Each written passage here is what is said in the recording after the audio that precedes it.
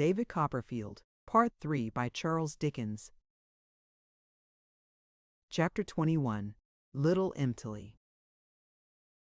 There was a servant in that house, a man who, I understood, was usually with Steerforth, and had come into his service at the university, who was in appearance a pattern of respectability.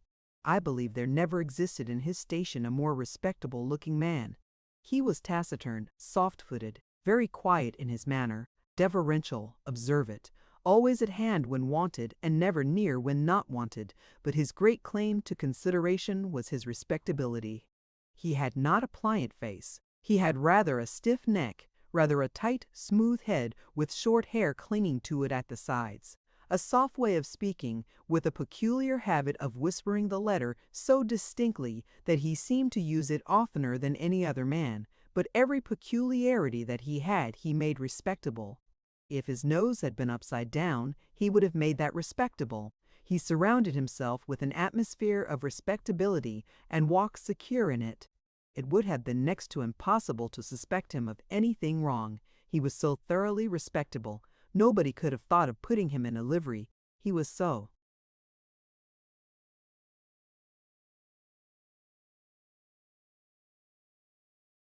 Highly respectable. To have imposed any derogatory work upon him would have been to inflict a wanton insult on the feelings of a most respectable man. And of this I noticed the women servants in the household were so intuitively conscious that they always did such work themselves, and generally while he read the paper by the pantry fire.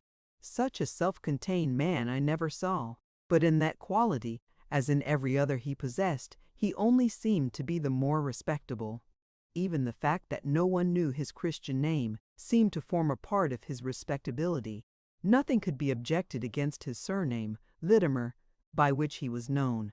Peter might have been hanged, or Tom transported, but Littimer was perfectly respectable. It was occasioned, I suppose, by the reverend nature of respectability in the abstract, but I felt particularly young in this man's presence. How old he was,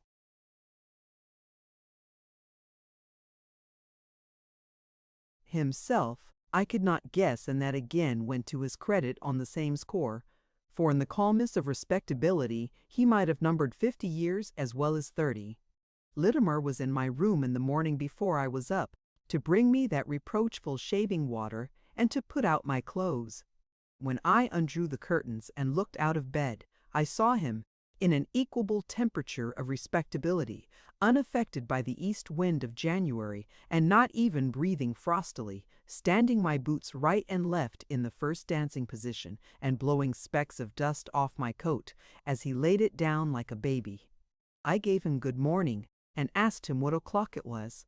He took out of his pocket the most respectable hunting watch I ever saw, and preventing the spring with his thumb from opening far, looked in at the face as if he were consulting an oracular oyster, shut it up again, and said, if I pleased, it was 8:30.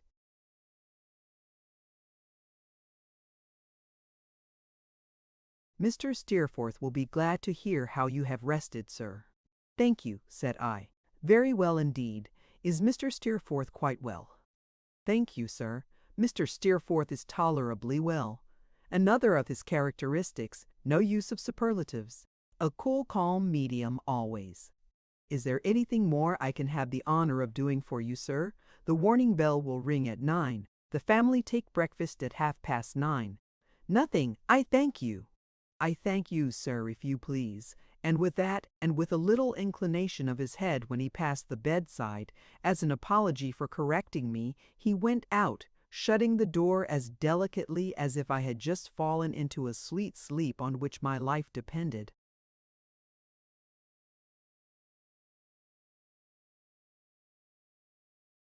Every morning we held exactly this conversation, never any more, and never any less, and yet invariably, however far I might have been lifted out of myself overnight, and advanced towards maturer years by Steerforth's companionship, or Mrs. Steerforth's confidence, or Miss Dartle's conversation, in the presence of this most respectable man I became, as our smaller poets sing, a boy again.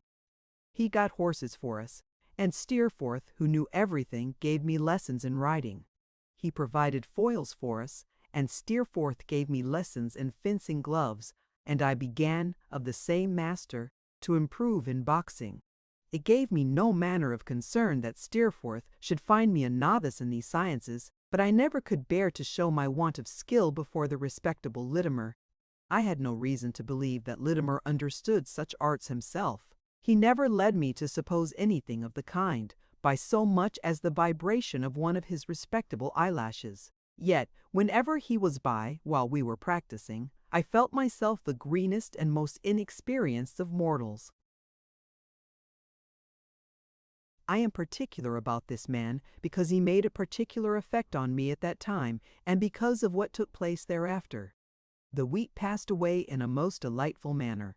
It passed rapidly, as may be supposed, to one entranced as I was, and yet it gave me so many occasions for knowing Steerforth better, and admiring him more in 1,000 respects, that at its close I seemed to have been with him for a much longer time. A dashing way he had of treating me like a plaything was more agreeable to me than any behavior he could have adopted. It reminded me of our old acquaintance. It seemed the natural sequel of it. It showed me that he was unchanged. It relieved me of any uneasiness I might have felt in comparing my merits with his and measuring my claims upon his friendship by any equal standard. Above all, it was a familiar, unrestrained, affectionate demeanor that he used towards no one else. As he had treated me at school differently from all the rest, I joyfully believed that he treated me in life unlike any other friend he had. I believed that I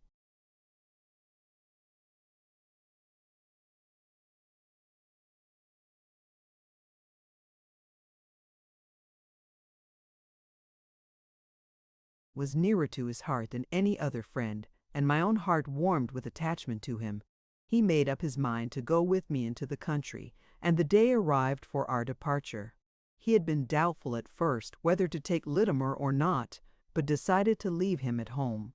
The respectable creature, satisfied with his lot, whatever it was, arranged our portmanteaux on the little carriage that was to take us into London, as if they were intended to defy the shocks of ages, and received my modestly proffered donation with perfect tranquillity. We bade adieu to Mrs. Steerforth and Miss Dartle, with many thanks on my part and much kindness on the devoted mother's. The last thing I saw was Litimer's unruffled eye, fraught, as I fancied, with the silent conviction that I was very young indeed. What I felt in returning so auspiciously to the old familiar places I shall not.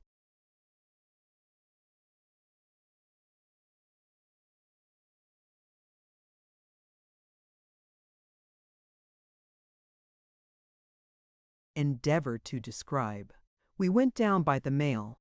I was so concerned, I recollect, even for the honor of Yarmouth, that when Steerforth said, as we drove through its dark streets to the inn, that, as well as he could make out, it was a good, queer, out-of-the-way kind of hole, I was highly pleased.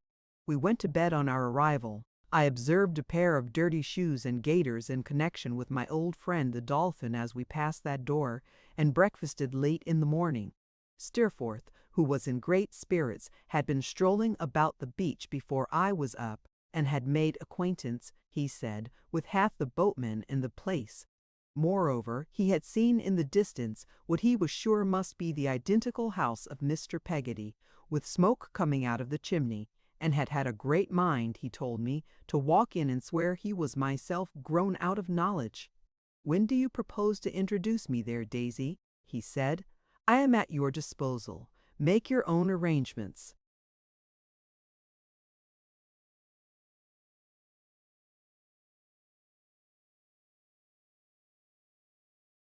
"Why, I was thinking that this evening would be a good time, Steerforth, when they are all sitting round the fire. I should like you to see it when it's snug. It's such a curious place." "So be it," returned Steerforth. "This evening." "I shall not give them any notice that we are here, you know," said I, delighted. "We must take them by surprise." "Oh, of course." "It's no fun," said Steerforth, "unless we take them by surprise. Let us see the natives in their aboriginal condition. Though they are that sort of people that you mentioned, I returned. Aha! What? You recollect my skirmishes with Rosa, do you? He exclaimed with a quick look. Confound the girl, I am half afraid of her. She's like a goblin to me, but never mind her. Now what are you going to do? You are going to see your...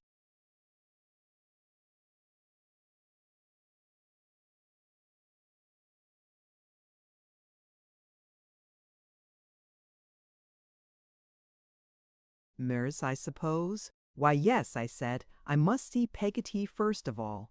Well, replied Steerforth, looking at his watch, suppose I deliver you up to be cried over for a couple of hours. Is that long enough? I answered, laughing, that I thought we might get through it in that time, but that he must come also, for he would find that his renown had preceded him, and that he was almost as great a personage as I was. I'll come anywhere you like, said Steerforth, or do anything you like. Tell me where to come to, and in 2 hours I'll produce myself in any state you please, sentimental or comical. I gave him many directions for finding the residence of Mr. Barkis, carrier to Blunderstone and elsewhere, and, on this understanding, went out alone. There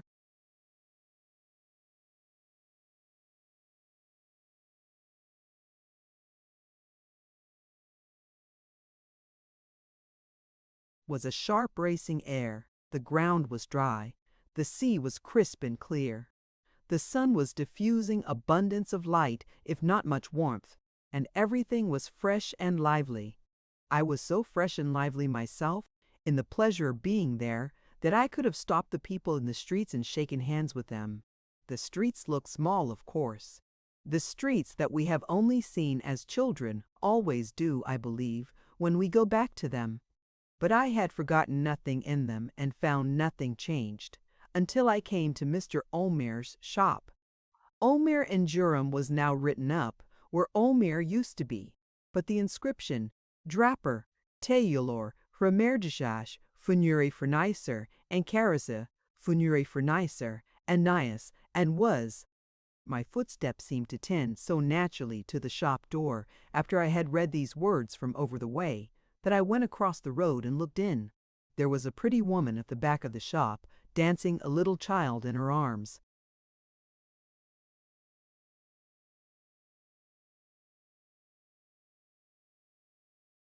While another little fellow clung to her apron, I had no difficulty in recognizing either Minnie or Minnie's children. The glass door of the parlor was not open, but in the workshop across the yard I could faintly hear the old tune playing, as if it had never left off. "Is Mr. Omer at home?" said I, entering. "I should like to see him for a moment, if he is." "Oh, yes, sir, he is at home," said Minnie. "The weather don't suit his asthma out of doors. Joe, call your grandfather." The little fellow who was holding her apron gave such a lusty shout that the sound of it made him bashful, and he buried his face in her skirts to her great admiration. I heard a heavy puffing and blowing coming towards us, and soon Mr. Omer, shorter winded than of yore but not much older looking, stood before me.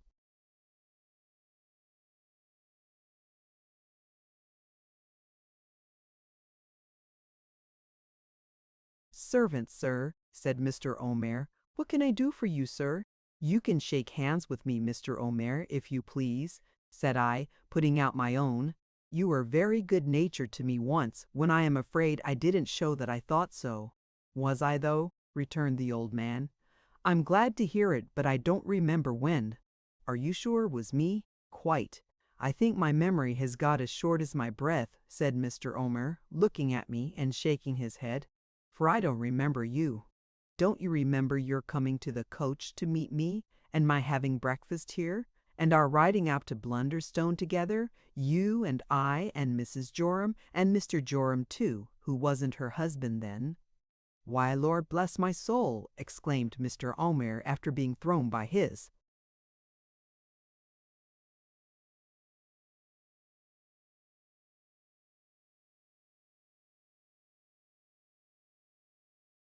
Surprised into a fit of coughing. "You don't say so. Minnie, my dear, you recollect. Dear me, yes. The party was a lady, I think. My mother, I rejoined. To be sure, said Mr. Omer, touching my waistcoat with his forefinger. And there was a little child too. There was 2 parties. The little party was laid along with the other party. Over at Blunderstone it was, of course. Dear me, and how have you been since? Very well. I thanked him, as I hoped he had been too. Oh, nothing to grumble at, you know, said Mr. Omer. I find my breath gets short, but it seldom gets longer as a man gets older. I take it as it comes and make the most of it. That's the best way, ain't it? Mr. Omer coughed again in consequence of laughing and was assisted out of.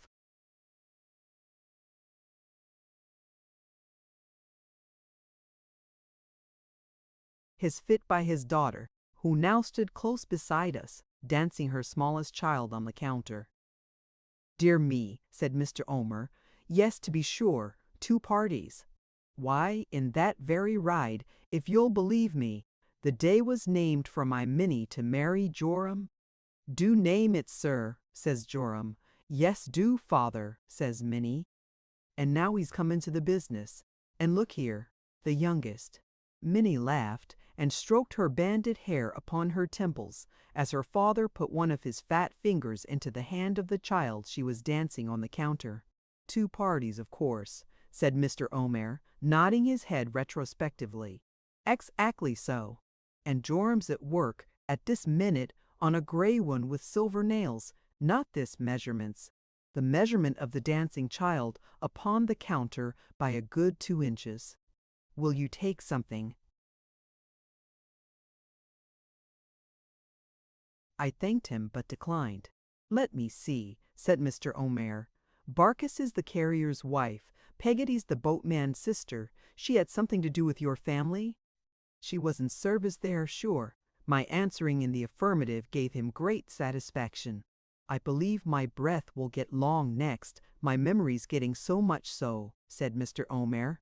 Well, sir, we've got a young relation of hers here, under articles to us, that has as elegant a taste in the dressmaking business. I assure you I don't believe there's a duchess in England can touch her. Not little Em'ly, said I, involuntarily. Em'ly's her name, said Mr. Omer, and she's little too. But if you'll believe me, she has such a face of her own that half the women in this town are mad against.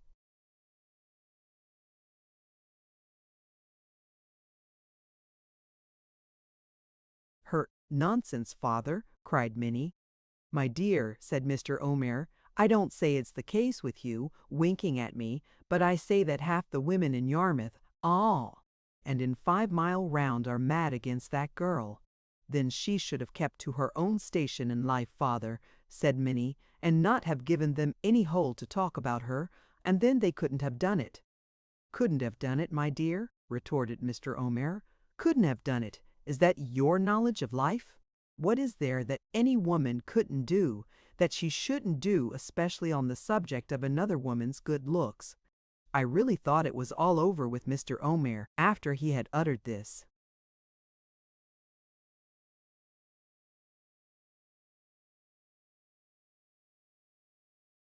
Libellus pleasantry.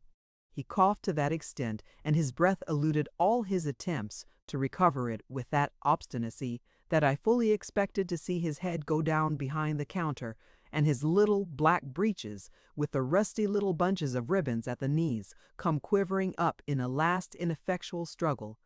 At length, however, he got better, though he still panted hard and was so exhausted that he was obliged to sit on the stool of the shop desk.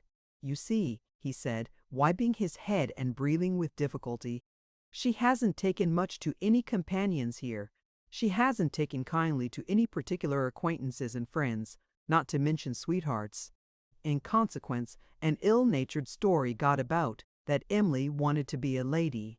Now my opinion is that it came into circulation principally on account of her sometimes saying at the school that if she was a lady she would like to do so and so for her uncle, don't you see, and buy him such and such fine things.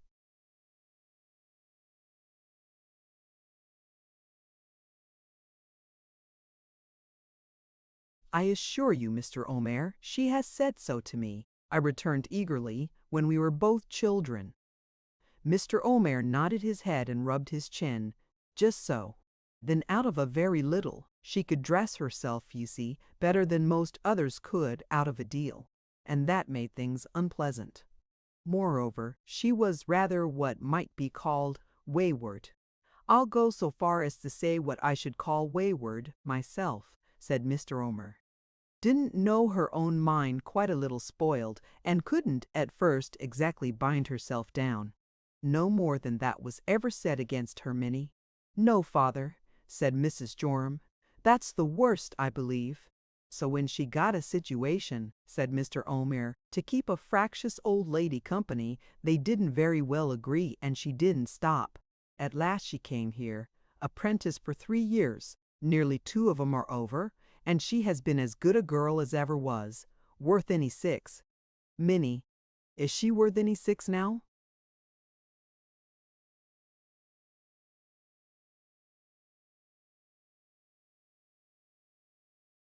Yes, father, replied Minnie.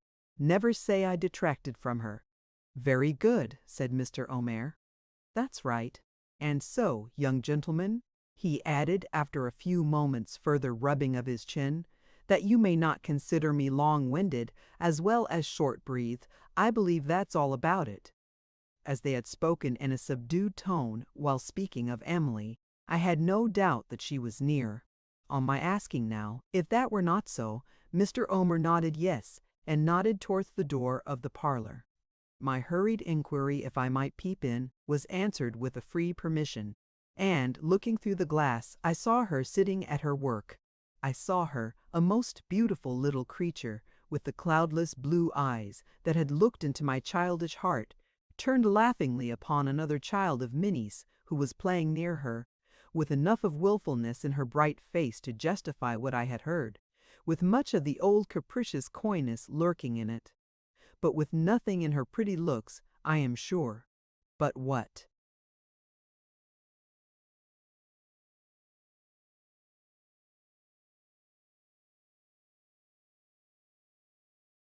Was meant for goodness and for happiness, and what was on a good and happy course.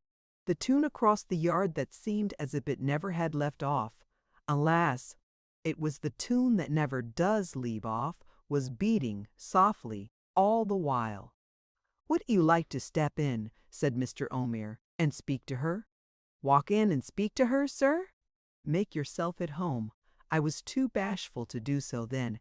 I was afraid of confusing her, and I was no less afraid of confusing myself. But I informed myself of the hour at which she left of an evening, in order that our visit might be timed accordingly, and taking leave of Mr. Omer and his pretty daughter and her little children, went away to my dear old Peggotty's. Here she was in the tiled kitchen cooking dinner. The moment I knocked it,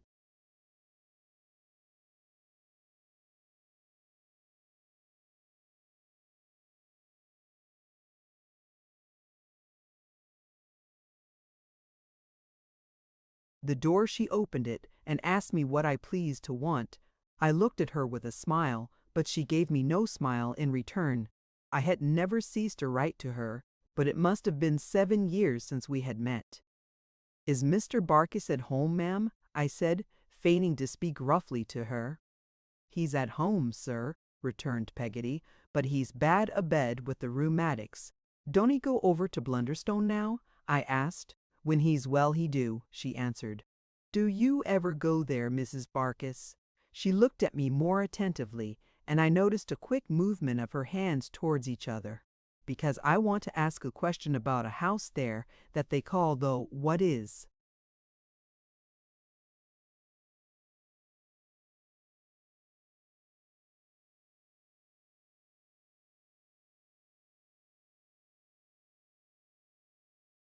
The rookery, said I. She took a step backward and put out her hands in an undecided, frightened way, as if to keep me off.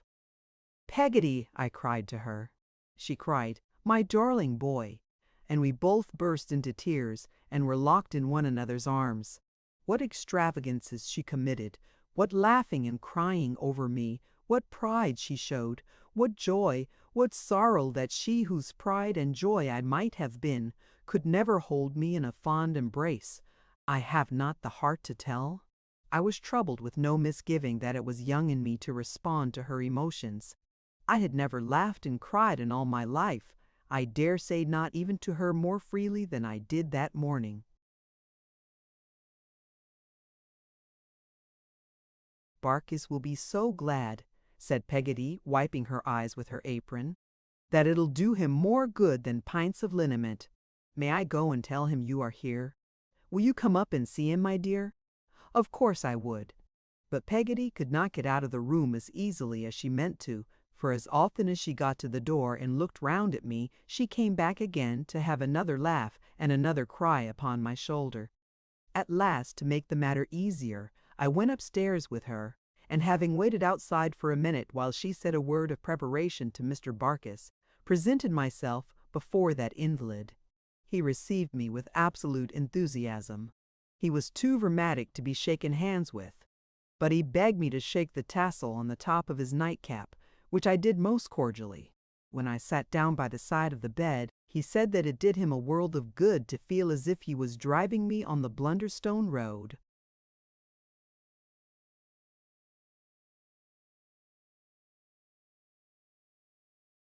Again, as he lay in bed, face upward and so covered, with that exception that he seemed to be nothing but a face like a conventional cherubim, he looked the queerest object I ever beheld. What name was it, as I rode up in the cart, sir? Said Mr. Barkis with a slow rheumatic smile. Ah, Mr. Barkis, we had some grave talks about that matter, hadn't we?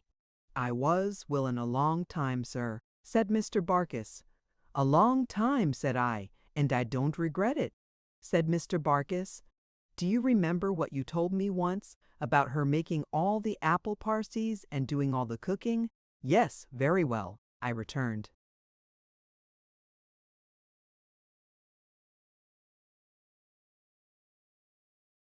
It was as true, said Mr. Barkis, as turnips is. It was as true, said Mr. Barkis, nodding his nightcap, which was his only means of emphasis, as taxes is. And nothing's truer than them. Mr. Barkis turned his eyes upon me, as if for my assent to this result of his reflections in bed. And I gave it. Nothing's truer than them, repeated Mr. Barkis. A man as poor as I am finds that out in his mind when he's laid up. I'm a very poor man, sir.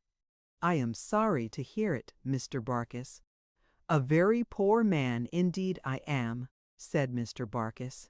Here his right hand came slowly and feebly from under the bedclothes, and with a purposeless, uncertain grasp, took hold of a stick which was loosely tied to the side of the bed. After some poking about with this instrument in the course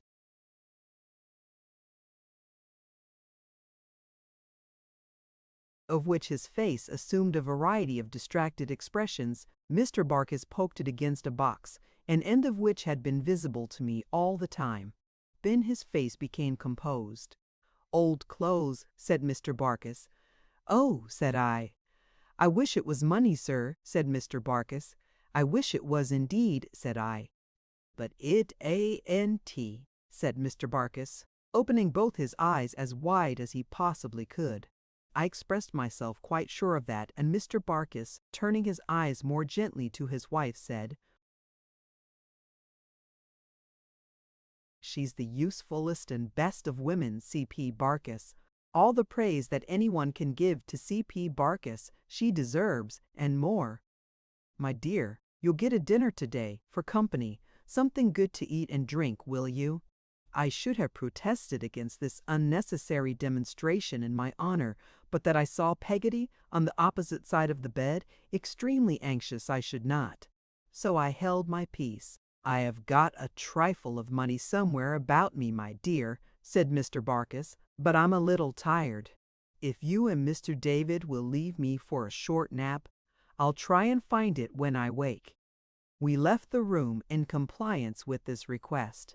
When we got outside the door, Peggotty informed me that Mr. Barkis, being now a little nearer than he used to be, always resorted to this same device before producing a single coin from his store, and that he endured unheard of agonies in crawling out of bed.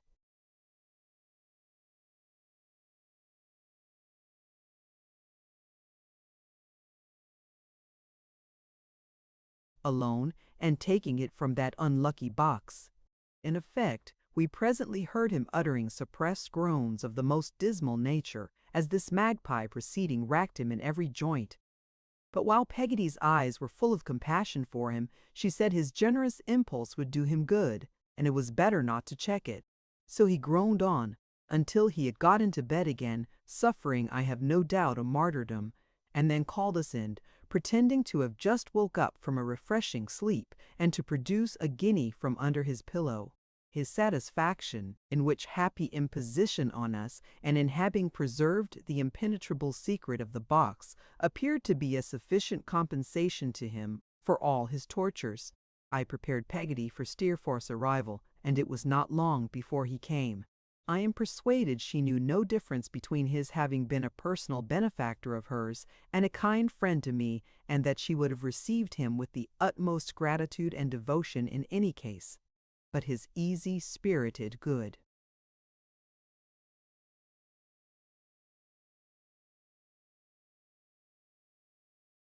Humor, his genial manner, his handsome looks, his natural gift of adapting himself to whomsoever he pleased, and making direct, when he cared to do it, to the main point of interest in anybody's heart, bound her to him wholly in 5 minutes.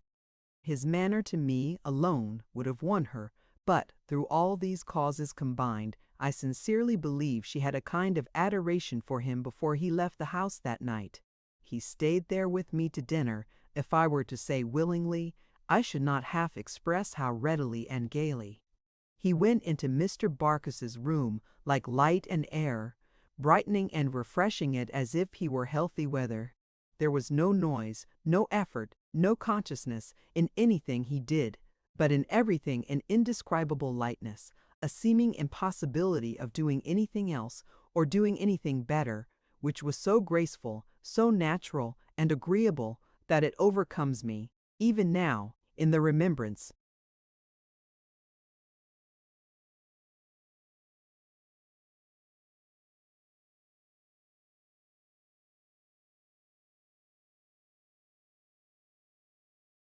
We made merry in the little parlor, where the Book of Martyrs, unthumbed since my time, was laid out upon the desk as of old, and where I now turned over its terrific pictures, remembering the old sensations they had awakened, but not feeling them. When Peggotty spoke of what she called my room, and of its being ready for me at night, and of her hoping I would occupy it, before I could so much as look at Steerforth, hesitating, he was possessed of the whole case. "Of course," he said, "you'll sleep here while we stay, and I shall sleep at the hotel." "But to bring you so far," I returned, "and to separate, seems bad companionship, Steerforth." "Why, in the name of heaven, where do you naturally belong?" he said. "What is seems, compared to that?" It was settled at once.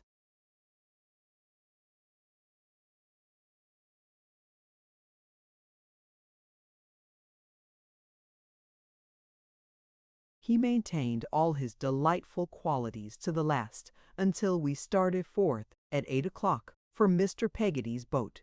Indeed, they were more and more brightly exhibited as the hours went on, for I thought even then, and I have no doubt now, that the consciousness of success in his determination to please inspired him with a new delicacy of perception, and made it, subtle as it was, more easy to him.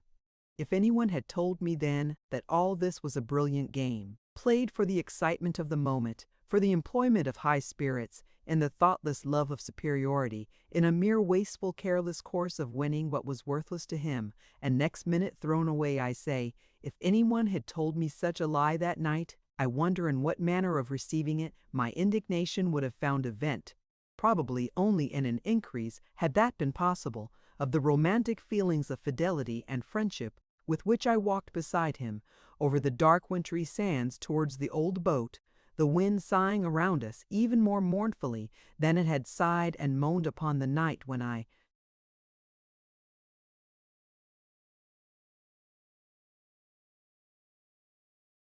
first darkened Mr. Peggotty's door. "This is a wild kind of place, Steerforth, is it not?" "Dismal enough in the dark," he said, "and the sea roars as if it were hungry for us." "Is that the boat where I see a light yonder?" "That's the boat," said I, "and it's the same I saw this morning," he returned. "I came straight to it by instinct, I suppose." We said no more as we approached the light, but made softly for the door.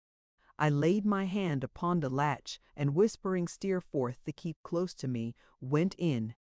A murmur of voices had been audible on the outside, and, at the moment of our entrance, a clapping of hands, which latter noise, I was surprised to see, proceeded from the generally disconsolate Mrs. Gummidge. But Mrs. Gummidge was not the only person there who was unusually excited. Mr. Peggotty, his face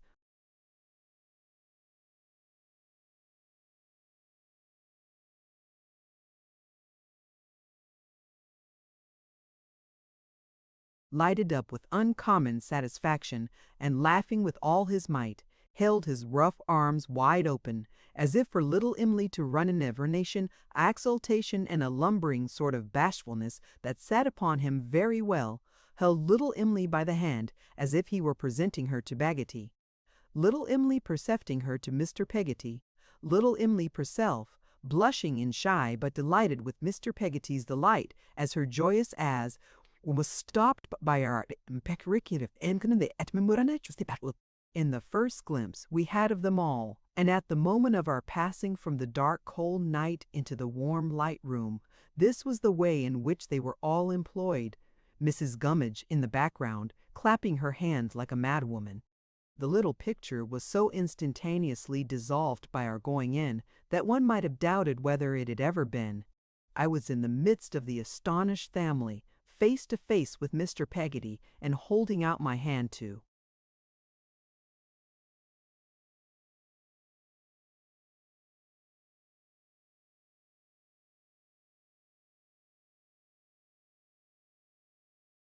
him, when Ham shouted, "Mas'r Davy! It's Mas'r Davy!"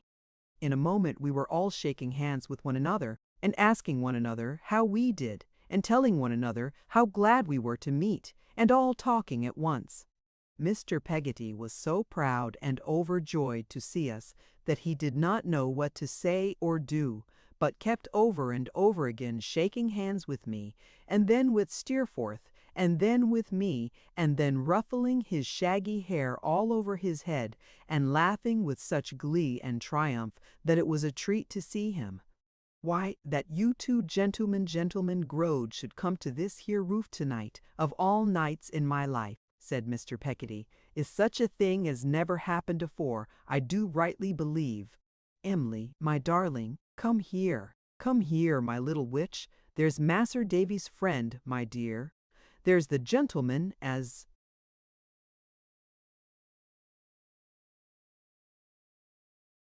you heard on, Em'ly. He comes to see you, along with Massa Davy, on the brightest night of your uncle's life as ever was or will be, quarm the t'other one, and horror for it." After delivering this speech all in a breath, and with extraordinary animation and pleasure, Mr. Peggotty put one of his large hands rapturously on each side of his niece's face, and kissing it a dozen times, laid it with a gentle pride and love upon his broad chest, and patted it as if his hand had been a lady's. Then he let her go, and as she ran into the little chamber where I used to sleep, looked round upon us, quite hot and out of breath with his uncommon satisfaction. "If you two gentlemen growed now, and such gentlemen," said Mr. Peggotty. So thurry are," cried Ham.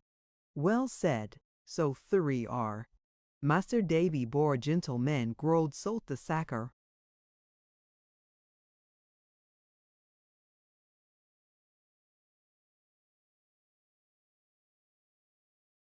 "If you two gentlemen growed," said Mr. Peggotty, "don't excuse me for being in a state of mind. When you understand matters, I'll arx your pardon. Em'ly, my dear, she knows I'm a-going to tell." Here his delight broke out again, and has made off. "Would you be so good as look arter her mother for a minute?" Mrs. Gummidge nodded, and disappeared. "If this ain't," said Mr. Peggotty, sitting down among us by the fire, "the brightest night o' my life. I'm a shellfish biled too, and more I can't say." This here little Em'ly, sir, in a low voice to Steerforth, Her as you see a blushing here, just now. Steerforth only nodded, but with such a pleased expression of interest and of participation in Mr. Peggotty's feelings, that the latter answered him as if he had spoken.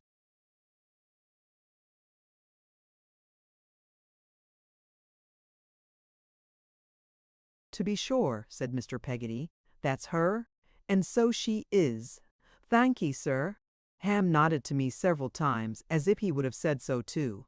"This here little Em'ly of ours," said Mr. Peggotty, "has been, in our house, what I suppose I'm a ignorant man, but that's my belief no one but a little bright-eyed creetur can be in a house. She ain't my child. I never had one, but I couldn't love her more. You understand, I couldn't do it." "I quite understand," said Steerforth. "I know you do, sir," returned Mr. Peggotty, "and thank ye again. Mas'r Davy, he can remember what she was. You may judge for your own self what she is, but neither of you can't fully know what she has been, is, and will be, to my loving art." "I am rough, sir," said Mr. Peggotty. "I am as rough as a sea porcupine, but no one, unless, mayhap, it is a woman, can know, I think, what our little Em'ly is to."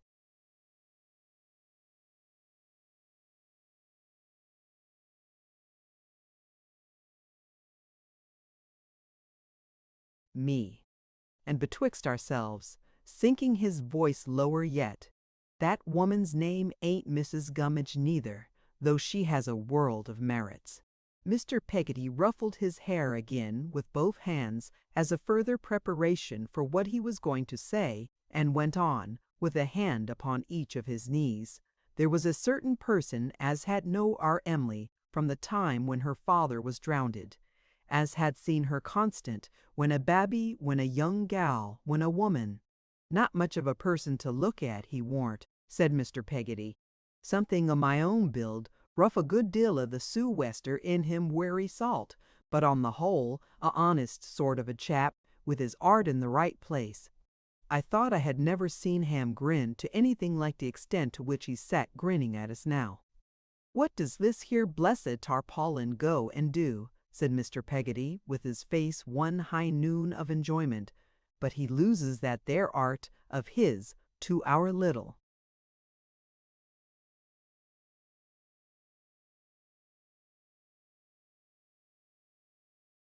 Em'ly. He follers her about. He makes hisself a sort o' servant to her. He loses, in a great measure, his relish for his wittles, and in the long run he makes it clear to me what's amiss. Now I could wish myself, you see, that our little Em'ly was in a fair way of being married. I could wish to see her and all you'ents under articles to a honest man as had a right to defend her. I don't know how long I may live, or how soon I may die. Die no for year, and was to see the town light shining for the last time over the rollers, as I couldn't make no head against. I could go down quieter for thinking there's a man ashore there, iron true to my little Em'ly, God bless her, and no wrong can touch my Em'ly, while so be as that man is have raised." Mr. Peggotty, in simple earnestness, waved it.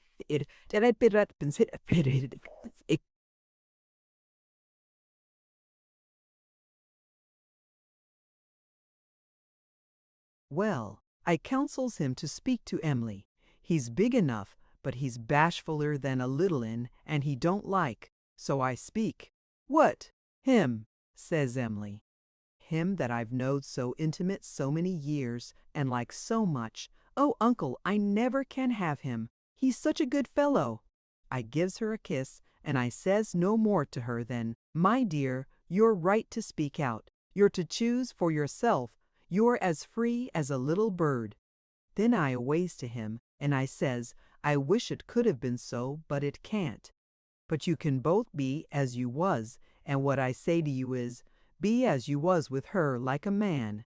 He says to me, a shaking of my hand, 'I will,' he says, and he was honorable and manful for 2 year going on, and we was just the same at home here as afore." Mr. Peggotty's face, which had varied in its expression with the various stages of his narrative, now resumed all its former triumphant delight. as he laid a hand upon my knee and a hand upon Steerforth's, previously wetting them both, for the greater emphasis of the action, and divided the following speech between us.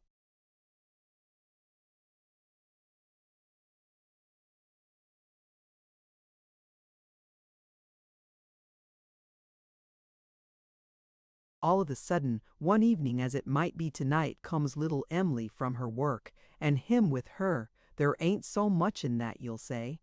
No, because he takes care on her, like a brother. Arty dark, and indeed afore dark, and at all times.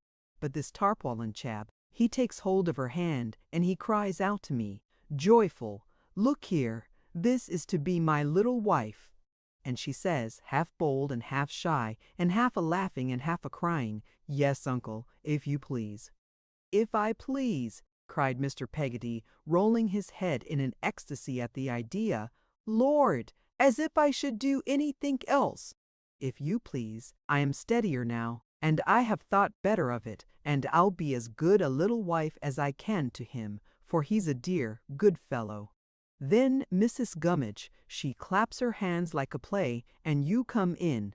"Thea, the mud is out," said Mr. Peggotty. "You come in. It took place this here present hour, and here's the man that'll marry her, the minute she's out of her time." Ham staggered as well he might under the blow Mr. Peggotty dealt him in his.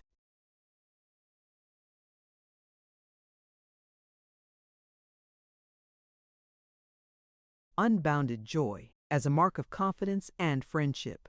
But feeling called upon to say something to us, he said with much faltering and great difficulty, "She warn't no higher than you was, Massa Davy, when you first come, when I thought what she'd grow up to be. I see her grown up gentleman like a flower. I'd lay down my life for her, Masses Davy. Oh, most content and cheerful. She's more to me, gentlemen, than she's all to me that ever I can want, and more than ever I could say. I love her true. There ain't a gentleman in all the land, nor yet sailing upon all the sea, that can love his lady more than I love her, though there's many a common man would say better what he meant." I thought it affecting to see such a sturdy fellow as Ham was now, trembling in the strength of what he felt for the pretty little creature who had won his heart. I thought the simple confidence reposed in us by Mr. Peggotty and by himself was in itself affecting. I was affected by the story altogether. How far my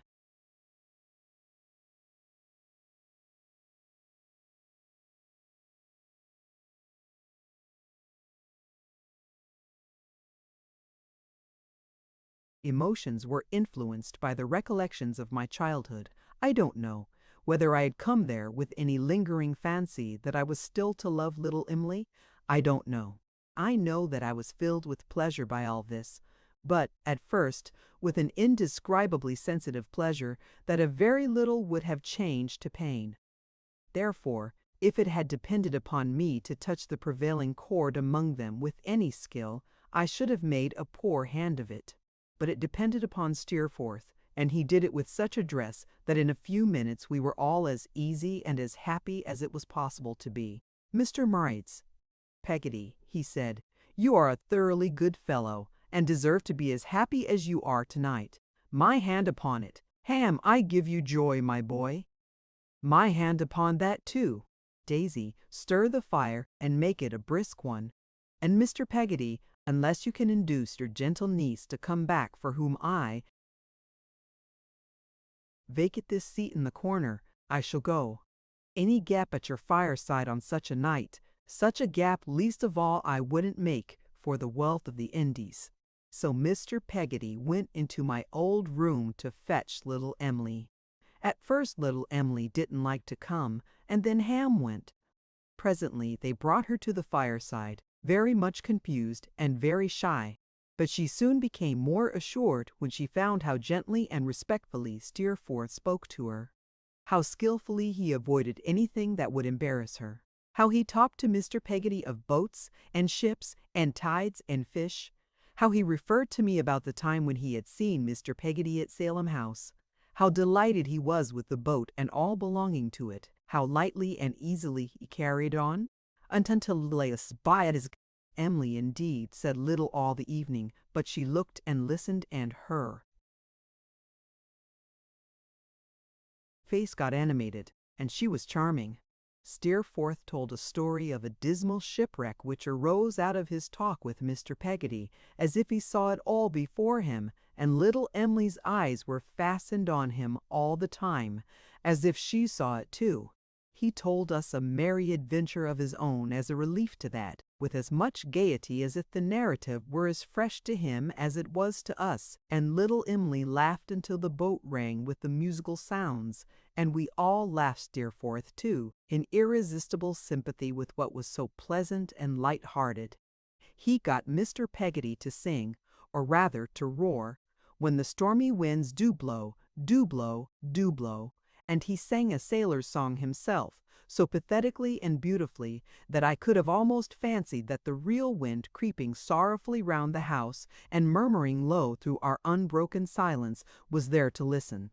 As to Mrs. Gummidge, he roused that victim of despondency with a success never attained by anyone else, so Mr. Peggotty informed me, since the decease of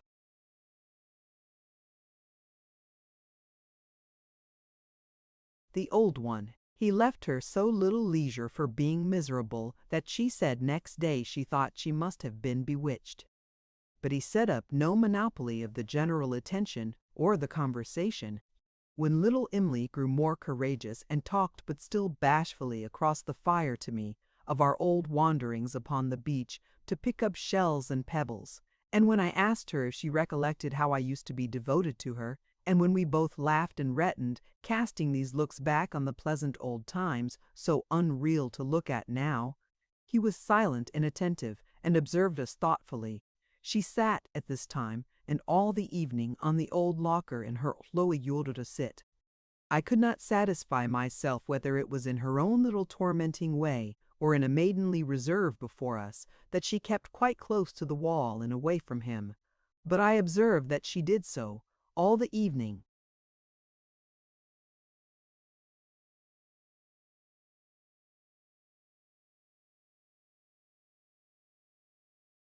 As I remember, it was almost midnight when we took our leave.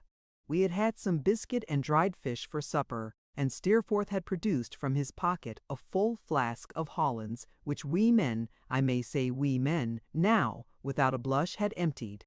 We parted merrily, and as they all stood crowded round the door to light us, as far as they could upon our road, I saw the sweet blue eyes of little Emily peeping after us from behind Ham, and heard her soft voice calling to us to be careful how we went. "A most engaging little beauty," said Steerforth, taking my arm. "Well, it's a quaint place, and they are quaint company, and it's quite a new sensation to mix with them." "How fortunate we are too," I returned, "to have arrived to witness their happiness in that intended marriage. I never saw people so happy. How delightful to see it, and to be made the sharers in their honest joy, as we have."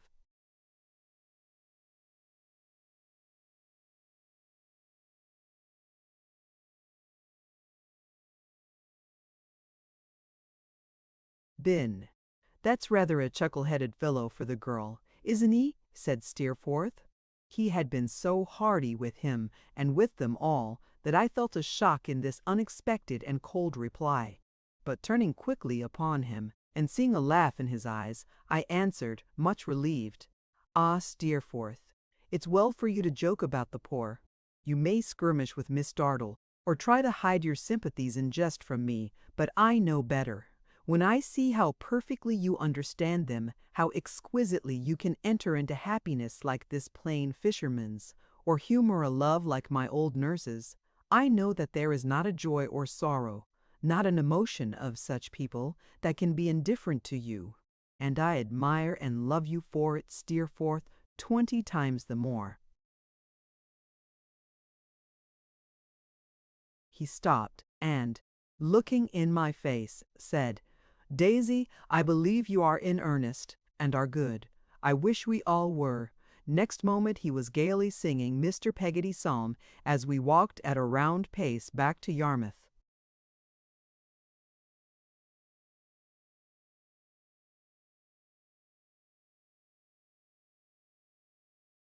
Chapter 22. Some old skins and some new people. Steerforth and I stayed for more than a fortnight in that part of the country. We were very much together, I need not say, but occasionally we were asunder for some hours at a time. He was a good sailor, and I was but an indifferent one, and when he went out boating with Mr. Peggotty, which was a favorite amusement of his, I generally remained ashore. My occupation of Peggotty's spare room put a constraint upon me from which he was free, for knowing how assiduously she attended on Mr. Barkis all day, I did not like to remain out late at night, whereas Steerforth, lying at the inn, had nothing to consult but his own humour. Thus it came about that I heard of his making little treats for the fishermen at Mr. Peggotty's house of call, the Willing Mind, after I was in bed, and of his being afloat, wrapped in fishermen's clothes, whole moonlight nights, and coming back when the morning tide was at flood. By this time, however, I knew that his restless nature and bold spirits delighted to find a vent in rough toil and hard weather as in any other means of excitement that presented itself.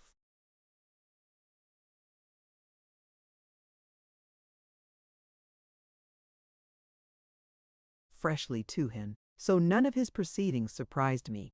Another cause of our being sometimes apart was that I had naturally an interest in going over to Blunderstone and revisiting the old familiar scenes of my childhood, while Steerforth, after being there once, had naturally no great interest in going there again.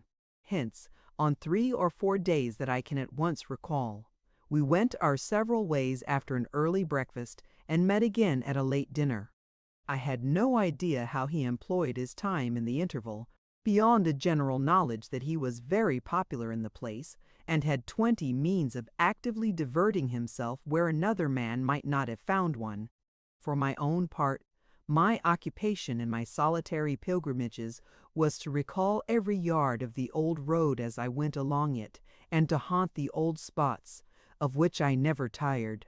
I haunted them as my memory had often done, and lingered among them as my younger thoughts had lingered when I was far away. The grave.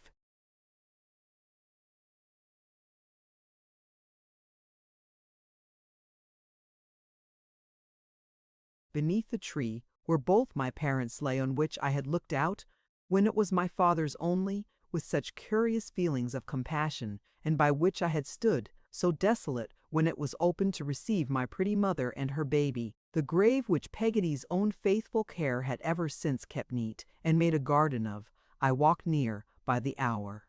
It lay a little off the churchyard path, in a quiet corner, not so far removed but I could read the names upon the stone as I walked to and fro, startled by the sound of the church bell when it struck the hour, for it was like a departed voice to me.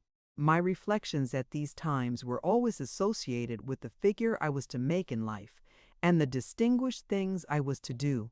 My echoing footsteps went to no other tune, but were as constant to that as if I had come home to build my castles in the air at a living mother's side. There were great changes in my old home. The ragged nests, so long deserted by the rooks, were gone, and the trees were lopped and topped out of there.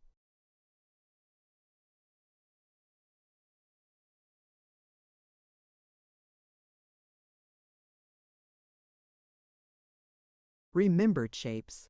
The garden had run wild, and half the windows of the house were shut up. It was occupied, but only by a poor lunatic gentleman and the people who took care of him.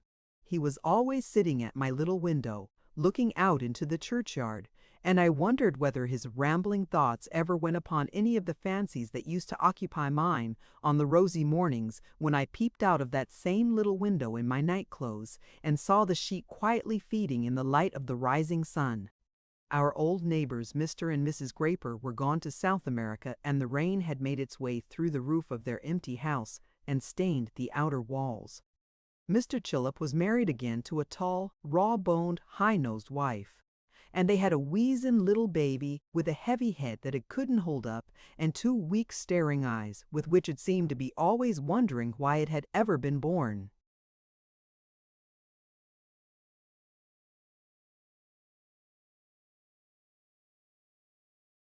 It was with a singular jumble of sadness and pleasure that I used to linger about my native place, until the reddening winter sun admonished me that it was time to start on my returning walk. But when the place was left behind, and especially when Steerforth and I were happily seated over our dinner by a blazing fire, it was delicious to think of having been there. So it was, though in a softened degree, when I went to my neat room at night, and, turning over the leaves of the crocodile book, which was always there, upon a little table, remembered with a grateful heart how blessed I was in having such a friend as Steerforth, such a friend as Peggotty, and such a substitute for what I had lost as my excellent and generous aunt. My nearest way to Yarmouth and coming back from these long walks was by a ferry. It landed me on the flat between the town and the sea, which I could make straight across, and so save myself a considerable circuit by the high road. Mr. Peggotty's house being on that waste place, and not 100 yards out of my.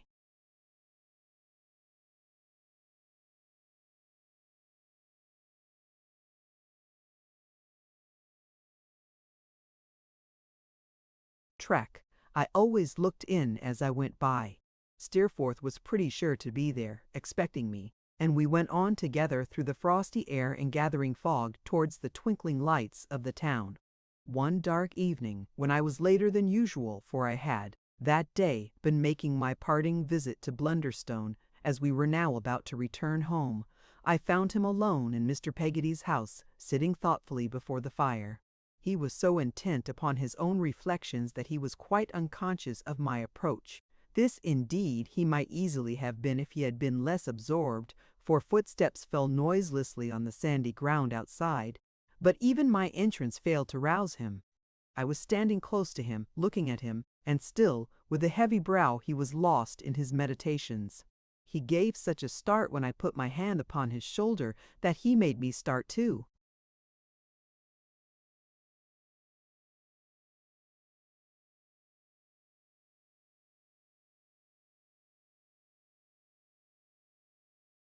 "You come upon me," he said almost angrily, "like a reproachful ghost." "I was obliged to announce myself somehow," I replied. "Have I called you down from the stars?" "No," he answered. "No. Up from anywhere then?" said I, taking my seat near him. "I was looking at the pictures in the fire," he returned.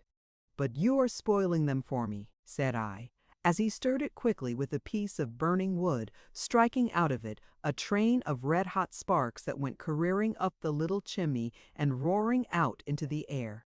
"You would not have seen them," he returned. "I detest this Mongol time, neither day nor night. How late you are! Where have you been?"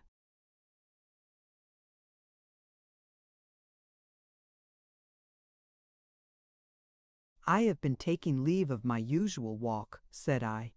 "And I had been sitting here," said Steerforth, glancing round the room, thinking that all the people we found so glad on the night of our coming down might, to judge from the present wasted air of the place, be dispersed, or dead, or come to I don't know what harm. David, I wish to God I had had a judicious father these last 20 years. My dear Steerforth, what is the matter? I wish with all my soul I had been better guided," he exclaimed. "I wish with all my soul I could guide myself better." There was a passionate dejection in his manner that quite amazed me. He was more unlike himself than I could have supposed possible. "It would be better to be this poor Peggotty, or his lout of a nephew," he said.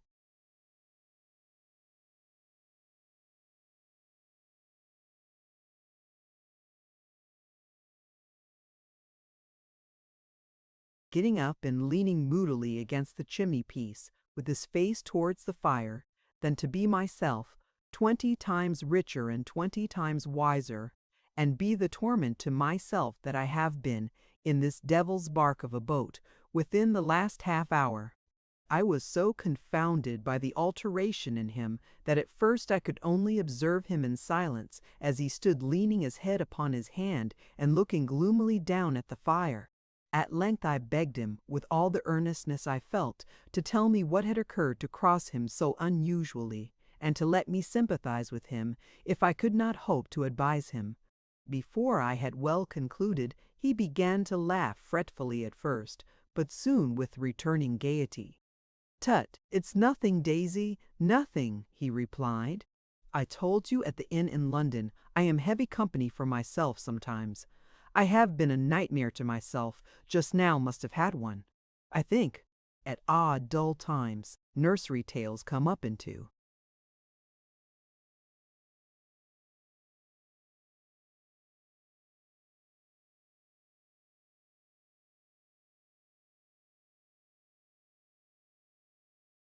The memory, unrecognized for what they are. I believe I have been confounding myself with the bad boy who didn't care and became food for lions. A grander kind of going to the dogs, I suppose. What old women call the horrors have been creeping over me from head to foot. I have been afraid of myself. "You are afraid of nothing else, I think," said I. "Perhaps not, and yet may have enough to be afraid of too," he answered. "Well, so it goes by. I am not about to be hipped again, David, but I tell you, my good fellow, once more that it would have been well for me and for more than me if I had had a steadfast and judicious father."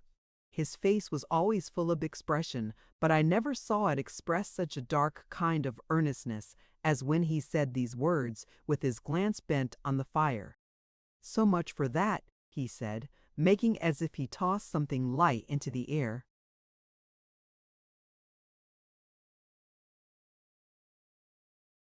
With his hand, "Why, being gone, I am a man again, like Macbeth. And now for dinner. If I have not Macbeth like broken up the feast with most admired disorder, Daisy." "But where are they all, I wonder?" said I. "God knows," said Steerforth. "After strolling to the ferry looking for you, I strolled in here and found the place deserted. That set me thinking, and you found me thinking." The advent of Mrs. Gummidge with a basket explained how the house had happened to be empty. She had hurried out to buy something that was needed against Mr. Peggotty's return with the tide, and had left the door open in the meanwhile, lest Ham and little Em'ly, with whom it was an early night, should come home while she was gone. Steerforth, after very much improving Mrs. Gummidge's spirits by a cheerful salutation and a jocose embrace, took my arm,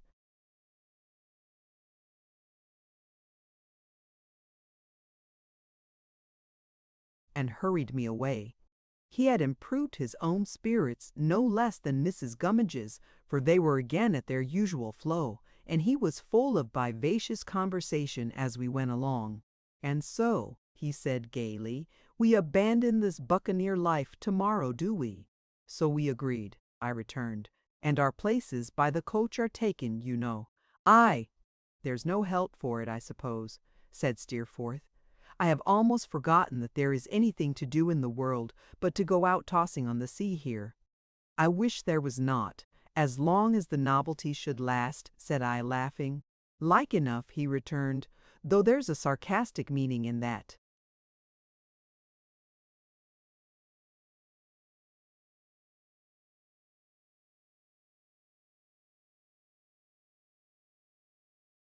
Observation for an amiable piece of innocence like my young friend. Well, I dare say I am a capricious fellow, David. I know I am, but while the iron is hot, I can strike it vigorously too. I could pass a reasonably good examination already, as a pilot in these waters, I think. "Mr. Peggotty says you are a wonder," I returned. "A nautical phenomenon, eh?" laughed Steerforth. "Indeed he does, and you know how truly. I know how ardent you are in any pursuit you follow, and how easily you can master it. And that amazes me most in you, Steerforth, that you should be contented with such fitful uses of your powers." "Contented," he answered merrily. "I am never contented, except with your freshness, my gentle Daisy. As to fitfulness, I have never learnt the art of binding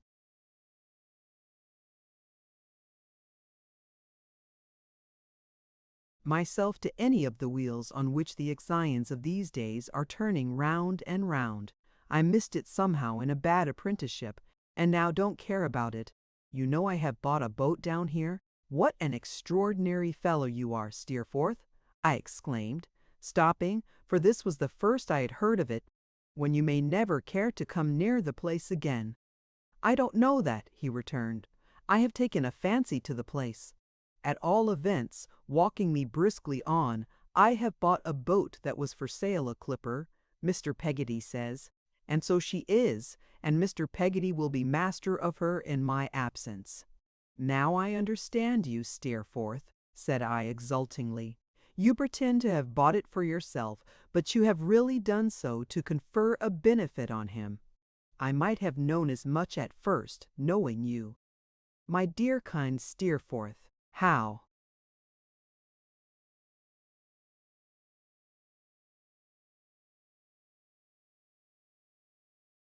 Can I tell you what I think of your generosity?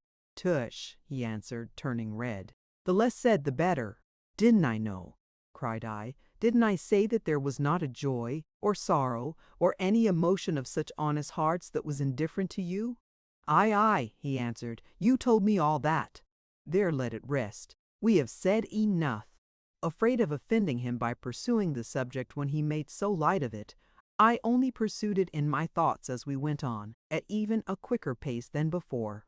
She must be newly rigged, said Steerforth, and I shall leave Littimer behind to see it done, that I may know she is quite complete. Did I tell you Littimer had come down?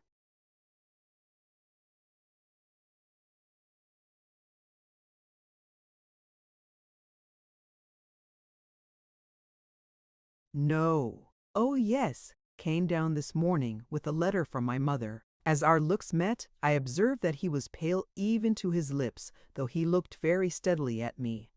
I feared that some difference between him and his mother might have led to his being in the frame of mind in which I had found him at the solitary fireside. I hinted so. Oh no, he said, shaking his head and giving a slight laugh. Nothing of the sort. Yes, he has come down, that man of mine. The same as ever, said I. The same as ever, said Steerforth. Distant and quiet as the North Pole, he shall see to the boat being fresh named. She's the Stormy Petrel now. What does Mr. Peggotty care for Stormy Petrels? I'll have her christened again. By what name? I asked. The Little Em'ly. As he had continued to look steadily at me, I took it as a reminder that he objected to being extolled for his consideration. I could not help showing in my face how much it pleased me, but I said little, and he resumed his usual smile and seemed relieved. But see here, he said, looking before us, where the original Little Em'ly comes, and that fellow with her, eh? Upon my soul, he's a true knight. He never leaves her. Ham was a boat builder in these days, having improved a natural ingenuity in that handicraft, until he had become a skilled workman. He was in his working dress, and looked rugged enough, but manly withal, and a very fit protector for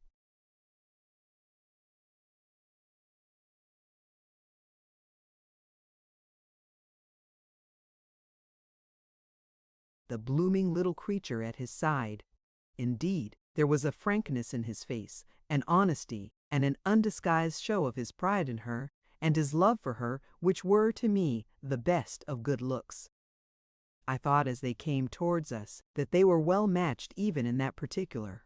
She withdrew her hand timidly from his arm as we stopped to speak to them, and blushed as she gave it to Steerforth and to me. When they passed on, after we had exchanged a few words, she did not like to replace that hand, but, still appearing timid and constrained, walked by herself. I thought all this very pretty and engaging, and Steerforth seemed to think so too, as we looked after them fading away in the light of a young moon.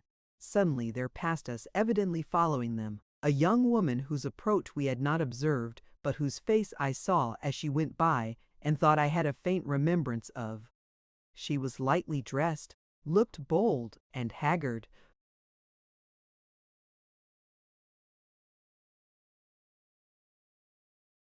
and flaunting and poor, but seemed, for the time, to have given all that to the wind which was blowing, and to have nothing in her mind but going after them, as the dark distant level, absorbing their figures into itself, left but itself visible between us and the sea and clouds, her figure disappeared in like manner, still no nearer to them than before.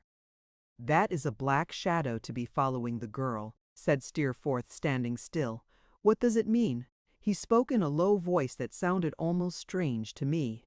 "She must have it in her mind to beg of them, I think," said I. "A beggar would be no novelty," said Steerforth, "but it is a strange thing that the beggar should take that shape tonight." "Why?" I asked.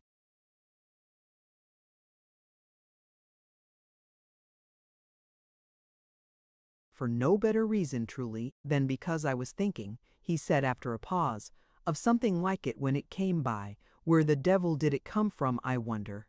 "From the shadow of this wall, I think," said I, as we emerged upon a road on which a wall abutted. "It's gone," he returned, looking over his shoulder, "and all the coal with it. Now for our dinner." But he looked again over his shoulder towards the sea line glimmering afar off, and yet again, and he wondered about it, in some broken expressions, several times, in the short remainder of our walk, and only seemed to forget it when the light of fire and candle shone upon us, seated warm and merry at table. Littimer was there, and had his usual effect upon me, when I said to him that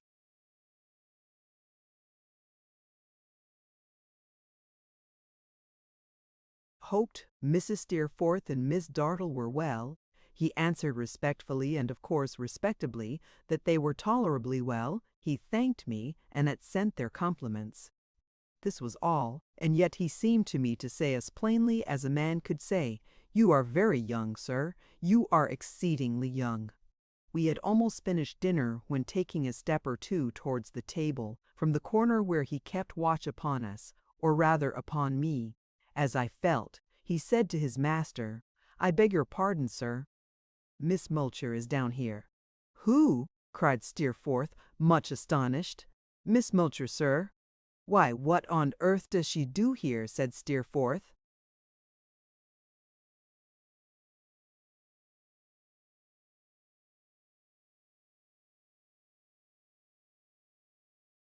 "It appears to be her native part of the country, sir.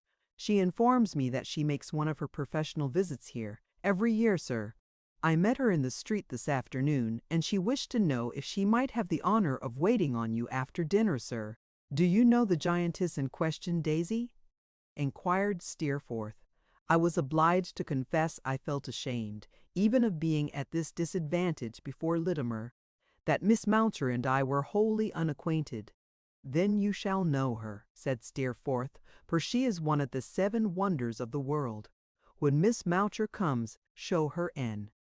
I felt some curiosity and excitement about this lady, especially as Steerforth burst into a fit of laughing when I referred to her, and positively refused to answer any question of which I made her the subject. I remained, therefore, in a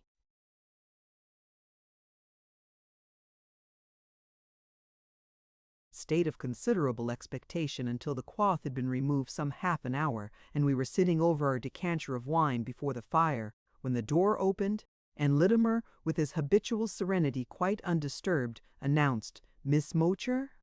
I looked at the doorway, and saw nothing. I was still looking at the doorway, thinking that Miss Moucher was a long while making her appearance, when, to my infinite astonishment, there came waddling round a sofa which stood between me and it, a pursy dwarf, of about 40 or 45, with a very large head and face, a pair of roguish grey eyes, and such extremely little arms, that to enable herself to lay a finger archly against her snub nose, as she ogled Steerforth, she was obliged to meet the finger half-way, and lay her nose against it. Her chin, which was what is called a double chin, was so fat that it entirely swallowed up.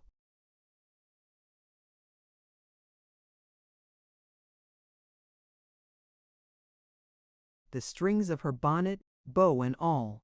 Throat she had none, waist she had none, legs she had none, worth mentioning. For though she was more than full size down to where her waist would have been if she had had any, and though she terminated, as human beings generally do, in a pair of feet, she was so short that she stood at a common-sized chair, as at a table, resting a bag she carried on the seat. This lady dressed in an off-hand, easy style, bringing her nose and her forefinger together with the difficulty I have described, standing with her head necessarily on one side, and with one of her sharp eyes shut up, making an uncommonly knowing face after ogling Steerforth for a few moments, broke into a torrent of words. "What, my flower?" she pleasantly began, shaking her large head at him. "You're there, are you? Oh, you naughty boy, fie for shame! What do you do so far away from home? Up to mischief, I'll be bound. Oh, you're a downy fellow, Steerforth, so you are, and I'm another, ain't I? Ha, ha, ha! You'd have betted 100 pound to 5 now that you wouldn't have seen me here, wouldn't you? Bless you, man alive, I'm everywhere, and here and there, and where not, like the conjurer's half-crown in the lady's handkercher. Talking of handkerchers and talking of ladies, what a comfort you are to your blessed mother, ain't you, my dear boy, over one of my shoulders, and I don't say which." Miss Mulcher untied her bonnet at this passage of her discourse, threw back the strings, and sat down, panting, on a footstool in front of the fire, making a kind of arbor of the dining-table, which spread its mahogany shelter above her head. "Oh, my stars, and what's their names?" she went on, clapping a hand on each of her little knees and glancing shrewdly at me. "I'm of too full a habit, that's the fact, Steerforth. After a flight of stairs, it gives me as much trouble to draw every breath I want as if it was a bucket of water. If you saw me looking out of an upper window, you'd think I was a fine woman, wouldn't you?" "I should think that, wherever I saw you," replied Steerforth. "Go along, you dog, do," cried the little creature, making a whisk at him with the handkerchief with which she was wiping her face. "And don't be impudent. But I give you my word and honor, I was at Lady Mithers's last week. There's a woman! How she wears!" And Mithers himself came into the room where I was waiting for her. "There's a man! How he wears!" And his wig, too, for he's had it these 10 years, and he went on at that rate in the complimentary line, that I began to think I should be obliged to ring the bell. Ha! Ha! Ha! He's a pleasant wretch, but he wants principle. "What were you doing for Lady Mithers?" asked Steerforth. "That's tellings, my blessed infant," she retorted, tapping her nose again.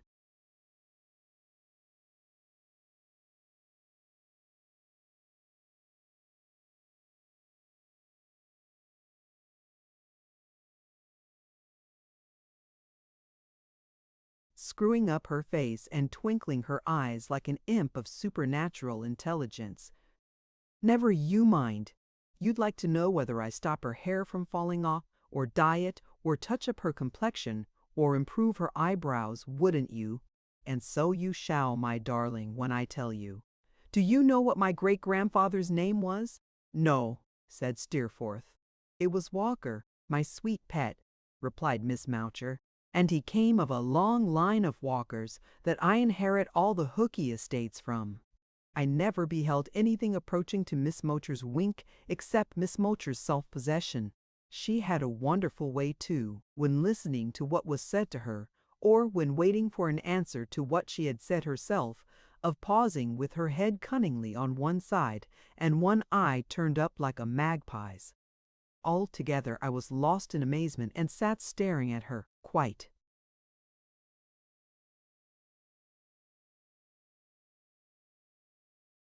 oblivious, I am afraid, of the laws of politeness.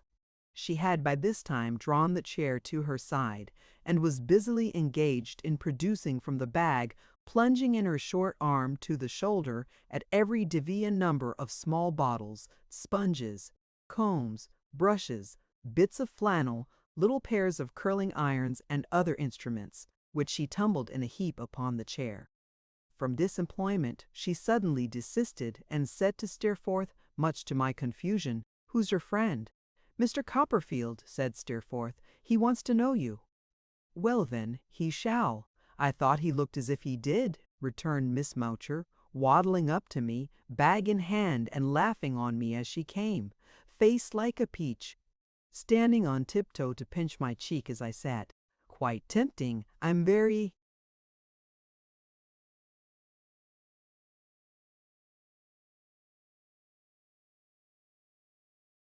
fond of peaches. Happy to make your acquaintance, Mr. Copperfield, I'm sure." I said that I congratulated myself on having the honor to make hers, and that the happiness was mutual. "Oh, my goodness, how polite we are!" exclaimed Miss Moucher, making a preposterous attempt to cover her large face with her morsel of a hand. "What a world of gammon and spinach it is, though, ain't it?" This was addressed confidentially to both of us, as the morsel of a hand came away from the face and buried itself, arm and all, in the bag again. "What do you mean, Miss Moucher?" said Steerforth. "Ha, ha, ha! What a refreshing set of humbugs we are, to be sure, ain't we, my sweet child?" replied that morsel of a woman, feeling in the bag with her head on one side and her eye in the air. "Look here, taking something out, scraps of the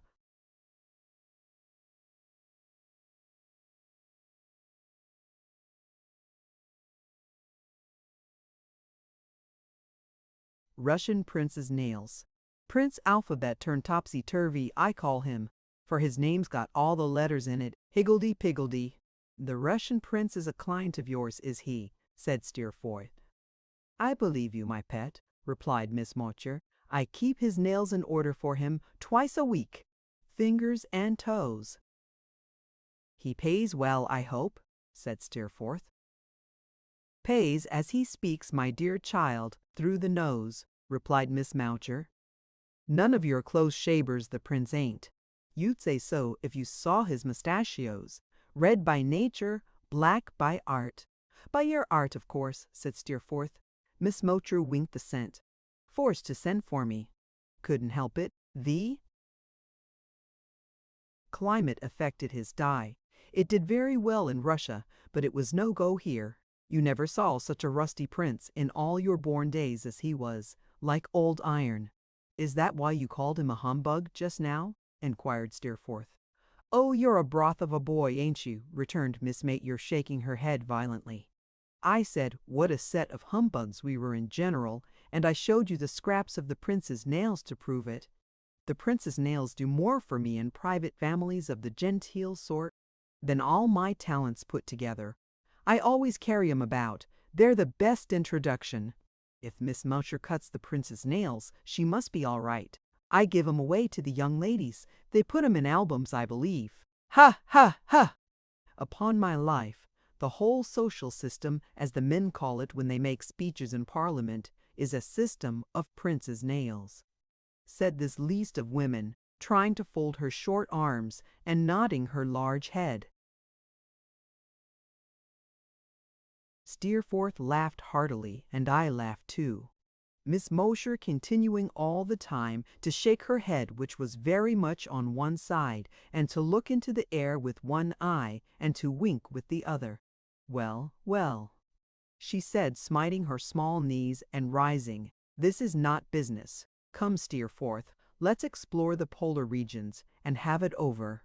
She then selected 2 or 3 of the little instruments and a little bottle, and asked to my surprise if the table would bear. On Steerforth's replying in the affirmative, she pushed a chair against it, and begging the assistance of my hand, mounted up pretty nimbly to the top, as if it were a stage. "If either of you saw my ankles," she said when she was safely elevated, "say so, and I'll go home and destroy myself." "I did not," said Steerforth.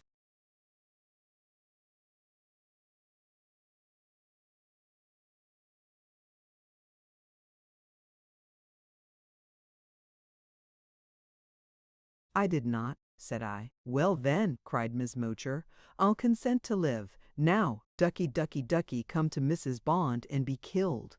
This was an invitation to Steerforth to place himself under her hands, who accordingly sat himself down, with his back to the table and his laughing face towards me, and submitted his head to her inspection, evidently for no other purpose than our entertainment.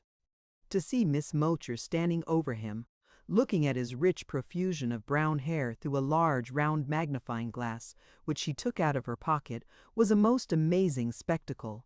"You're a pretty fellow," said Miss Moucher after a brief inspection.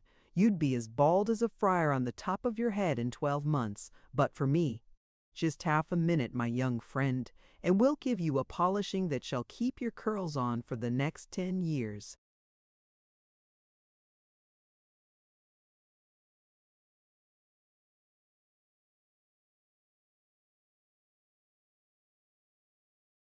With this, she tilted some of the contents of the little bottle onto one of the little bits of flannel, and again imparting some of the virtues of that preparation to one of the little brushes, began rubbing and scraping away with both on the crown of Steerforth's head in the busiest manner I ever witnessed, talking all the time.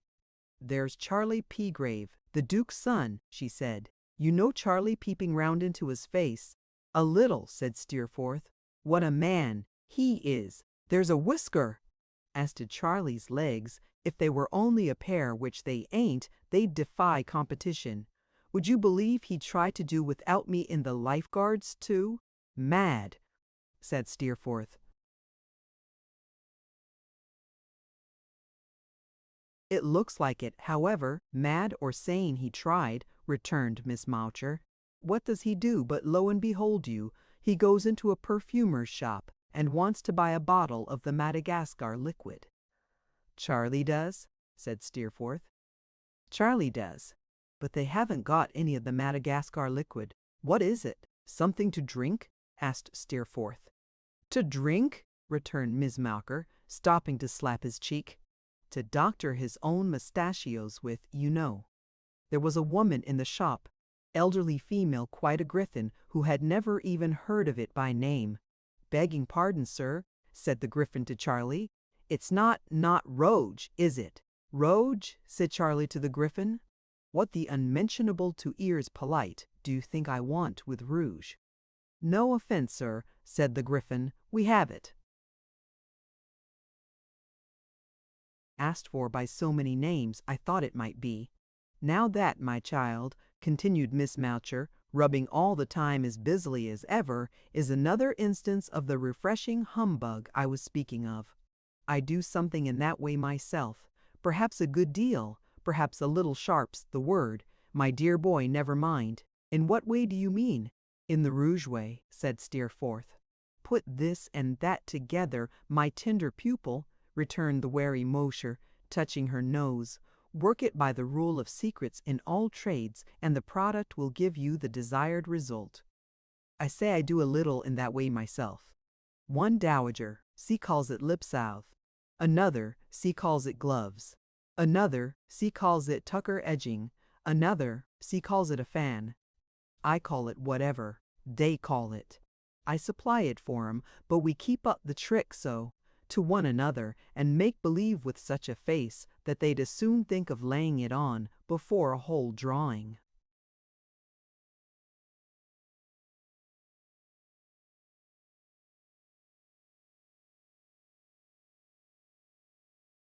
Room, as before me. And when I wait upon 'em, they'll say to me sometimes, with it on thick, and no mistake, "How am I looking, Moucher? Am I pale? Ha! ha! ha! ha! Isn't that refreshing, my young friend?" I never did in my days behold anything like Moucher as she stood upon the dining table, intensely enjoying this refreshment, rubbing busily at Steerforth's head, and winking at me over it. "Ah," she said, "such things are not much in demand hereabouts. That sets me off again. I haven't seen a pretty woman since I've been here, Jemmy." "No?" said Steerforth. "Not the ghost of one," replied Miss Moucher. "We could show her the substance of one, I think," said Steerforth, addressing his eyes to mine.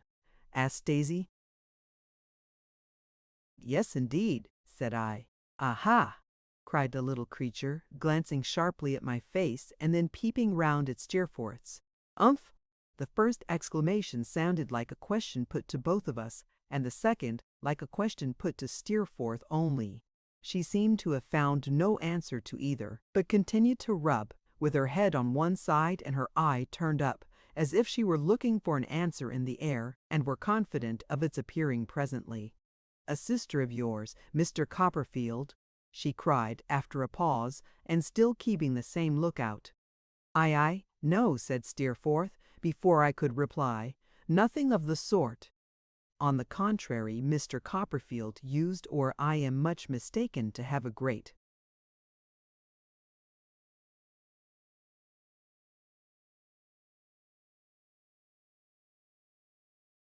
admiration for her." "Why, hasn't he now?" returned Miss Moucher. "Is he fickle? Oh, for shame! Did he sip every flower and change every hour until Polly his passion requited? Is her name Polly? The elfin suddenness with which she pounced upon me with this question and a searching look quite disconcerted me for a moment. "No, Miss Moucher," I replied. "Her name is Emily." "Aha!" she cried exactly as before. What a rattle I am! Mr. Copperfield, ain't I volatile?" Her tone and look implied something that was not agreeable to me in connection with the subject. So I said, in a graver manner than any of us had yet assumed, "She is as virtuous as she is pretty. She is engaged to be married to a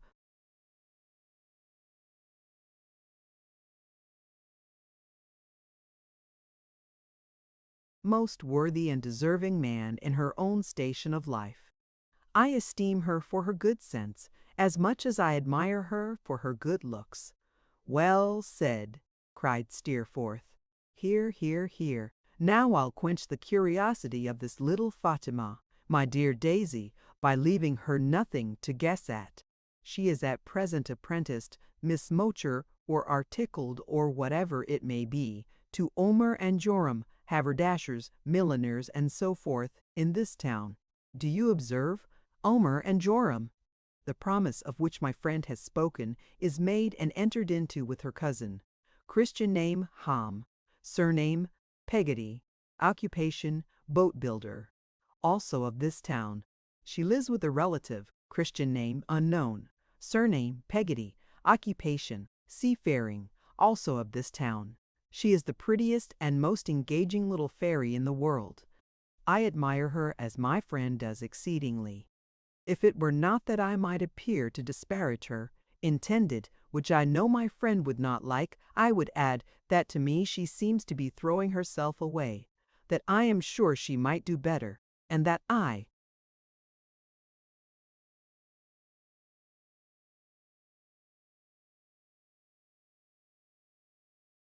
swear she was born to be a lady."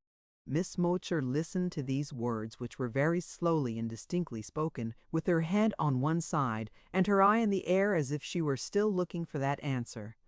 When he ceased, she became brisk again in an instant, and rattled away with surprising volubility. "Oh, and that's all about it, is it?" she exclaimed, trimming his whiskers with a restless pair of scissors that went glancing round his head in all directions. "Very well, very well, very well. Quite a long story. Ought to end, and they lived happy ever afterwards. Oughtn't it? Ah! What's that game at forfeits? I love my love with an E, because she's enticing. I hate her with an E, because she's engaged. I took her to the sign of the exquisite, and treated her with an elopement. Her name's Emily, and she lives in the East.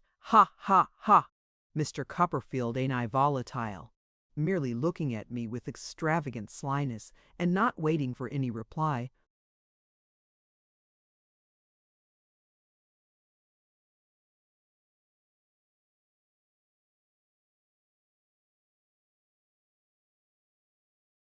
She continued without drawing breath, "There, if ever any scapegrace was trimmed and touched up to perfection, you are, Steerforth. If I understand any noddle in the world, I understand yours. Do you hear me when I tell you that, my darling? I understand yours," peeping down into his face. "Now you may mizzle, Jemmy, as we say at court, and if Mr. Copperfield will take the chair, I'll operate on him. What do you say, Daisy?" inquired Steerforth, laughing and resigning his seat. "Will you be improved? Thank you, Miss Moucher, not this evening." "Don't say no," returned the little woman, looking at me with the aspect of a connoisseur. "A little bit more eyebrow?" "Thank you," I returned, "some other time."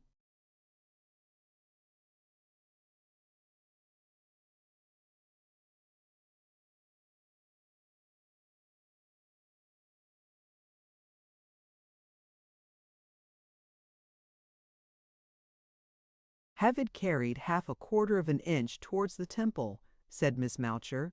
"We can do it in a fortnight." "No, I thank you, not at present." "Go in for a tip," she urged. "No, let's get the scaffolding up then for a pair of whiskers. Come." I could not help blushing as I declined, for I felt we were on my weak point now.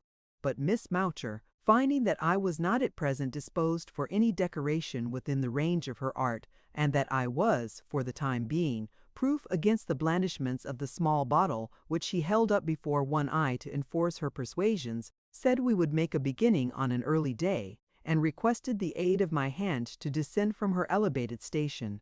Thus assisted, she skipped down with much agility and began to tie her double chin into her bonnet. "The fee," said Steerforth, "is 5 bob," replied Miss Moucher, "and dirt cheap, my chicken." "Ain't I volatile, Mr. Copperfield?" I replied politely, "Not at all." But I thought she was rather so when she tossed up his 2 half-crowns like a goblin pea-man, caught them, dropped them in her pocket, and gave it a loud slap. "That's the till," observed Miss Moucher, standing at the chair again, and replacing in the bag a miscellaneous collection of little objects she had emptied out of it. "Have I got all my traps?" "It seems so. It won't do to be like Long Ned Beadwood when they took him to church to marry him to somebody, as he says, and left the bride behind. Ha, ha, ha! A wicked rascal, Ned, but droll. Now, I know I'm going to break your hearts, but I am forced to leave you. You must call up all your fortitude and try to bear it. Goodbye, Mr. Copperfield. Take care of yourself, Jockey of Norfolk. How I have been rattling on. It's all the fault of you 2 wretches. I forgive you." Bob swore, as the Englishman said for good night when he first learnt French and thought it so like English. Bob swore, my ducks.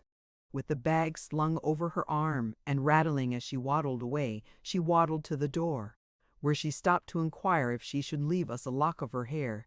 "Ain't I volatile?" she added as a commentary on this offer, and, with her finger on her nose, departed. Steerforth laughed to that degree that it was impossible for me to help laughing too, though I am not sure I should have done so but for this inducement. When we had had our laugh quite out, which was after some time, he told me that Miss Moucher had quite an extensive connection, and made herself useful to a variety of people in a variety of ways. Some people trifled with her as a mere oddity, he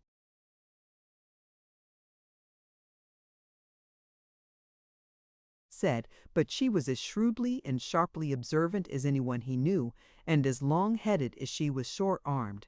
He told me that what she had said of being here and there and everywhere was true enough, for she made little darts into the provinces, and seemed to pick up customers everywhere, and to know everybody.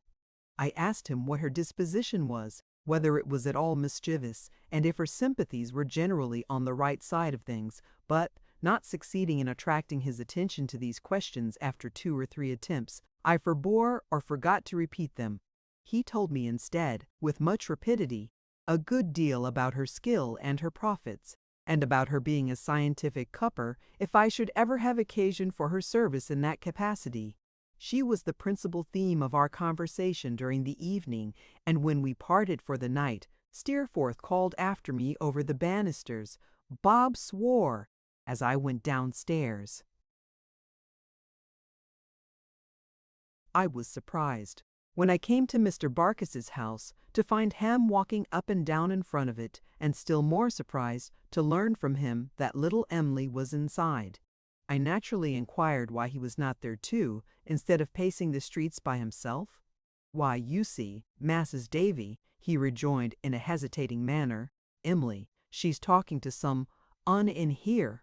"I should have thought," said I, smiling, "that was a reason for your being in here too, Ham." "Well, Masses Davy, in a general way, so 'T would be," he returned.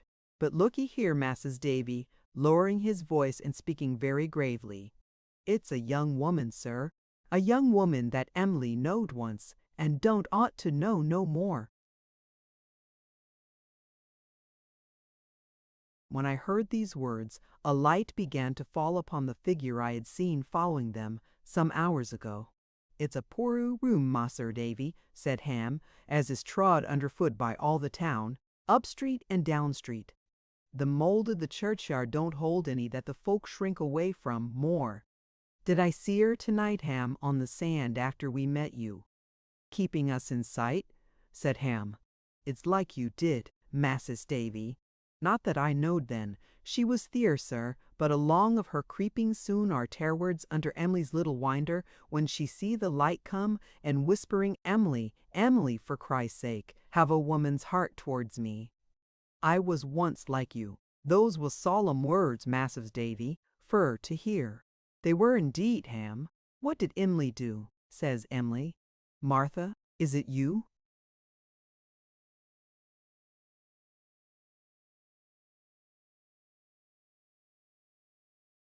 Oh, Martha, can it be you?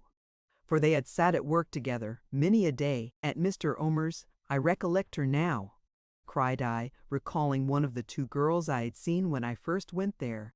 I recollect her quite well. Martha Andell, said Ham, 2 or 3 years older than Em'ly, but was at the school with her. I never heard her name, said I. I didn't mean to interrupt you. For the matter o' that, Mas'r Davy, replied Ham, all's told o' mice in them words. Em'ly, Em'ly, for Christ's sake, have a woman's heart towards me. I was once like you. She wanted to speak to Em'ly. Em'ly couldn't speak to her theer, for her loving uncle was come home, and he wouldn't. No, Mas'r Davy, said Ham with great earnestness, he couldn't, kind-natured, tender-hearted as he is.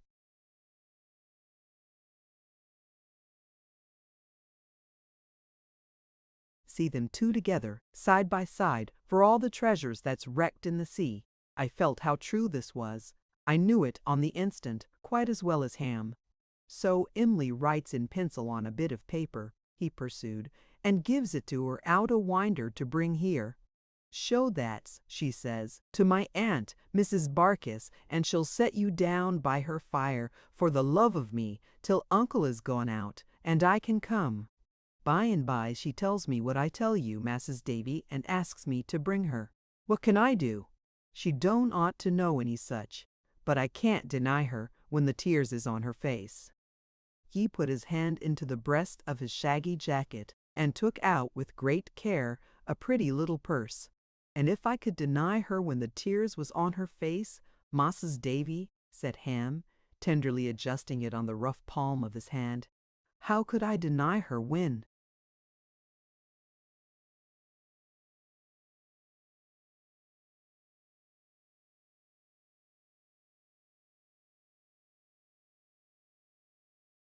She give me this to carry for, her knowing what she brought it for? Such a toy as it is, said Ham, thoughtfully looking on it, with such a little money in it, Em'ly, my dear. I shook him warmly by the hand when he had put it away again, for that was more satisfactory to me than saying anything, and we walked up and down, for a minute or two in silence. The door opened then, and Peggotty appeared, beckoning to Ham to come in. I would have kept away, but she came after me, entreating me to come in too. Even then I would have avoided the room where they all were, but for its being the neat tiled kitchen I have mentioned more than once. The door opening immediately into it, I found myself among them before I considered whither I was going. The girl the same I had seen upon the sands was near the fire. She was sitting on the ground, with her head and one arm lying on the chair. I fancied from the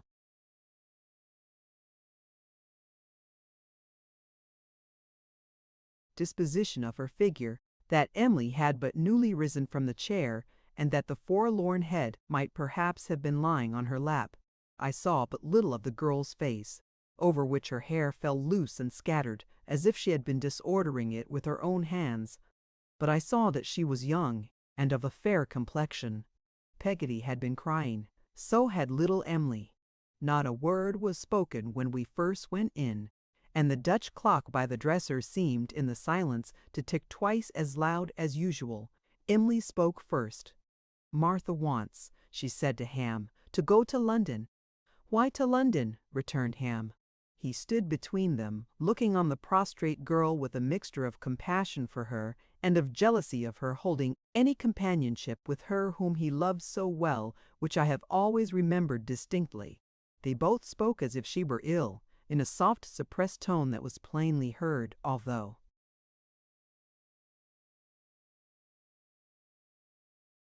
It hardly rose above a whisper.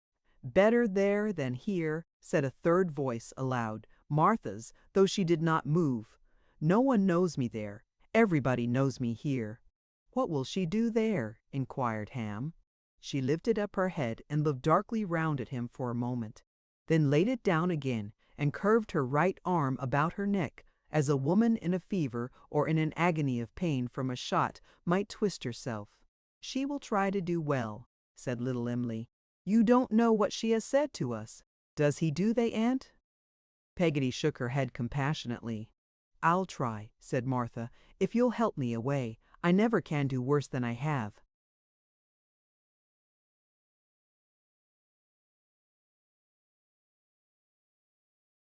Done here, I may do better. Oh, with a dreadful shiver, take me out of these streets where the whole town knows me from a child. As Emily held out her hand to Ham, I saw him put in it a little canvas bag. She took it as if she thought it were her purse, and made a step or two forward, but finding her mistake, came back to where he had retired near me and showed it to him. "It's all urine, Emily," I could hear him say. "I haven't now in all the world that ain't urine, my dear. It ain't of no delight to me, except for you." The tears rose freshly in her eyes, but she turned away and went to Martha. What she gave her I don't know. I saw her stooping over her and putting money in her bosom. She whispered something, as she asked was that enough. "More than enough," the other said, and took her hand and kissed it.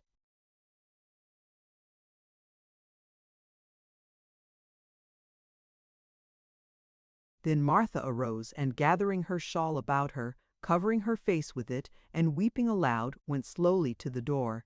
She stopped a moment before going out as if she would have uttered something or turned back, but no word passed her lips. Making the same low, dreary, wretched moaning in her shawl, she went away. As the door closed, little Emily looked at us, three in a hurried manner, and then hid her face in her hands and fell to sobbing. "Doon, Emily," said Ham, tapping her gently on the shoulder. "Don't, my dear, you don't ought to cry so pretty." "Oh, Ham," she exclaimed, still weeping pitifully. "I am not so good a girl as I ought to be. I know I have not the thankful heart sometimes I ought to have." "Yes, yes, you have, I'm sure," said Ham.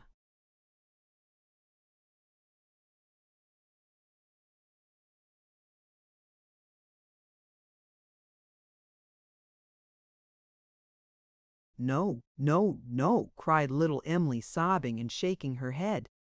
"I am not as good a girl as I ought to be. Not near, not near."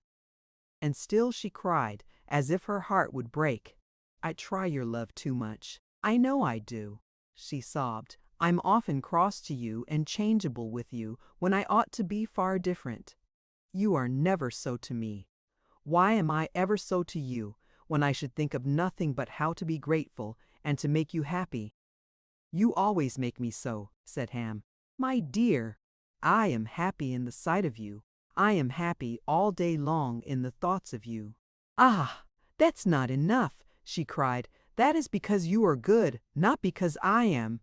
Oh, my dear, it might have been a better fortune for you if you had been fond of someone else, of someone steadier and much worthier than me, who was all bound up in you, and never vain and changeable like me."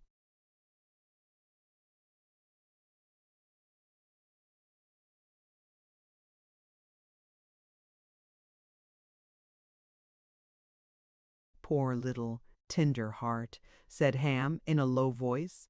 "Martha has overset her altogether." "Please, Aunt," sobbed Emily, "come here and let me lay my head upon you." "Oh, I am very miserable tonight, Aunt. Oh, I am not as good a girl as I ought to be. I am not, I know." Peggotty had hastened to the chair before the fire. Emily, with her arms around her neck, kneeled by her, looking up most earnestly into her face. "Oh, pray, Aunt, try to help me. Ham, dear, try to help me. Ham, dear, try to help me. Mr. David, for the sake of old times, do, please, try to help me. I want to be a better girl than I am. I want to feel 100 times more thankful than I do. I want to feel more. What a blessed thing it is to be the wife of a good man, and to lead a peaceful life. Oh me, oh me, oh me, oh my heart, my heart. She dropped her face on my old nurse's breast, and ceasing this supplication, which in its agony and grief was half a woman's, half a child's, as all her manner was being, in that, more natural and better suited to her beauty, as I thought, than any other manner could have been, wept silently, while my old nurse hushed her like an infant. She got calmer by degrees, and then we soothed her, now talking encouragingly, and now jesting a little with her, until she began to raise her head and speak to us. So we got on, until she was able to smile, and then to laugh, and then to sit up, half ashamed, while Peggotty recalled her stray ringlets, dried her eyes, and made her neat again, lest her uncle should wonder, when she got home, why his darling had been crying. I saw her do that night what I had never seen her do before. I saw her innocently kiss her chosen husband on the cheek and creep close to his bluff.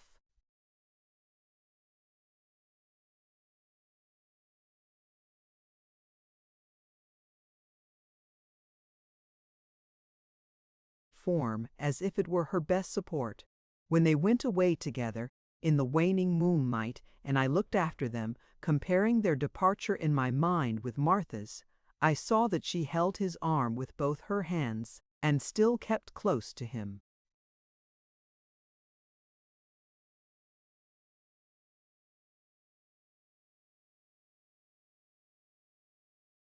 Chapter 23. I corroborate.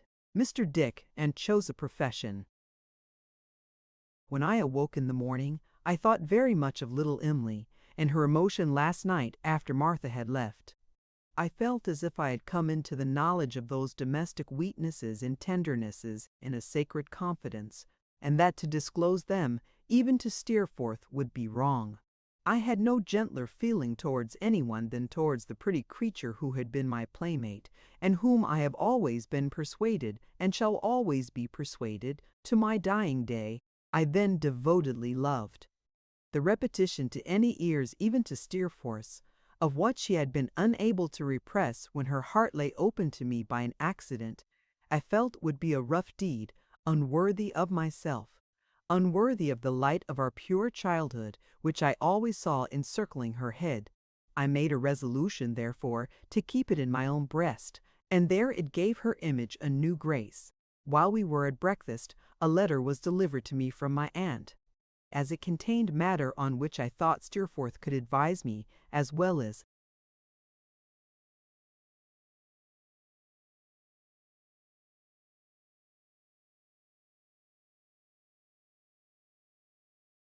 anyone, and on which I knew I should be delighted to consult him, I resolved to make it a subject of discussion on our journey home.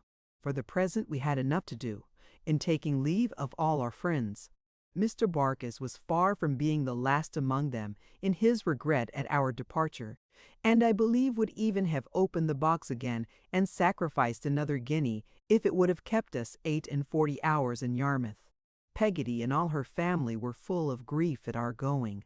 The whole house of Ulmer and Joram turned out to bid us good-bye, and there were so many seafaring volunteers in attendance on Steerforth when our portmanteau went to the coach, that if we had had the baggage of a regiment with us, we should hardly have wanted porters to carry it.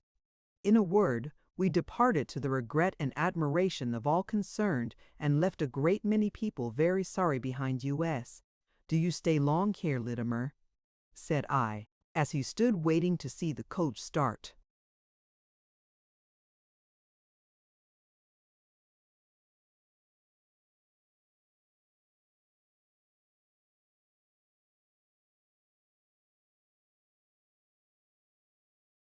"No, sir," he replied.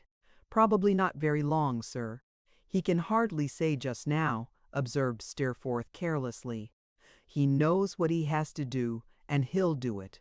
"That I'm sure he will," said I. Littimer touched his hat in acknowledgment of my good opinion, and I felt about 8 years old. He touched it once more, wishing us a good journey, and we left him standing on the pavement, as respectable a mystery as any pyramid in Egypt. For some little time we held no conversation, Steerforth being unusually silent, and I being sufficiently engaged in wondering within myself when I should see the old places again, and what new changes might happen to me or them in the meanwhile. At length Steerforth, becoming gay and talkative in a moment, as he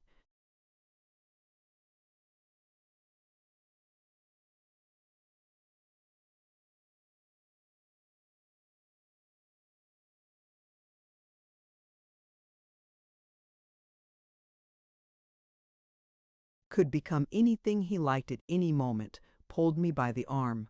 "Find a voice, David. What about that letter you were speaking of at breakfast?" "Oh," said I, taking it out of my pocket. "It's from my aunt." "And what does she say requiring consideration?" "Why, she reminds me, Steerforth," said I, "that I came out on this expedition to look about me and to think a little, which of course you have done. Indeed, I can't say I have, particularly. To tell you the truth, I am afraid I have forgotten it." "Well, look about you now, and make up for your negligence," said Steerforth. "Look to the right, and you'll see a flat country with a good deal of marsh in it.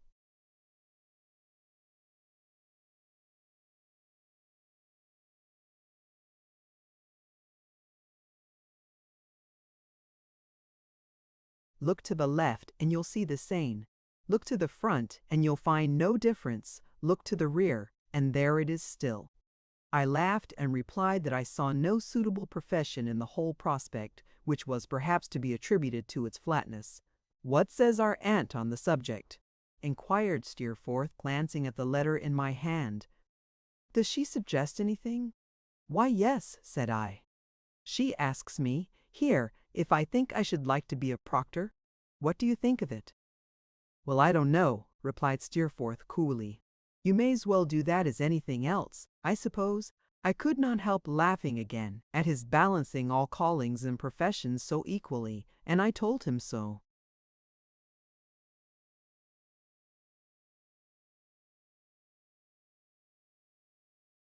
"What is a proctor, Steerforth?" said I. "Why, he is a sort of monkish attorney," replied Steerforth. "He is, to some fated courts held in Doctors' Commons, a lazy old nook near St. Paul's churchyard, what solicitors are to the courts of law and equity. He is a functionary whose existence in the natural course of things would have terminated about 200 years ago. I can tell you best what he is by telling you what Doctors' Commons is. It's a little out of the way place where they administer what is called ecclesiastical law and play all kinds of tricks with obsolete old monsters of Acts of Parliament which 3/4 of the world know nothing about, and the other fourth supposes to have been dug up in a fossil state in the days of the Edwards. It's a place that has an ancient monopoly in suits about people's wills and people's marriages and disputes among ships and boats." "Nonsense, Steerforth," I exclaimed. "You don't mean to say that there is any affinity between nautical matters and ecclesiastical matters?" "I don't indeed, my dear boy," he returned. "But I mean to say that they are managed and decided by the same set of people down in that same Doctors' Commons. You shall go there one day and find them blundering through half the nautical terms in Young's dictionary, apropos of the Nancy having run down the Sarah Jane, or Mr. Peggotty and the Yarmouth boatman having put off in a gale of wind with an anchor and cable to the Nelson Indiaman in distress. And you shall go there another day and find them deep in the evidence, pro and con respecting a clergyman who has misbehaved himself, and you shall find the judge in the nautical case, the advocate in the clergyman's case, or corcloribus. They are like actors. Now a man's a judge, and now he is not a judge. Now he's one thing, now he's another. Now he's something else. Change and change about. But it's always a very pleasant, profitable little affair of private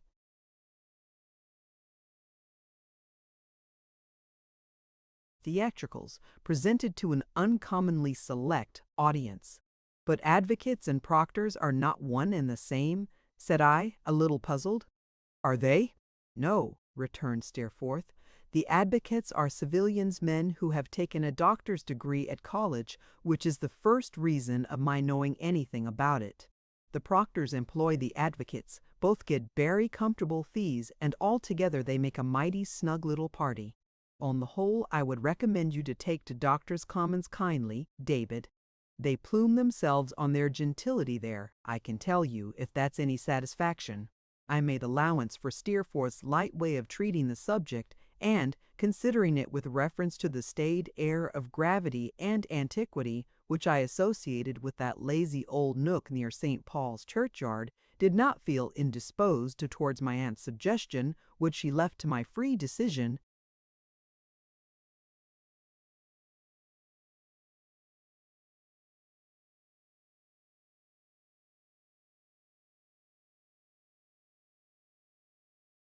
Making no scruple of telling me that it had occurred to her, on her lately visiting her own proctor in Doctors' Commons, for the purpose of settling her will in my favor.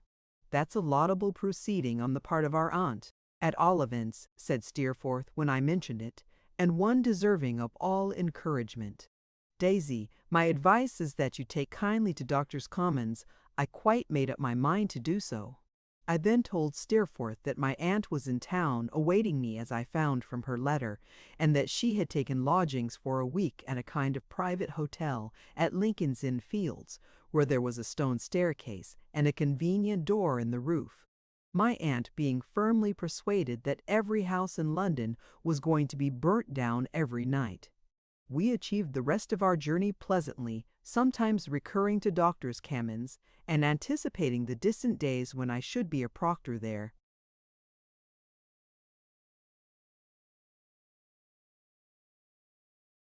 Which Steerforth pictured in a variety of humorous and whimsical lights that made us both merry.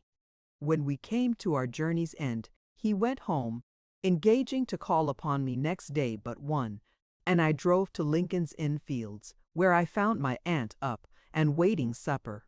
If I had been round the world since we parted, we could hardly have been better pleased to meet again. My aunt cried outright as she embraced me, and said, pretending to laugh, that if my poor mother had been alive, that silly little creature would have shed tears, she had no doubt. "So you have left Mr. Dick behind, aunt?" said I. "I am sorry for that." "Ah, Janet, how do you do?" As Janet curtsied, hoping I was well, I observed my aunt's visage lengthen very much.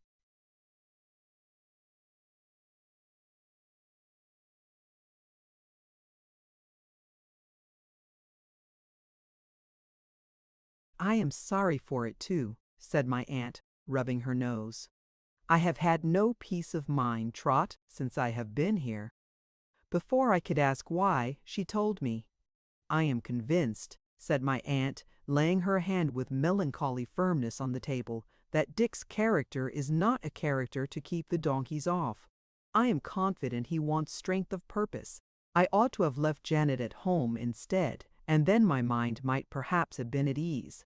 If ever there was a donkey trespassing on my green," said my aunt with emphasis, "there was one this afternoon at 4 o'clock. A cold feeling came over me from head to foot, and I know it was a donkey." I tried to comfort her on this point, but she rejected consolation. "It was a donkey," said my aunt, "and it was the one with the stumpy tail which that murdering sister of a woman rode when she came to my house." This had been, ever since, the only name my aunt knew for Miss Murdstone. If there is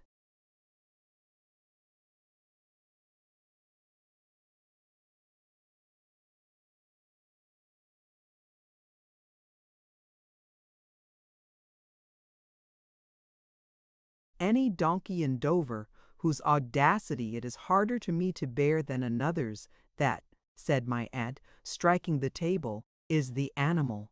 Janet ventured to suggest that my aunt might be disturbing herself unnecessarily, and that she believed the donkey in question was then engaged in the sand and gravel line of business, and was not available for purposes of trespass. But my aunt wouldn't hear of it. Supper was comfortably served and hot, though my aunt's rooms were very high up, whether that she might have more stone stairs for her money, or might be nearer to the door in the roof, I don't know, and consisted of a roast fowl, a steak, and some vegetables, to all of which I did ample justice, and which were all excellent. But my aunt had her own ideas concerning London provision, and ate but little. "I suppose this unfortunate fowl was born and brought up in a cellar," said my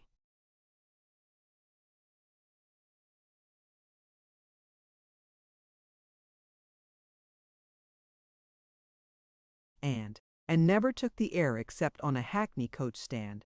I hope the steak may be beef. But I don't believe it. Nothing's genuine in the place, in my opinion, but the dirt. Don't you think the fowl may have come out of the country, aunt?" I hinted. "Certainly not," returned my aunt. "It would be no pleasure to a London tradesman to sell anything which was what he pretended it was." I did not venture to controvert this opinion, but I made a good supper, which it greatly satisfied her to see me do. When the table was cleared, Janet assisted her to arrange her hair, to put on her nightcap, which was of a smarter construction than usual, in case of fire, my aunt said, and to fold her gown back over her knees, these being her usual preparations for warming herself before going to bed. I then made her, according to certain established regulations from which no deviation, however slight, could ever be permitted, a glass of hot wine and water,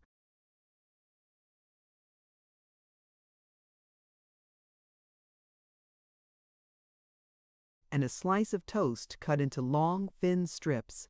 With these accompaniments we were left alone to finish the evening, my aunt sitting opposite to me drinking her wine and water, soaking her strips of toast in it, one by one, before eating them, and looking benignantly on me from among the borders of her nightcap. "Well, Trot," she began, "what do you think of the Proctor plan? Or have you not begun to think about it yet?"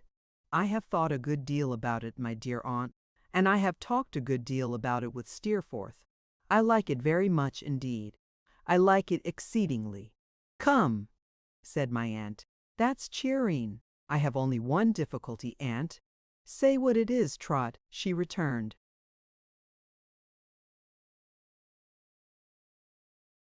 "Why, I want to ask, aunt, as this seems, from what I understand, to be a limited profession, whether my entrance into it would not be very expensive."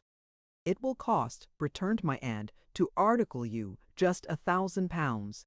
Now, my dear aunt," said I, drawing my chair nearer, "I am uneasy in my mind about that. It's a large sum of money. You have expended a great deal on my education, and have always been as liberal to me in all things as it was possible to be. You have been the soul of generosity. Surely there are some ways in which I might begin life with hardly any outlay, and yet begin with a good hope of getting on by resolution and exertion. Are you sure that it would not be better to try that course? Are you certain that you can afford to part with so much money, and that it is right that it should be so expended? I only ask you, my second mother, to consider. Are you certain?" My aunt finished eating the piece of toast on which she was then engaged,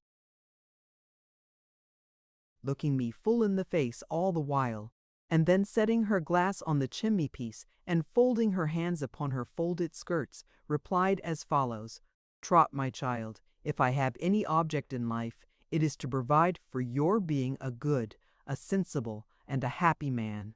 I am bent upon it, so is Dick. I should like some people that I know to hear Dick's conversation on the subject. Its sagacity is wonderful. But no one knows the resources of that man's intellect, except myself." She stopped for a moment to take my hand between hers, and went on: "It's in vain, Trot, to recall the past, unless it works some influence upon the present. Perhaps I might have been better friends with your poor father. Perhaps I might have been better friends with that poor child, your mother, even after your sister Betsy Trotwood disappointed me. When you came to me, a little runaway boy, all dusty and way-worn, perhaps I thought so. From that time until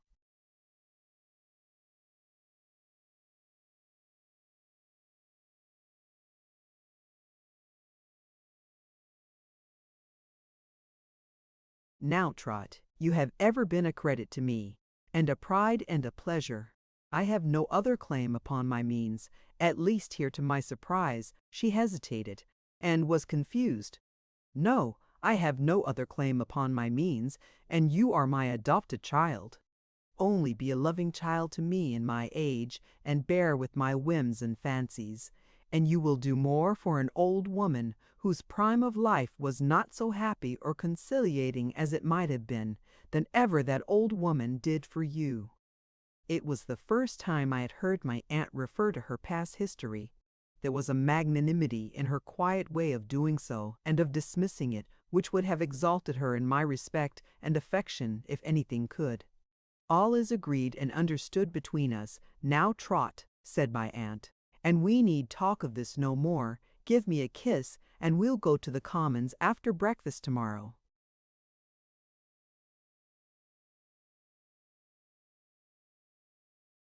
We had a long chat by the fire before we went to bed. I slept in a room on the same floor with my aunts, and was a little disturbed in the course of the night by her knocking at my door as often as she was agitated by a distant sound of hackney coaches or market carts, and inquiring if I heard the engines. But towards morning she slept better, and suffered me to do so too. At about midday we set out for the office of Messrs. Spenlow and Jorkins in Doctors' Commons. My aunt, who had this other general opinion in reference to London, that every man she saw was a pickpocket, gave me her purse to carry for her, which had 10 guineas in it and some silver. We made a pause at the toy shop in Fleet Street, to see the giants of St. Dunstan's strike upon the bells. We had timed our going so as to catch them at it, at 12 o'clock, and then went on towards Ludgate Hill and St. Paul's Churchyard. We were crossing to the former place when I found that my aunt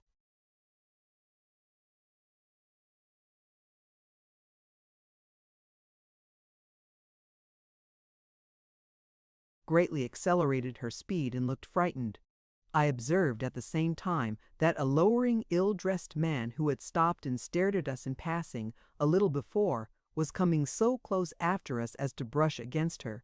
"Trot, my dear Trot!" cried my aunt in a terrified whisper, and pressing my arm.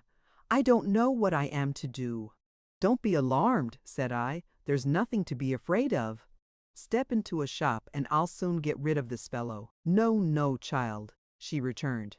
"Don't speak to him for the world. I entreat, I order you." "Good heaven, aunt," said I. "He is nothing but a sturdy beggar." "You don't know what he is," replied my aunt. "You don't know who he is. You don't know what you say." We had stopped in an empty doorway while this was passing, and he had stopped too. "Don't look at him," said my aunt as I turned my head indignantly, "but get me a coach, my dear, and wait for me in St. Paul's Churchyard." "Wait for you?" I replied. "Yes," rejoined my aunt. "I must go alone. I must go with him." "With him, aunt? This man?" "I am in my senses," she replied, "and I tell you I must. Get me a coach." However much astonished I might be, I was sensible that I had no right to refuse compliance with such a peremptory command. I hurried away a few paces and called a hackney chariot which was passing empty. Almost before I could let down the steps, my aunt sprang in, I don't know how, and the man followed. She waved her hand to me to go away so earnestly that, all confounded as I was, I turned from them at once. In doing so, I heard her say to the coachman, "Drive anywhere. Drive straight on," and presently the chariot passed me, going up the hill. What Mr. Dick had told me, and what I had supposed to be a delusion of his, now came into my mind. I could not doubt that this person was the person of whom he had made such mysterious mention, though what the nature of his hold upon my aunt could possibly be, I was quite unable to imagine. After half an hour's cooling in the churchyard, I saw the chariot coming back.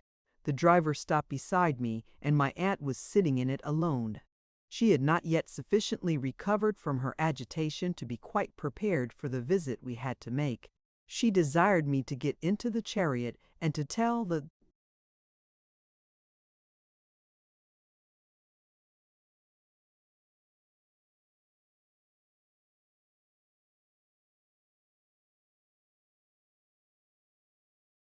coachman to drive slowly up and down a little while.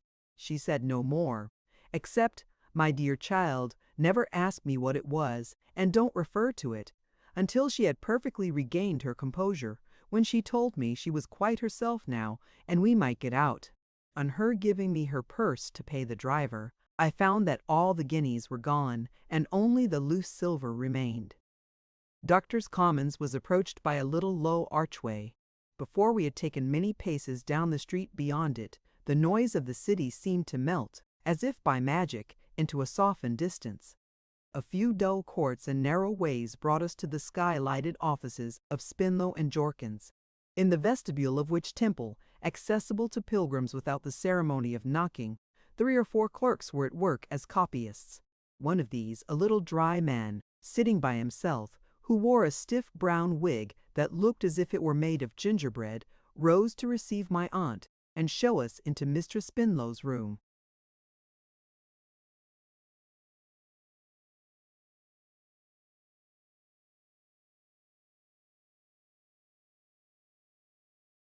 "Mr. Spinlow's in court, ma'am," said the dry man.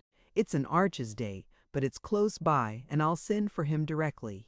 As we were left to look about us while Mr. Spinlow was fetched, I availed myself of the opportunity.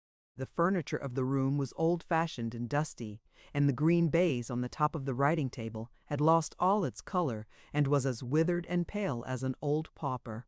There were a great many bundles of papers on it, some endorsed as allegations, and some, to my surprise, as libels, and some in the Orches Court, and some in the Admiralty Court, and some in the Prerogative Court, and some in the Delegates Court, giving me occasion to wonder much how many court there might be, and some in the Delegates Court, giving me occasion to wonder much how many courts there might be in the gross, and how long it would take to understand them all. Besides these, there were sundry immense spots. All this looked tolerably expensive, I thought, and gave me an agreeable notion of a proctor's business. I was casting my eyes with increasing complacency over these and many similar objects, when hasty footsteps were heard in the room outside, and Mr. Spinlow, in a black gown trimmed with white fur, came hurrying in, taking off his hat as he came. He was a little light-haired gentleman with undeniable boots, and the stiffest of white cravats and shirt collars. He was buttoned up, mighty trim and tight, and must have taken a great deal of pains with his whiskers, which were accurately curled. His gold watch chain was so massive that a fancy came across me that he ought to have a sinewy golden arm to draw it out with, like those which are put up over the gold-beaters' shops. He was got up with such care, and was so stiff that he could hardly bend himself, being obliged, when he glanced at some papers on his desk, after sitting down in his chair, to move his whole body from the bottom of his spine, like Punch.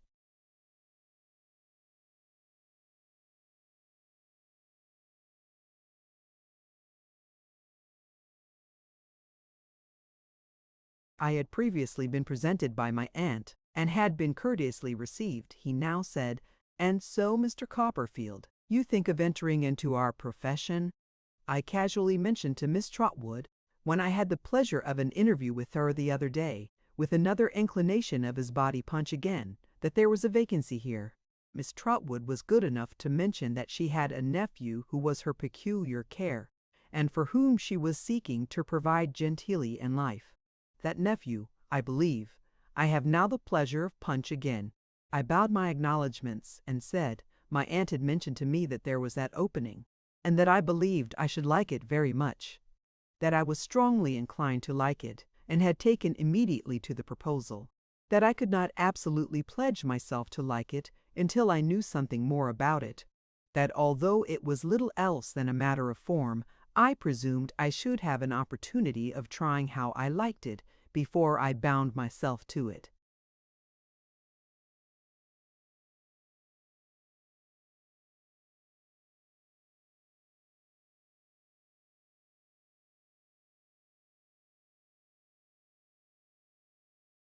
Irrevocably. "Oh, surely, surely," said Mr. Spinlow. "We always, in this house, propose a month, an initiatory month."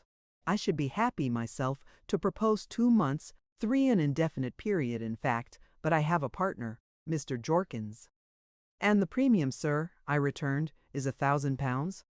"And the premium, stamp included, is £1,000, said Mr. Spenlow. "As I have mentioned to Miss Trotwood, I am actuated by no mercenary considerations. Few men are less so, I believe. But Mr. Jorkins has his opinions on these subjects, and I am bound to respect Mr. Jorkins's opinions. Mr. Jorkins thinks £1,000 too little, in short.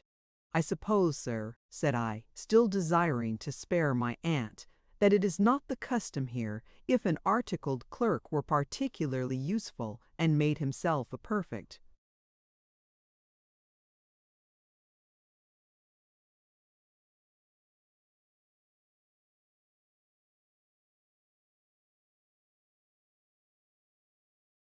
Master of his profession. I could not help blushing, this looked so like praising myself.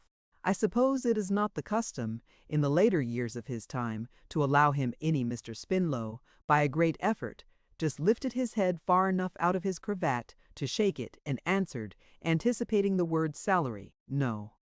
I will not say what consideration I might give to that point myself, Mr. Copperfield, if I were unfettered. Mr. Jorkins is immovable." I was quite dismayed by the idea of this terrible Jorkins, but I found out afterwards that he was a mild man of a heavy temperament, whose place in the business was to keep himself in the background, and be constantly exhibited by name as the most obdurate and ruthless of men. If a clerk wanted his salary raised, Mr. Jorkins wouldn't listen to such a proposition. If a client were slow to settle his bill of costs, Mr. Jorkins was resolved to have it paid. And however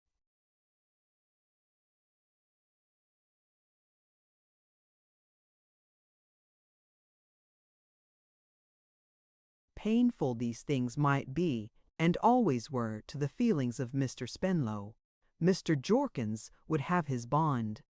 The heart and hand of the good angel Spenlow would have been always open, but for the restraining demon Jorkins. As I've grown older, I think I have had experience of some other houses doing business on the principle of Spenlow and Jorkins.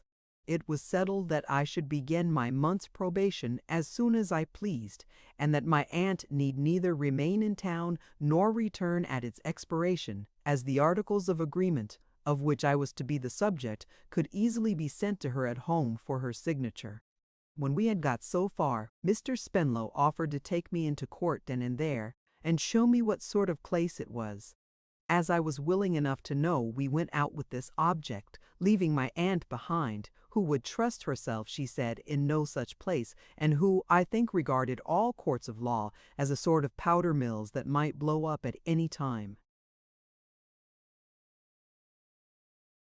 Mr. Spenlow conducted me through a paved courtyard formed of grave brick houses, which I inferred, from the doctors' names upon the doors, to be the official abiding places of the learned advocates of whom Steerforth had told me, and into a large dull room, not unlike a chapel to my thinking, on the left hand. The upper part of this room was fenced off from the rest, and there, on the two sides of a raised platform of the horseshoe form, sitting on easy old-fashioned dining-room chairs, worn chine-wood drying, and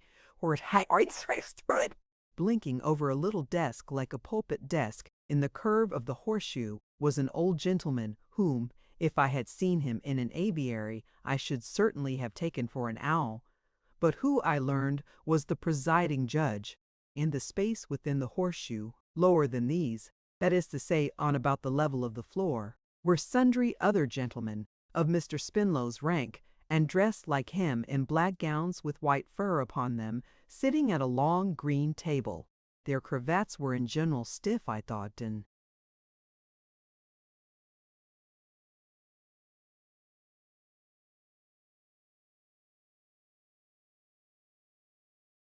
their looks haughty. But in this last respect I presently conceived I had done them an injustice, for when 2 or 3 of them had to rise and answer a question of the presiding dignitary, I never saw anything more sheepish. The public, represented by a boy with a comforter and a shabby genteel man secretly eating crumbs out of his coat pockets, was warming itself at a stove in the center of the court. The languid stillness of the place was only broken by the chirping of this fire, and by the voice of one of the doctors, who was wandering slowly through a perfect library of evidence, and stopping to put up from time to time at little roadside inns of argument on the journey. Altogether, I have never on any occasion made one at such a cozy, dozy, old-fashioned, time-forgotten, sleepy-headed little family party in all my life. And I felt it would be quite a soothing opiate to belong to it in any character except perhaps as a suitor. Very well satisfied with the dreamy nature of this retreat, I informed Mr. Spenlow that I had seen enough for that time, and we rejoined my aunt in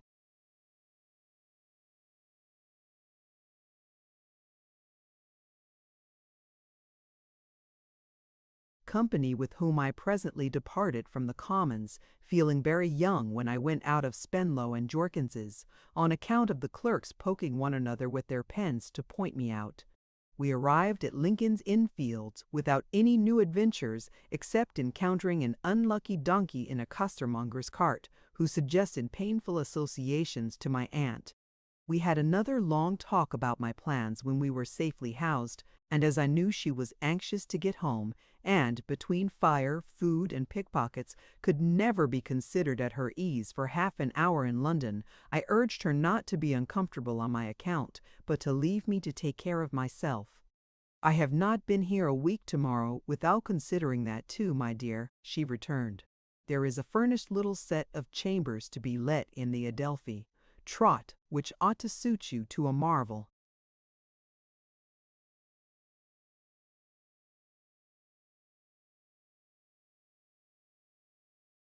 With this brief introduction, she produced from her pocket an advertisement, carefully cut out of a newspaper, setting forth that in Buckingham Street in the Adelphi there was to be let furnished, with a view of the river, a singularly desirable and compact set of chambers, forming a genteel residence for a young gentleman, a member of one of the Inns of Court, or otherwise, with immediate possession.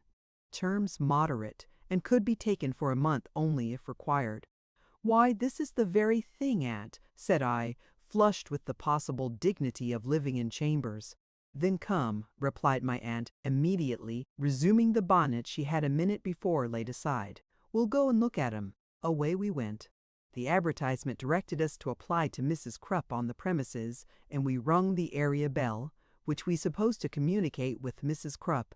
It was not until we had rung 3 or 4 times that we could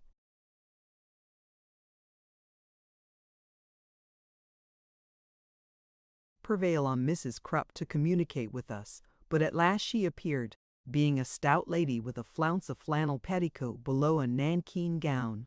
"Let us see these chambers of yours, if you please, ma'am," said my aunt. "For this gentleman?" said Mrs. Krupp, feeling in her pocket for her keys. "Yes, for my nephew," said my aunt. "And a sweet set they is for sich," said Mrs. Krupp. So we went upstairs. They were on the top of the house, a great point with my aunt being near the fire escape, and consisted of a little half-blind entry where you could see hardly anything, a little stone-blind pantry where you could see nothing at all, a sitting-room and a bedroom. The furniture was rather faded, but quite good enough for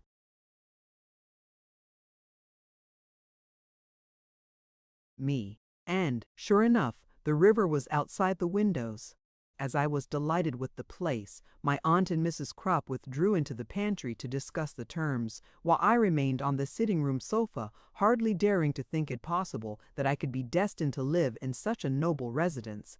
After a single combat of some duration they returned, and I saw, to my joy, both in Mrs. Krupp's countenance and in my aunt's, that the deed was done. "Is it the last occupant's furniture?" inquired my aunt. "Yes, it is, ma'am," said Mrs. Krupp. "What's become of him?" asked my aunt. Mrs. Krupp was taken with a troublesome cough, in the midst of which she articulated with much difficulty. "He was took ill here, ma'am, and ugh, ugh, ugh, dear me."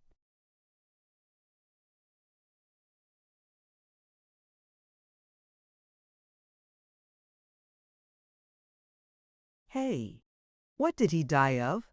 asked my aunt. "Well, ma'am, he died of drink." said Mrs. Crupp in confidence. And smoke. Smoke? You don't mean chimneys? Said my aunt. No, ma'am, returned Mrs. Crupp. Cigars and pipes. That's not catching trot at any rate, remarked my aunt, turning to me. No, indeed, said I. In short, my aunt, seeing how enraptured I was with the premises, took them for a month, with leave to remain for 12 months when that time was out. Mrs. M. Crupp was to find linen and to cook. Every other necessary was already provided, and Mrs. Crupp expressly intimated that she should always yearn towards me as a son. I was to take possession the day after tomorrow, and Mrs.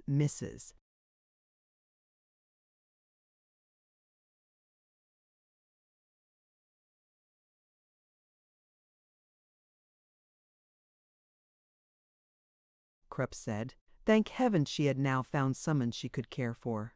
On our way back, my aunt informed me how she confidently trusted that the life I was now to lead would make me firm and self-reliant, which was all I wanted.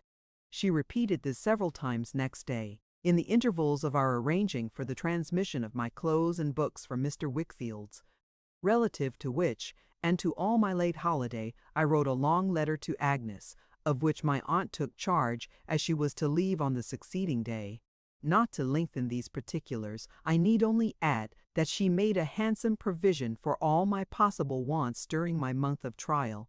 That Steerforth, to my great disappointment and hers too, did not make his appearance before she went away, that I saw her safely seated in the Dover coach, exulting in the coming discomfiture of the vagrant donkeys, with Janet at her side, and that when the coach was gone, I turned my face to the Adelphi, pondering on the old days when I used to rook as will I use your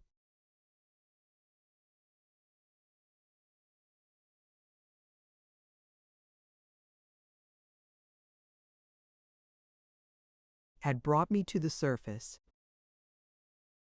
Chapter 24. Myth. It was a wonderfully fine thing to have that lofty castle to myself, and to feel, when I shut my outer door, like Robinson Crusoe, when he had got into his fortification and pulled his ladder up after him. It was a wonderfully fine thing to walk about town with the key of my house in my pocket, and to know that I could ask any fellow to come home, and make quite sure of its being inconvenient to nobody, if it were not so to me. It was a wonderfully fine thing to let myself in and out, and to come and go without a word to anyone, and to ring Mrs. Crupp up, gasping, from the depths of the earth, when I wanted her, and when she was disposed to come. All this, I say, was wonderfully fine, but I must say, too, that there were times when it was very dreary. It was fine in the morning, particularly in the fine mornings. It looked a very fresh, free life by daylight, still fresher and more free by sunlight, but as the day declined, the life seemed to go down too. I don't know how it was, it seldom looked well by candlelight. I wanted somebody to talk to then. I missed Agnes. Found a tremendous blank in the place of that smiling repository of my confidence. Mrs. Crupp appeared to be a long way off. I thought about my predecessor who had died of drink and smoke, and I could have wished he had been so good as to live and not bother me with his decease. After 2 days and nights, I felt as if I had lived there for a year, and yet I was not an hour older, but was quite as much tormented by my own youthfulness as ever. Steerforth not yet appearing, which induced me to apprehend that he must be ill. I left the Commons early on the 3rd day, and walked out to Highgate. Mrs. Steerforth was very glad to see me, and said that he had gone away with one of his Oxford friends to see another who lived near St. Albans, but that she expected him to return tomorrow. I was so fond of him that I felt quite jealous of his Oxford friends.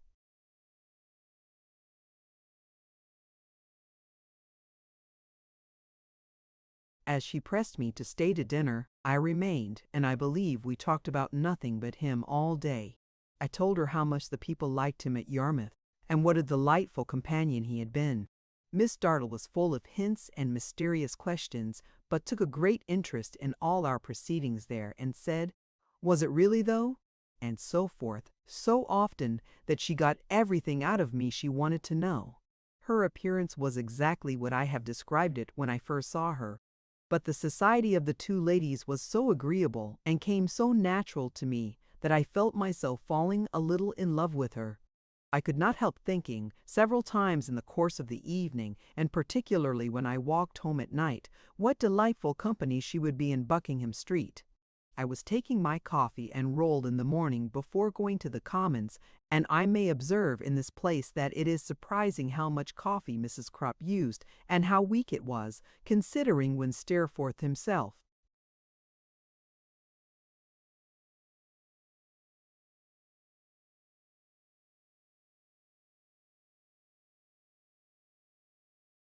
walked in. To my unbounded joy, "My dear Steerforth," cried I began to think I should never see you again."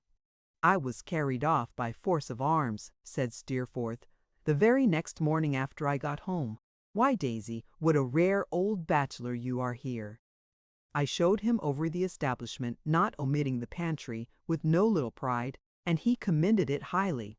"I tell you what, old boy," he added, "I shall make quite a town house of this place, unless you give me notice to quit." This was a delightful hearing. I told him if he waited for that, he would have to wait till doomsday. "But you shall have some breakfast," said I with my hand on the bell rope, "and Mrs. Crupp shall make you some fresh coffee, and I'll toast you some bacon in a bachelor's Dutch oven that I have got here."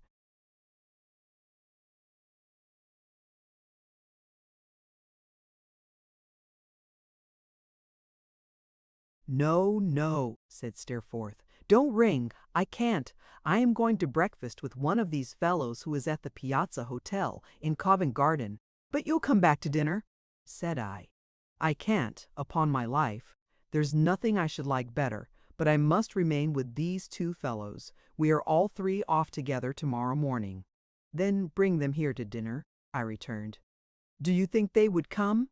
"Oh, they would come fast enough," said Steerforth, "but we should inconvenience you. You had better come and dine with us somewhere." I would not by any means consent to this, for it occurred to me that I really ought to have a little housewarming, and that there never could be a better opportunity. I had a new pride in my rooms after his approval of them, and burned with a desire to develop their utmost resources. I therefore made him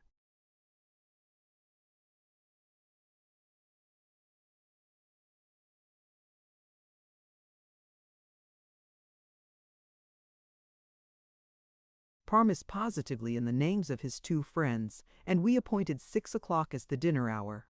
When he was gone, I rang for Mrs. Crupp, and acquainted her with my desperate design. Mrs. Crupp said, in the first place, of course it was well known she couldn't be expected to wait, but she knew a handy young man who she thought could be prevailed upon to do it, and whose terms would be 5 shillings and what I pleased. I said, certainly we would have him. Next, Mrs. Crupp said it was clear she couldn't be in two places at once, which I felt to be reasonable, and that a young gal stationed in the pantry with a bedroom candle, there never to desist from washing plates, would be indispensable. I said, what would be the expense of this young female? And Mrs. Crupp said she supposed 18 pence would neither make me nor break me. I said I suppose not, and that was settled. Then Mrs. Crupp said, now about the dinner.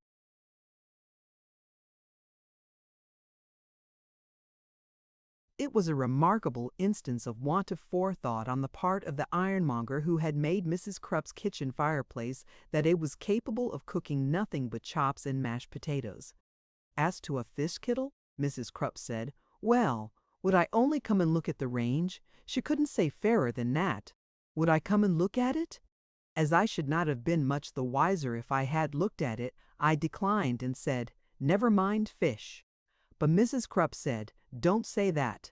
Oysters was in, why not them? So that was settled. Mrs. Crupp then said what she would recommend would be this: a pair of hot roast fowls from the pastry cook's, a dish of stewed beef, with vegetables from the pastry cook's, 2 little corner things, as a raised pie and a dish of kidneys from the pastry cook's, a tart, and if I liked a shape of jelly from the pastry cook's, this, Mrs. Krupp said, would leave her at full liberty to concentrate her mind on the potatoes, and to serve up the cheese and celery as she could wish to see it done.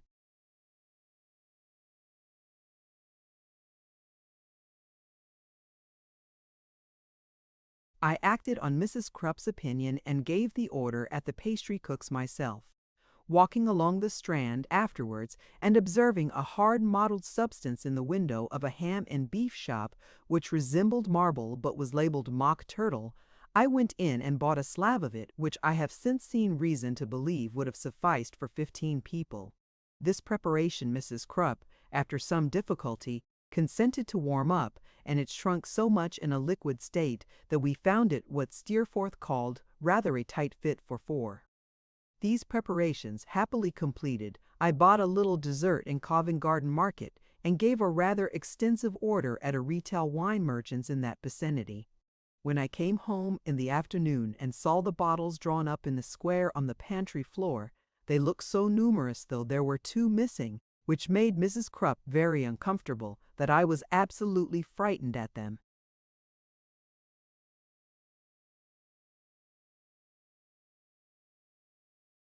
One of Steerforth's friends was named Granger, and the other Markham. They were both very gay and lively fellows. Granger, something older than Steerforth, Markham, youthful-looking, and I should say not more than 20. I observed that the latter always spoke of himself indefinitely as a man, and seldom or never in the first person singular. A man might get on very well here, Mr. Copperfield, said Markham, meaning himself. It's not a bad situation, said I, and the rooms are really commodious. I hope you have both brought appetites with you, said Steerforth. Upon my honor, returned Markham, town seems to sharpen a man's appetite. A man is hungry all day long. A man is perpetually eating. Being a little embarrassed at first, and feeling much too young to preside, I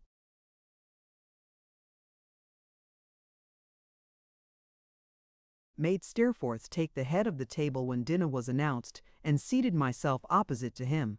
Everything was very good. We did not spare the wine, and he exerted himself so brilliantly to make the thing pass off well that there was no pause in our festivity. I was not quite such good company during dinner as I could have wished to be, for my chair was opposite the door and my attention was distracted by observing that the handy young man went out of the room very often, and that his shadow always presented itself immediately afterwards on the wall of the entry, with a bottle at its mouth. The young gal likewise occasioned me some uneasiness, not so much by neglecting to wash the plates, as by breaking them. For being of an inquisitive disposition, and unable to confine herself as her positive instructions were to the pantry, she was constantly peering in at us, and constantly imagining herself detected, in which belief she several times retired upon the plates with which she had carefully paved the floor, and did a great deal of destruction.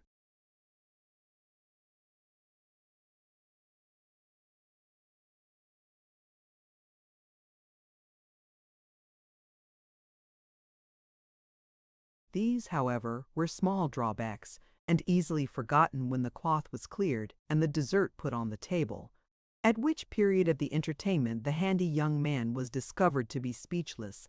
Giving him private directions to seek the society of Mrs. Krupp, and to remove the young gal to the basement also, I abandoned myself to enjoyment. I began by being singularly cheerful and light-hearted. All sorts of half-forgotten things to talk about came rushing into my mind and made me hold forth in a most unwonted manner. I laughed heartily at my own jokes and everybody else's, called Steerforth to order for not passing the wine, made several engagements to go to Oxford, announced that I meant to have a dinner party exactly like that once a week until further notice, and madly took so much snuff out of Granger's box that I was obliged to go into the pantry and have a private fit of sneezing 10 minutes long.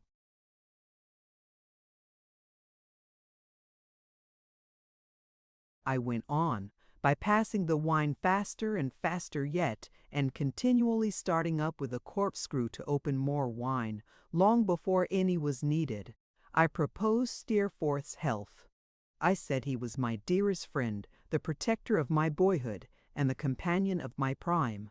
I said I was delighted to propose his health. I said I owed him more obligations than I could ever repay, and held him in a higher admiration than I could ever express. I finished by saying, "I'll give you Steerforth." God bless him! Hurrah! We gave him 3 times 3, and another, and a good one to finish with. I broke my glass in going round the table to shake hands with him, and I said in 2 words, "Steerforth, you're the guiding star of me existence." I went on, by finding suddenly that somebody was in the middle of a song. Markham was the singer, and he sang, "When the heart of a man is depressed with care." He said when he had sung it, he would give us woman. I took objection.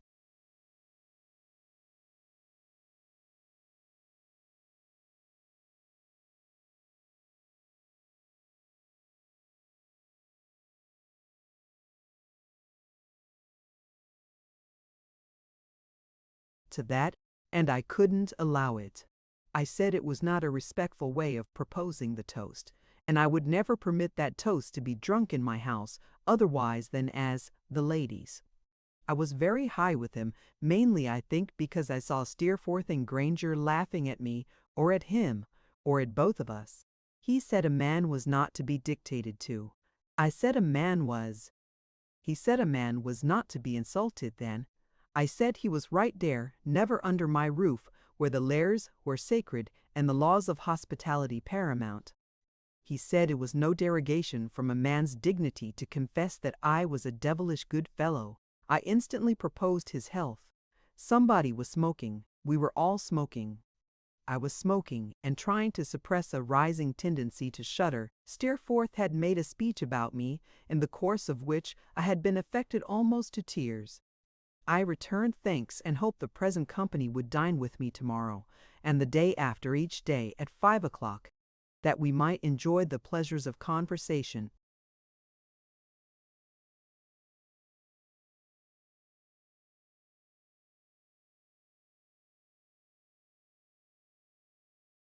And society through a long evening.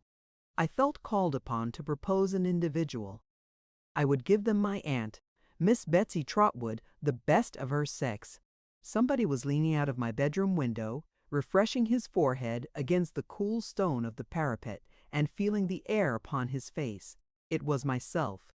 I was addressing myself as Copperfield and saying, "Why did you try to smoke? You might have known you couldn't do it." Now, somebody was unsteadily contemplating his features in the looking-glass. That was I, too. I was very pale in the looking-glass. My eyes had a vacant appearance, and my hair only my hair, nothing else looked drunk. Somebody said to me, "Let us go to the theatre, Copperfield." There was no bedroom before me, but again the jingling table covered with glasses, the lamp, Granger on my right hand, Markham on my left, and Steerforth opposite, all sitting in a mist, and a long way off. The theatre, to be sure, the very thing.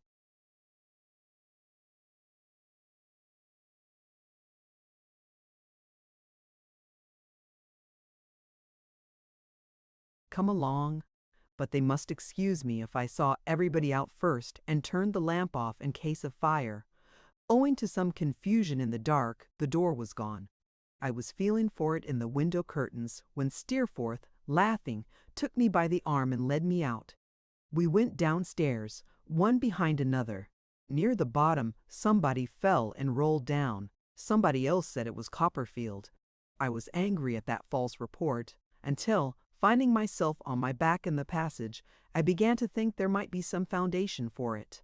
A very foggy night, with great rings round the lamps in the streets. There was an indistinct talk of its being wet. I considered it frosty. Steerforth dusted me under a lamp-post and put my hat into shape, which somebody produced from somewhere in a most extraordinary manner, for I hadn't had it on before. Steerforth then said, "You are all right, Copperfield, are you not?" And I told him, never. A man, sitting in a pigeonhole place, looked out of the fog, and took money from somebody, inquiring if I was one of the gentlemen paid for, and appearing rather doubtful, as I remember in the glimpse I had of him, whether to take the money from me or not. Shortly afterwards we were very high up in a very hot theatre, looking down into a large pit that seemed to me to smoke. The people with whom it was crammed were so indistinct. There was a great stage, too, looking very clean and smooth after the streets, and there were people upon it, talking about something or other, but not at all intelligibly.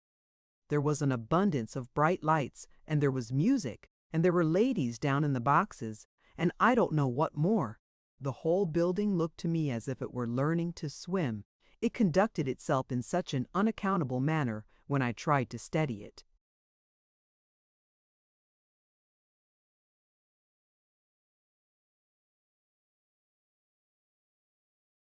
On somebody's motion, we resolved to go downstairs to the dress boxes where the ladies were.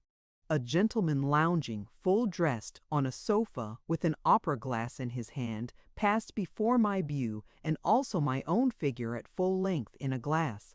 Then I was being ushered into one of these boxes, and found myself saying something as I sat down, and people about me crying, "Silence," to somebody, and ladies casting indignant glances at me, and what? Yes, Agnes, sitting on the seat before me in the same box with a lady and gentleman beside her whom I didn't know. I see her face now, better than I did then, I dare say, with its indelible look of regret and wonder turned upon me. "Agnes," I said thickly, "Lord bless mer, Agnes, hush, pray." She answered, I could not conceive why. "You disturb the company. Look at the stage." I tried, on her injunction, to fix it and to hear something of what was going on.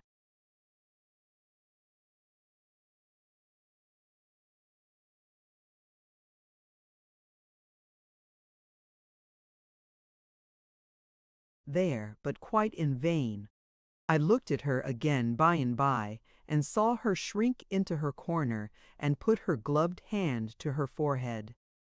"Agnes," I said, "I'm afraid you're nor well." "Yes, yes, do not mind me, Trotwood," she returned. "Listen, are you going away soon?" "Ami go away, Sue," I repeated. "Yes." I had a stupid intention of replying that I was going to wait to hand her downstairs. I suppose I expressed it somehow, for after she had looked at me attentively for a little while, she appeared to understand and replied in a low tone,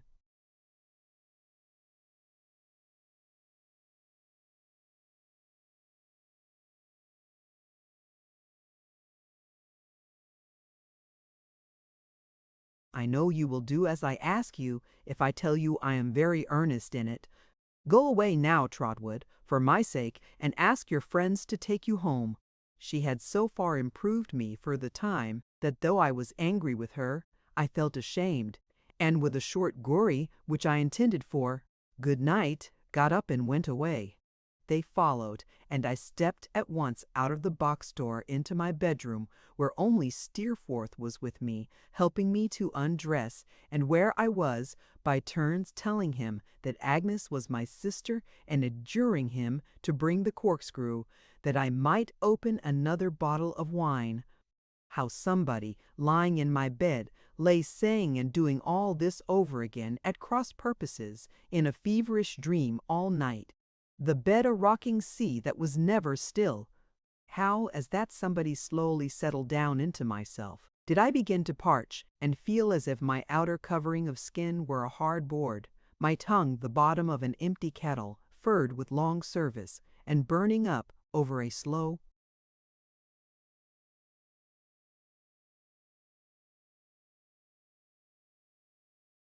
fire. The palms of my hands, hot plates of metal which no ice could cool.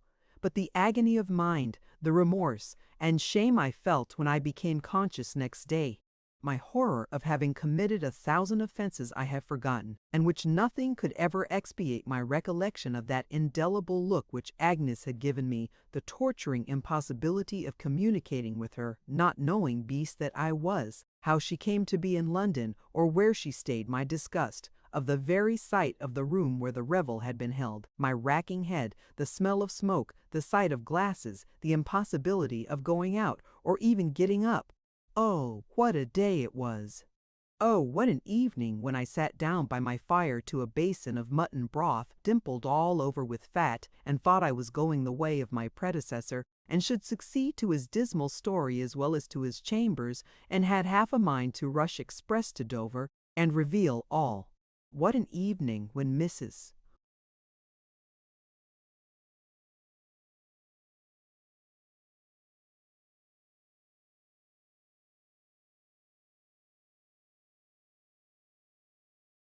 Krupp, coming in to take away the broth basin, produced one kidney on a cheese plate as the entire remains of yesterday's feast, and I was really inclined to fall upon her nankeen breast and say, in heartfelt penitence, "Oh, Mrs. Krupp, never mind the broken meats. I am very miserable." Only that I doubted even at that pass if Mrs. Krupp were quite the sort of woman to confide in.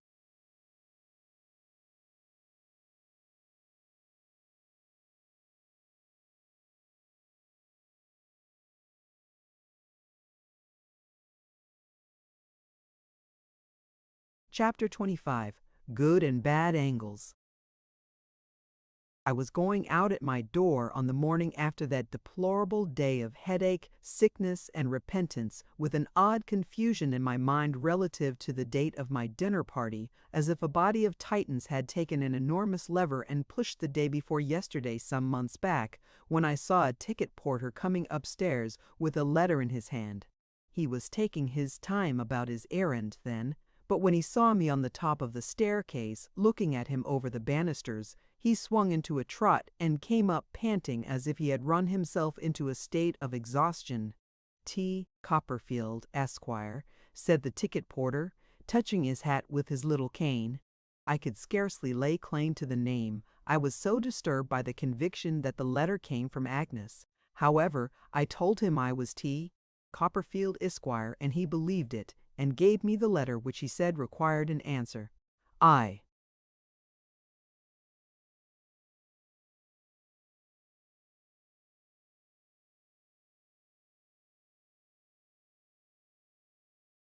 shut him out on the landing to wait for the answer, and went into my chambers again in such a nervous state that I was fain to lay the letter down on my breakfast table and familiarize myself with the outside of it a little before I could resolve to break the seal. I found, when I did open it, that it was a very kind note, containing no reference to my condition at the theatre. All it said was, "My dear Trotwood, I am staying at the house of Papa's agent, Mr. Waterbrook, in Ely Place, Holborn. Will you come and see me today at any time you like to appoint? Ever yours affectionately, Agnes." It took me such a long time to write an answer at all to my satisfaction that I don't know what the ticket porter can have thought, unless he thought I was learning to write. I must have written half a dozen answers at least. I began one, "How can I ever hope, my dear Agnes, to efface from your remembrance the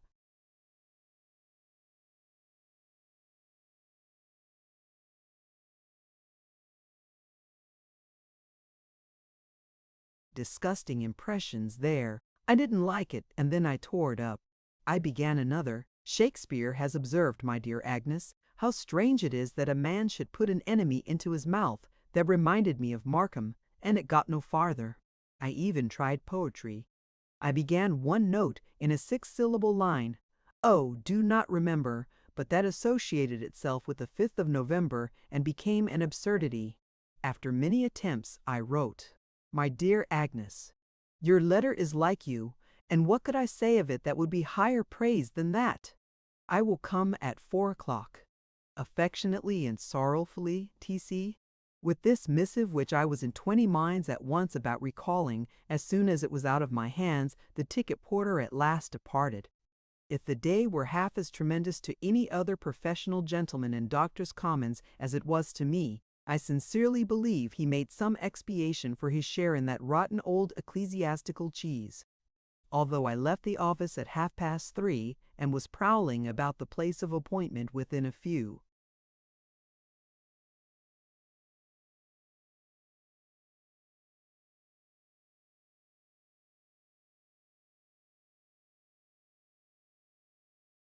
Minutes afterwards, the appointed time was exceeded by a full quarter of an hour, according to the clock of St. Andrew's, Holborn, before I could muster up sufficient desperation to pull the private bell handle let into the left-hand doorpost of Mr. Waterbrook's house. The professional business of Mr. Waterbrook's establishment was done on the ground floor, and the genteel business of which there was a good deal in the upper part of the building. I was shown into a pretty, but rather close drawing-room, and there sat Agnes, netting a purse. She looked so quiet and good, and reminded me so strongly of my airy fresh schooldays at Canterbury, and the sodden, smoky, stupid wretch I had been the other night, that, nobody being by, I yielded to my self-reproach and shame, and in short, made a fool of myself. I cannot deny that I shed tears. To this hour I am undecided whether it was upon the whole the wisest thing I could have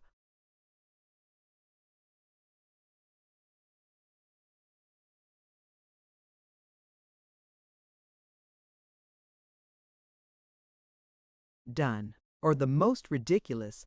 If it had been any one but you, Agnes, said I, turning away my head, I should not have minded it half so much. But that it should have been you who saw me, I almost wish I had been dead first. She put her hand, its touch was like no other hand, upon my arm for a moment, and I felt so befriended and comforted that I could not help moving it to my lips and gratefully kissing it. Sit down, said Agnes cheerfully. Don't be unhappy, Trotwood. If you cannot confidently trust me, whom will you trust? Ah, Agnes, I returned, you are my good angel. She smiled rather sadly, I thought, and shook her head.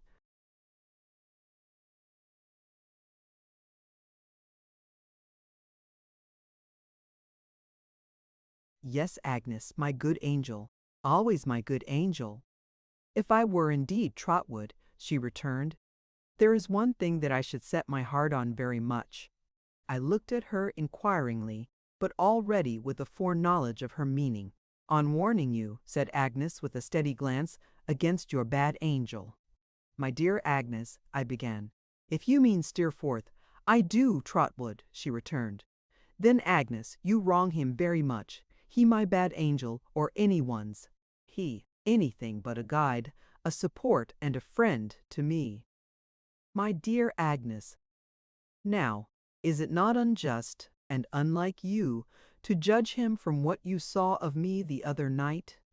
I do not judge him from what I saw of you the other night, she quietly replied.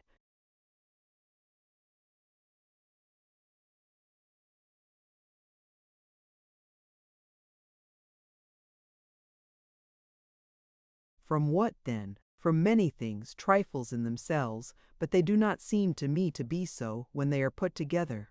I judge him partly from your account of him, Trotwood, and your character, and the influence he has over you. There was always something in her modest voice that seemed to touch a chord within me, answering to that sound alone. It was always earnest, but when it was very earnest, as it was now, there was a thrill in it that quite subdued me. I sat looking at her as she cast her eyes down on her work.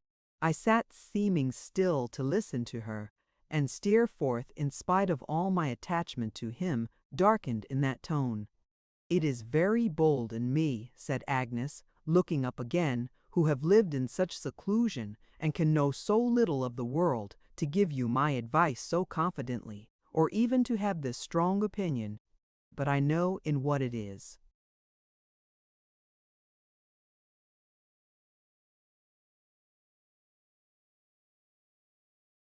Engendered, Trotwood, in how true a remembrance of our having grown up together, and in how true an interest in all relating to you.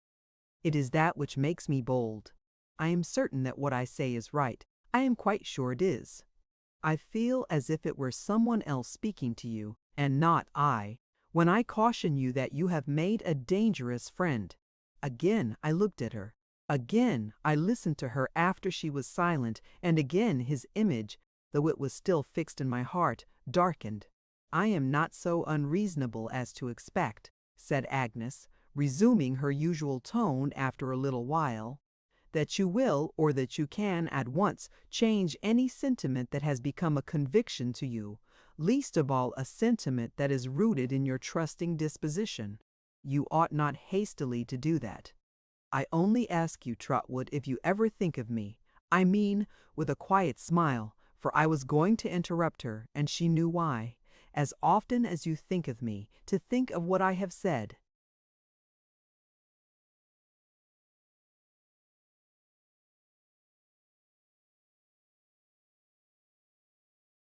Do you forgive me for all this?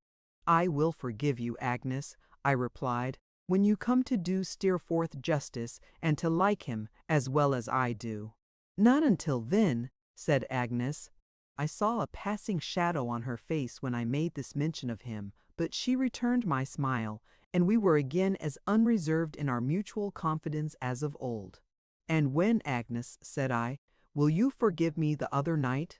When I recall it, said Agnes.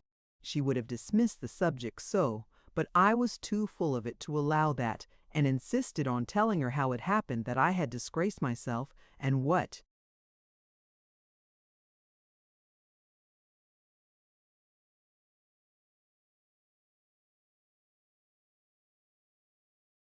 chain of accidental circumstances had had the theatre for its final link.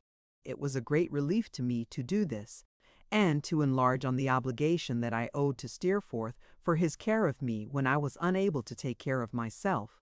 You must not forget, said Agnes, calmly changing the conversation as soon as I had concluded, that you are always to tell me, not only when you fall into trouble, but when you fall in love. Who has succeeded to Miss Larkins, Trotwood? No one, Agnes. Someone, Trotwood, said Agnes, laughing and holding up her finger. No, Agnes, upon my word. There is a lady, certainly, at Mrs. Steerforth's house, who is very clever, and whom I like to talk to Miss Dartle, but I don't adore her.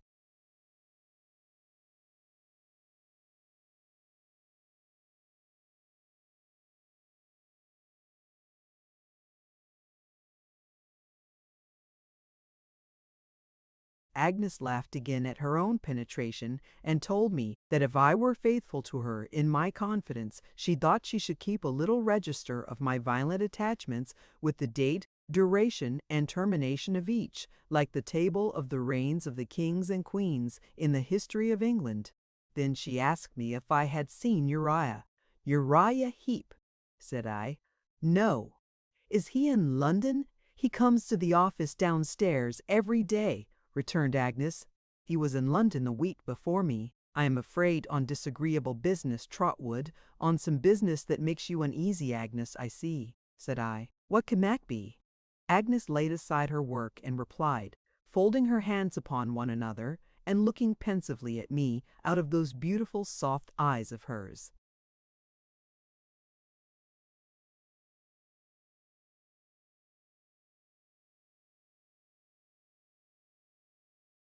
I believe he is going to enter into partnership with Papa. What? Uriah? That mean, fawning fellow worm himself into such promotion? I cried indignantly. Have you made no remonstrance about it, Agnes? Consider what a connection it is likely to be. You must speak out. You must not allow your father to take such a mad step. You must prevent it, Agnes, while there's time. Still looking at me, Agnes shook her head while I was speaking, with a faint smile at my warmth, and then replied, You remember our last conversation about Papa? It was not long after that, not more than 2 or 3 days, when he gave me the first intimation of what I tell you. It was sad to see him struggling between his desire to represent it to me as a matter of choice on his part, and his inability to conceal that it was forced upon him. I felt very sorry.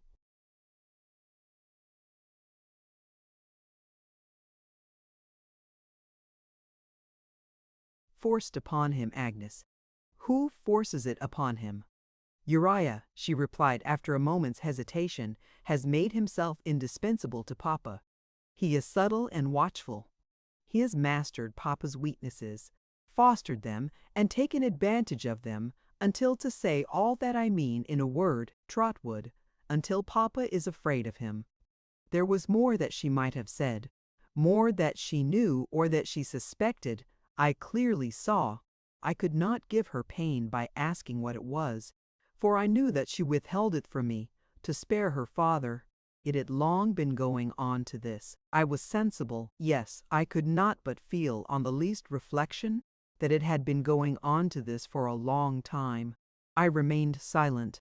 His ascendancy over Papa, said Agnes, is very great. He professes humility and gratitude with truth, perhaps I hope so. But his position is really one of power, and I fear he makes a hard use of his power.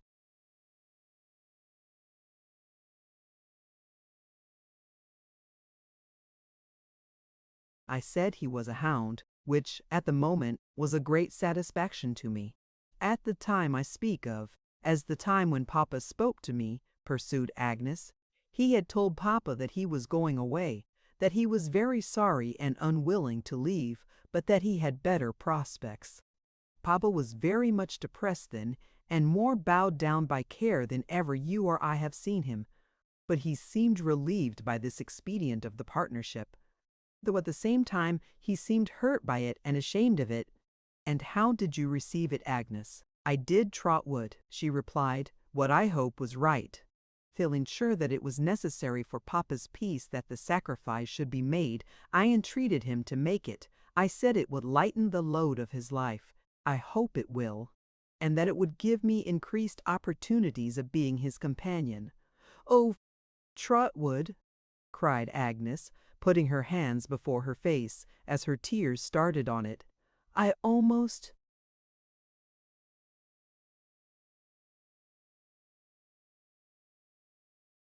feel as if I had been Papa's enemy instead of his loving child, for I know how he has altered in his devotion to me.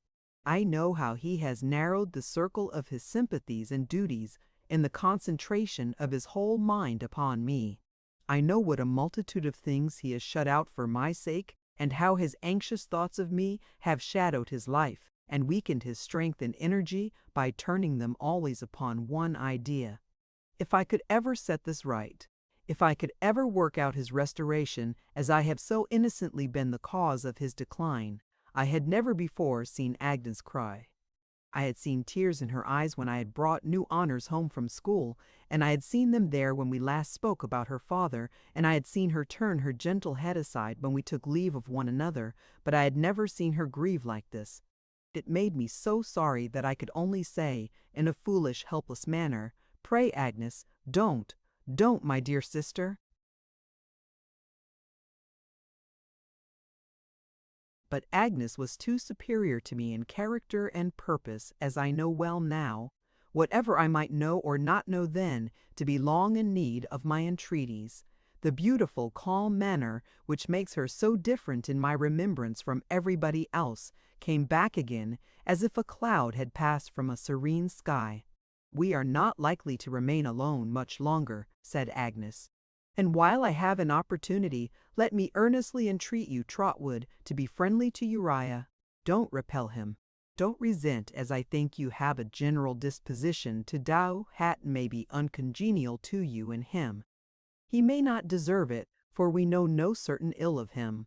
In any case, think first of Papa and me."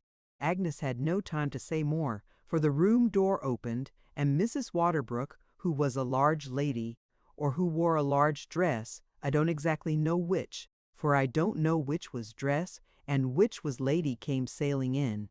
I had a dim recollection of having seen her at the theater, as if I had seen her.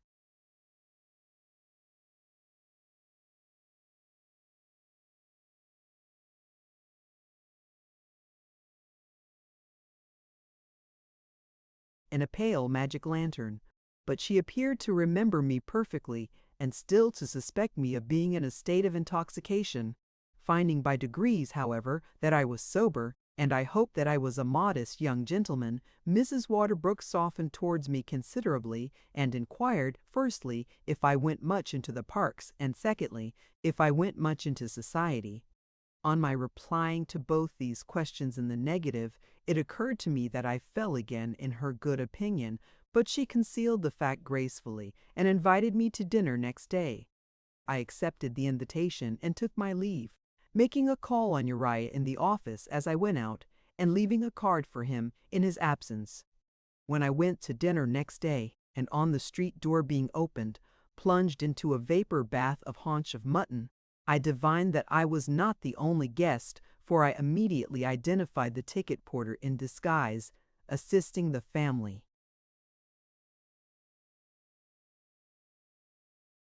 Servant, and waiting at the foot of the stairs to carry up my name. He looked to the best of his ability when he asked me for it confidentially, as if he had never seen me before. But well did I know him, and well did he know me. Conscience made cowards of us both. I found Mr. Waterbrook to be a middle-aged gentleman, with a short throat and a good deal of shirt collar, who only wanted a black nose to be the portrait of a pug dog. He told me he was happy to have the honor of making my acquaintance, and when I had paid my homage to Mrs. Waterbrook, presented me with much ceremony to a very awful lady in a black velvet dress and a great black velvet hat, whom I remember as looking like a near relation of Hamlet's, say his aunt. Mrs. Henry Spiker was this lady's name, and her husband was there too, so cold a man that his head, instead of being gray, seemed to be sprinkled with hoar.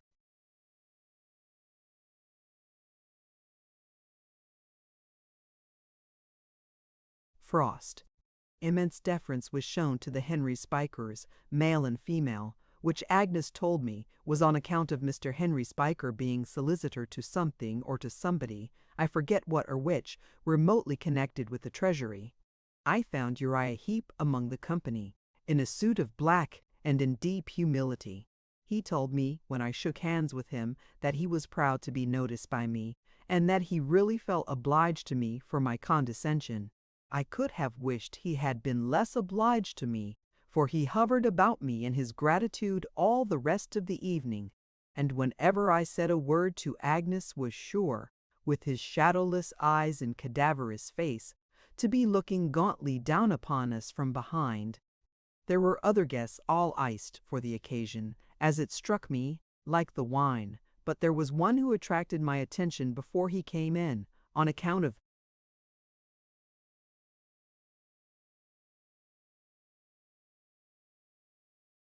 my hearing him announced as Mr. Traddles. My mind flew back to Salem House, and could it be Tommy, I thought, who used to draw the skeletons? I looked for Mr. Traddles with unusual interest. He was a sober, steady-looking young man of retiring manners, with a comic head of hair and eyes that were rather wide open, and he got into an obscure corner so soon that I had some difficulty in making him out. At length I had a good view of him, and either my vision deceived me, or it was the old unfortunate Tommy. I made my way to Mr. Waterbrook and said that I believed I had the pleasure of seeing an old schoolfellow there. "Indeed," said Mr. Waterbrook, surprised. "You are too young to have been at school with Mr. Henry Spiker?" "Oh, I don't mean him," I returned. "I mean the gentleman named Traddles."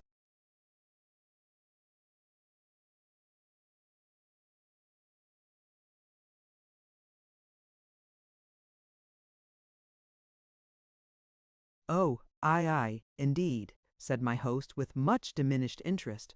"Possibly, if it's really the same person," said I, glancing towards him. "It was at a place called Salem House where we were together, and he was an excellent fellow."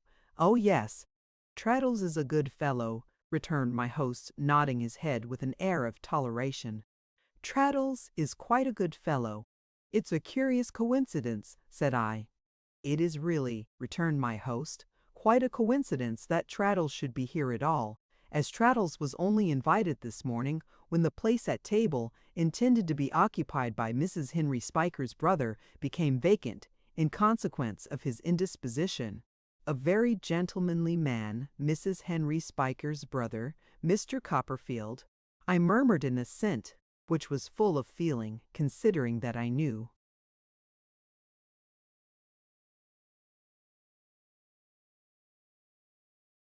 Nothing at all about him, and I inquired what Mr. Traddles was by profession.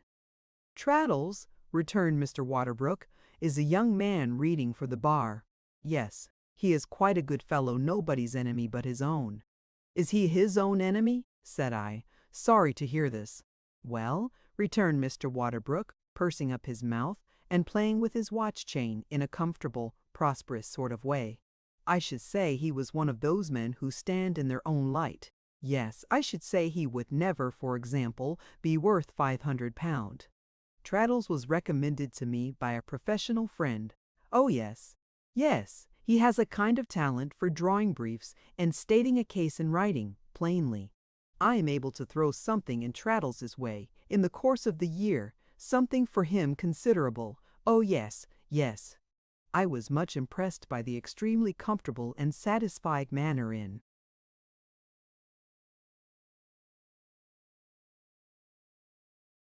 which Mr. Waterbrook delivered himself of this little word, yes, every now and then. There was wonderful expression in it. It completely conveyed the idea of a man who had been born, not to say with a silver spoon, but with a scaling ladder, and had gone on mounting all the heights of life one after another, until now he looked, from the top of the fortifications, with the eye of a philosopher and a patron, on the people down in the trenches. My reflections on this theme were still in progress when dinner was announced. Mr. Waterbrook went down with Hamlet's aunt. Mr. Henry Spiker took Mrs. Waterbrook. Agnes, whom I should have liked to take myself, was given to a simpering fellow with weak legs. Uriah, Traddles, and I, as the junior part of the company, went down last, how we could.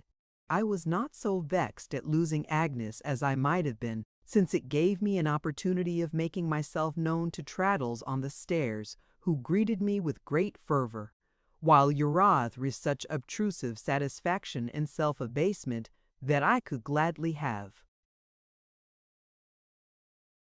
pitched him over the banisters. Traddles and I were separated at table, being billeted in two remote corners, he in the glare of a red velvet lady, I in the gloom of Hamlet's aunt. The dinner was very long, and the conversation was about the aristocracy and blood. Mrs. Waterbrook repeatedly told us that if she had a weakness, it was blood. It occurred to me several times that we should have got on better if we had not been quite so genteel. We were so exceedingly genteel that our scope was very limited. A Mr. and Mrs. Gulpidge were of the party who had something to do at second hand, at least. Mr. Gulpidge had with the law business of the bank, and what with the bank and what with the treasury, we were as exclusive as the court circular. To mend the matter, Hamlet's aunt had the family failing of indulging in soliloquy, and held forth in a desultory manner, by herself, on every topic that was introduced. These were few enough, to be sure, but as we always fell back upon blood, she had as wide a field for abstract speculation as her.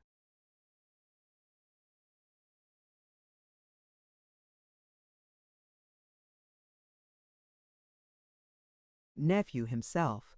We might have been a party of ogres, the conversation assumed such a sanguine complexion. I confess I am of Mrs. Waterbrook's opinion, said Mr. Waterbrook with his wine-glass at his eye. Other things are all very well in their way, but give me blood. Oh, there is nothing, observed Hamlet's aunt, so satisfactory to one. There is nothing that is so much one's beau ideal of all that sort of thing, speaking generally. There are some low minds, not many I am happy to believe, but there are some that would prefer to do what I should call bow down before idols, positively idols, before service, intellect, and so on. But these are intangible points. Blood is not so. We see blood in a nose and we know it. We meet with it in a chin and we say, there it is. That's blood. It is an actual matter of fact. We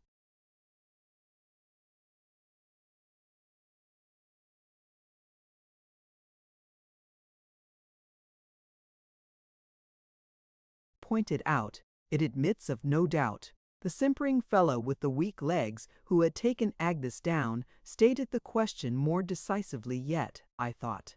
Oh, you know, deuce take it, said this gentleman, looking round the board with an imbecile smile. We can't forgo blood, you know. We must have blood, you know. Some young fellows, you know, may be a little behind their station, perhaps, in point of education and behavior, and may go a little wrong, you know, and get themselves and other people into a variety of fixes and all that. But deuce take it, it's delightful to reflect that they've got blood in 'em. Myself, I'd rather at any time be knocked down by a man who had got blood in him than I'd be picked up by a man who hadn't. This sentiment, as compressing the general question into a nutshell, gave the utmost satisfaction and brought the gentlemen into great notice until the ladies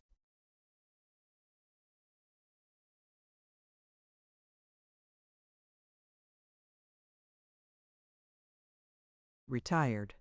After that, I observed that Mr. Gulpidge and Mr. Henry Spiker, who had hitherto been very distant, entered into a defensive alliance against us, the common enemy, and exchanged a mysterious dialogue across the table for our defeat and overthrow.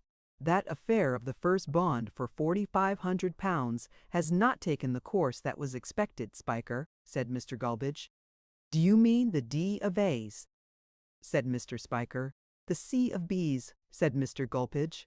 Mr. Spiker raised his eyebrows and looked much concerned. When the question was referred to Lord, I needn't name him, said Mr. Gulpidge, checking himself.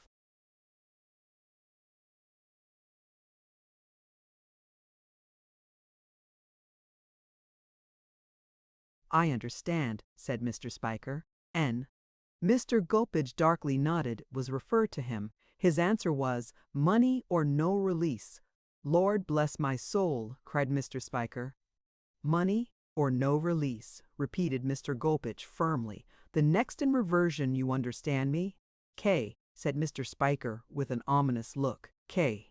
Then positively refused to sign. He was attended at Newmarket for that purpose, and he point blank refused to do it. Mr. Spiker was so interested that he became quite stony. So the matter rests at this hour, said Mr. Gulpidge, throwing himself back in.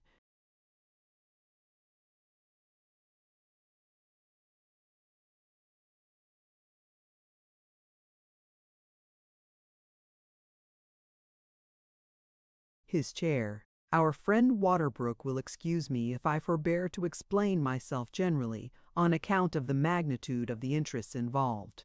Mr. Waterbrook was only too happy, as it appeared to me, to have such interests, and such names, even hinted at across his table. He assumed an expression of gloomy intelligence, though I am persuaded he knew no more about the discussion than I did, and highly approved of the discretion that had been observed. Mr. Spiker, after the receipt of such a confidence, naturally desired to favor his friend with a confidence of his own.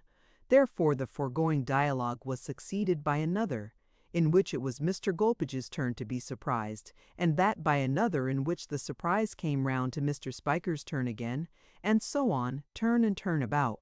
All this time we, the outsiders, remained oppressed by the tremendous interest involved in the conversation, and our host regarded us with pride, as the victims of a salutary awe and astonishment. I was very glad indeed to get upstairs to Agnes and to talk with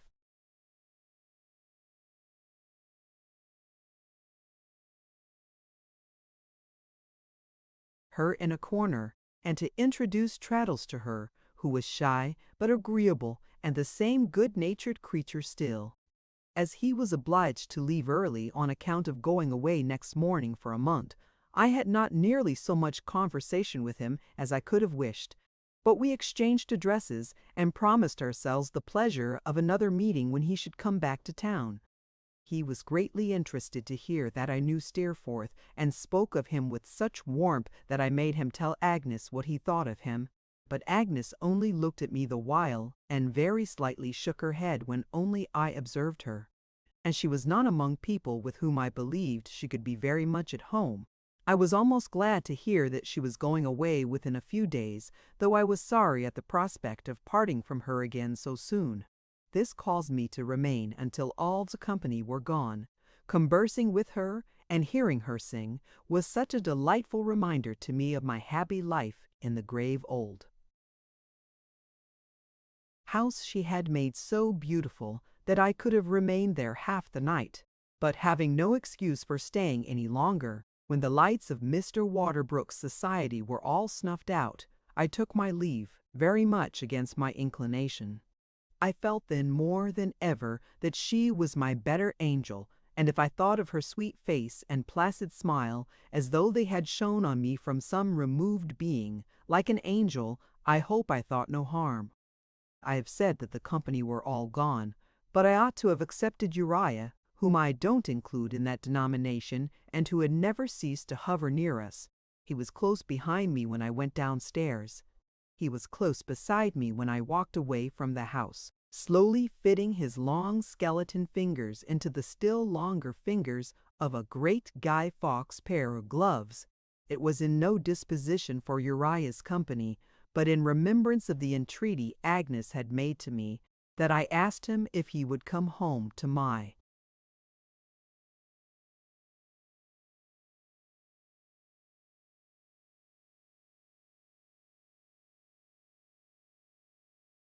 rooms and have some coffee.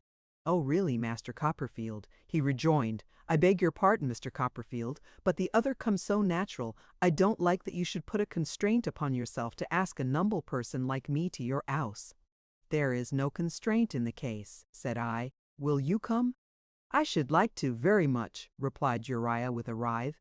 "Well then, come along," said I. I could not help being rather short with him, but he appeared not to mind it. We went the nearest way, without conversing much upon the road, and he was so humble in respect of those scarecrow gloves that he was still putting them on, and seemed to have made no advance in that labor when we got to my place.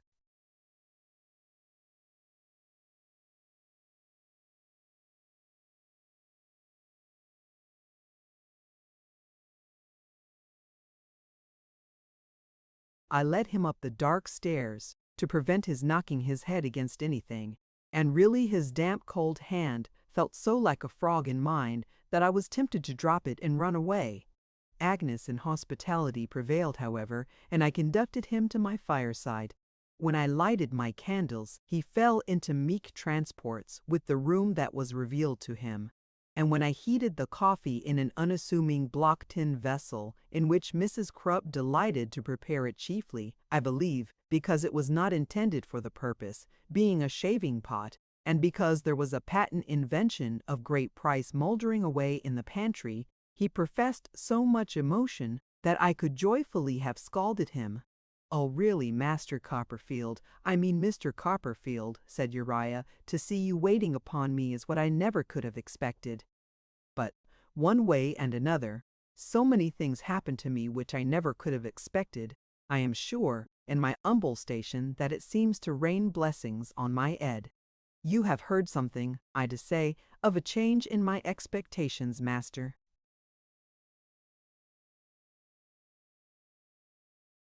Copperfield, I should say, Mr. Copperfield? As he sat on my sofa with his long knees drawn up under his coffee cup, his hat and gloves upon the ground close to him, his spoon going softly round and round, his shadowless red eyes, which looked as if they had scorched their lashes off, turned towards me without looking at me, the disagreeable dints I have formerly described in his nostrils coming and going with his breath, and a snaky undulation pervading his frame from his chin to his boots, I decided in my own mind that I disliked him intensely. It made me very uncomfortable to have him for a guest, for I was young then, and unused to disguise what I so strongly felt. "You have heard something, I say, of a change in my expectations, Master Copperfield, I should say, Mr. Copperfield?" observed Uriah. "Yes," said I, "something."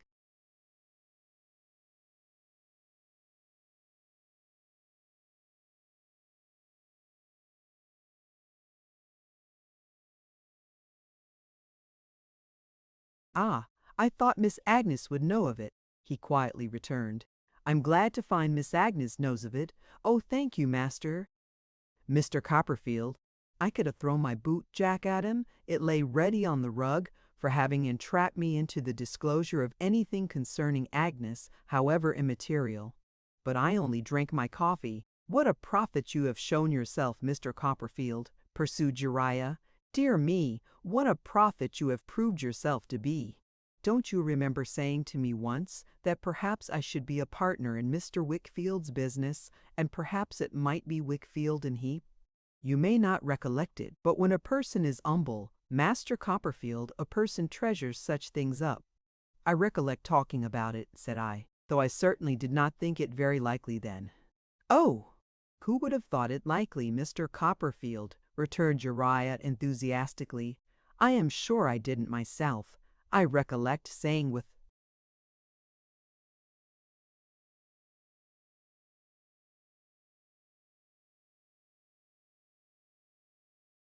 my own lips that I was much too humble, so I considered myself really and truly.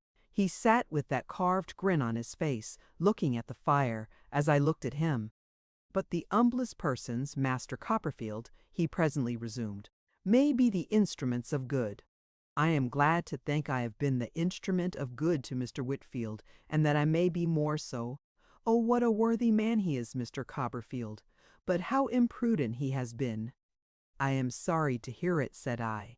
I could not help adding rather pointedly, on all accounts. Decidedly so, Mr. Copperfield, replied Uriah. On all accounts. Miss Agnes's above all. You don't remember your own eloquent expressions, Master Copperfield, but I remember how you said one day that everybody must admire her, and how I thanked you for it. You have forgot that, I have no doubt, master. Copperfield, no, said I dryly. Oh, how glad I am you have not, exclaimed Uriah. To think that you should be the first to kindle the sparks of ambition in my humble breast, and that you've not forgot it. Oh, would you excuse me asking for a cup more coffee?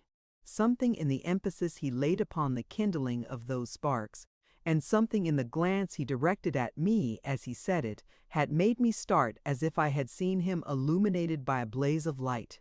Recalled by his request, preferred in quite another tone of voice, I did the honors of the shaving pot, but I did them with an unsteadiness of hand, a sudden sense of being no match for him, and a perplexed, suspicious anxiety as to what he might be going to say next, which I felt could not escape his observation.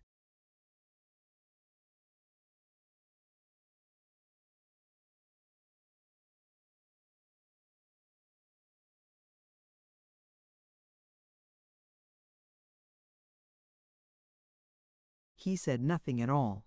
He stirred his coffee round and round, he sipped it, he felt his chin softly with his grisly hand, he looked at the fire, he looked about the room, he gasped rather than smiled at me, he writhed and undulated about, and his deferential servility, he stirred and sipped again, but he left the renewal of the conversation to me.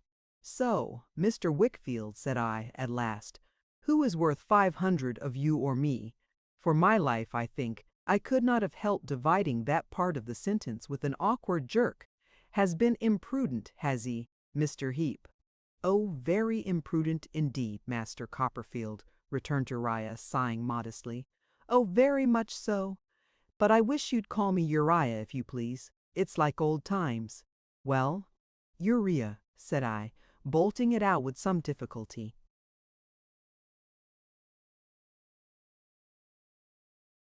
Thank you, he returned with fervor. Thank you, Master Copperfield. It's like the blowing of old breezes or the ringing of old bells to hear you say, Uriah, I beg your pardon. Was I making any observation? About Mr. Whitfield, I suggested. Oh, yes, truly, said Uriah. Ah, great imprudence, Master Copperfield.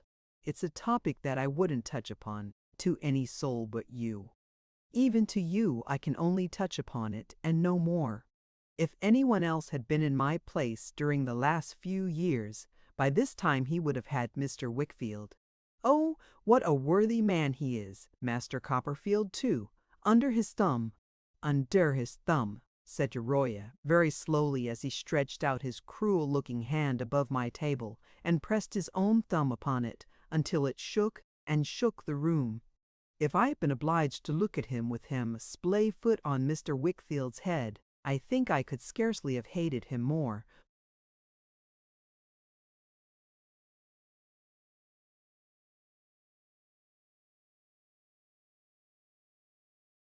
Oh dear, yes, Master Copperfield, he proceeded, in a soft voice, most remarkably contrasting with the action of his thumb, which did not diminish its hard pressure in the least degree. There's no doubt of it. There would have been loss, disgrace, I don't know what at all. Mr. Wickfield knows it. I am the humble instrument of humbly serving him, and he puts me on an eminence I hardly could have hoped to reach. How thankful should I be?" With his face turned towards me as he finished. But without looking at me, he took his crooked thumb off the spot where he had planted it, and slowly and thoughtfully scraped his lank jaw with it, as if he were shaving himself. I recollect well how indignantly my heart beat as I saw his crafty face with the appropriately red light of the fire upon it, preparing for something else. "Master Copperfield," he began, "but am I keeping you up?" "You are not keeping me up. I generally go to bed late." "Thank you, Master Copperfield. I have risen from my humble station since first you used to address me, it is true, but I am humble still. I hope I never shall be otherwise than humble. You will not think the worse of my humbleness if I make a little confidence to you, Master Copperfield, will you?" "Oh, no," said I with an effort. "Thank you." He took out his pocket handkerchief and began wiping the palms of his hands. "Miss Agnes, Master Copperfield, well, Uriah?" "Oh, how pleasant to be called Uriah spontaneously," he cried, and gave himself a jerk like a convulsive fish. "You thought her looking very beautiful tonight, Master Copperfield?"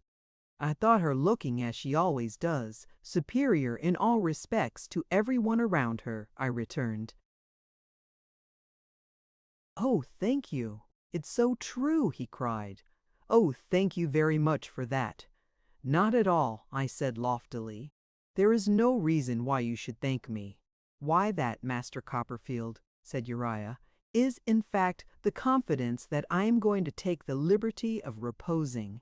Humble as I am," he wiped his hands harder and looked at them and at the fire by turns, "humble as my mother is, and lowly as our poor but honest roof has ever been, the image of Miss Agnes, I don't mind trusting you with my secret, Master Copperfield, for I have always overflowed towards you since the first moment I had the pleasure of beholding you in a pony shay has been in my breast for years.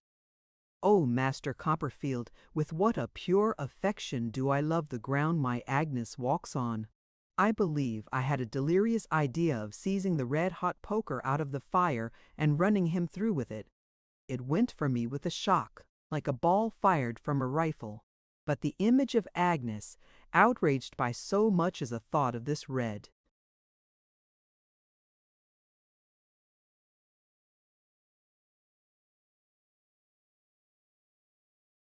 headed animals, remained in my mind when I looked at him, sitting all awry as if his mean soul griped his body and made me giddy. He seemed to swell and grow before my eyes. The room seemed full of the echoes of his voice, and the strange feeling to which, perhaps, no one is quite a stranger, that all this had occurred before, at some indefinite time, and that I knew what he was going to say next, took possession of me. A timely observation of the sense of power that there was in his face did more to bring back to my remembrance the entreaty of Agnes in its full force than any effort I could have made. I asked him with a better appearance of composure than I could have thought possible a minute before, whether he had made his feelings known to Agnes. "Oh no, Master Copperfield," he returned. "Oh dear no, not to anyone but you. You see, I am only just emerging from my lowly station. I rest a good deal of hope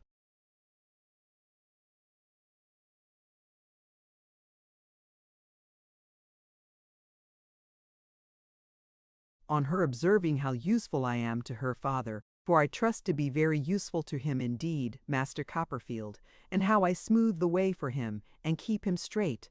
She's so much attached to her father, Master Copperfield.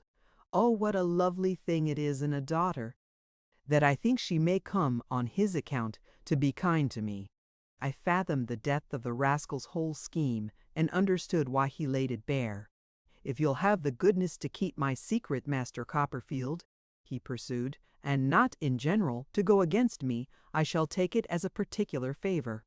You wouldn't wish to make unpleasantness. I know what a friendly heart you got, but having only known me on my humble footing on my humbles, I should say, for I am very humble still, you might, unbeknown, go against me rather, with my Agnes. I call her mine, you see, Master Copperfield. There's a song that says, I'd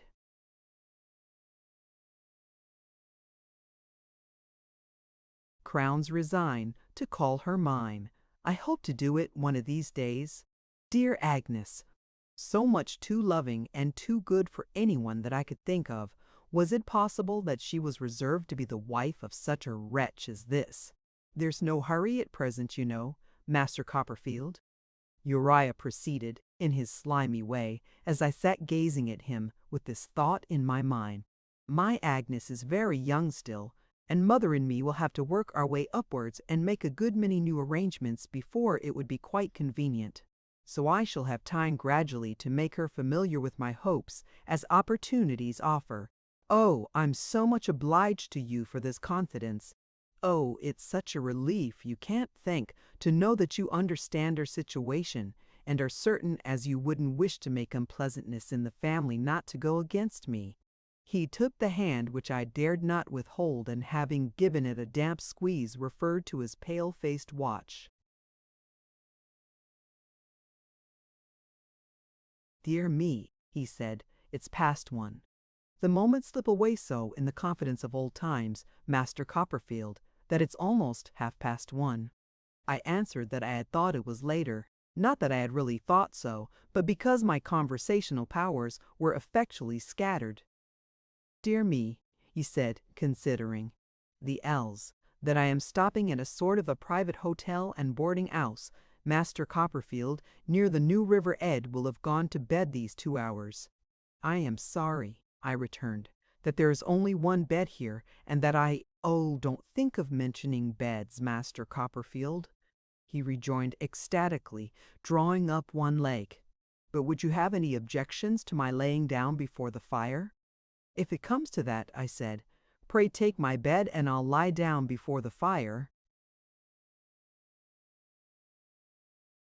His repudiation of this offer was almost shrill enough in the excess of its surprise and humility to have penetrated to the ears of Mrs. Crupp, then sleeping, I suppose, in a distant chamber situated at about the level of low water mark, soothed in her slumbers by the ticking of an incorrigible clock, to which she always referred me when we had any little difference on the score of punctuality, and which was never less than 3/4 of an hour too slow, and had always been put right in the morning by the best authorities. As no arguments I could urge, in my bewildered condition, had the least effect upon his modesty in inducing him to accept my bedroom, I was obliged to make the best arrangements I could for his repose before the fire. The mattress of the sofa, which was a great deal too short for his lank figure, the sofa pillows, a blanket, the table cover, a clean breakfast cloth, and a great coat, made him a bed and covering, for which he was more than thankful. Having lent him a nightcap, which he put on at once, and in which he made such an awful figure that I have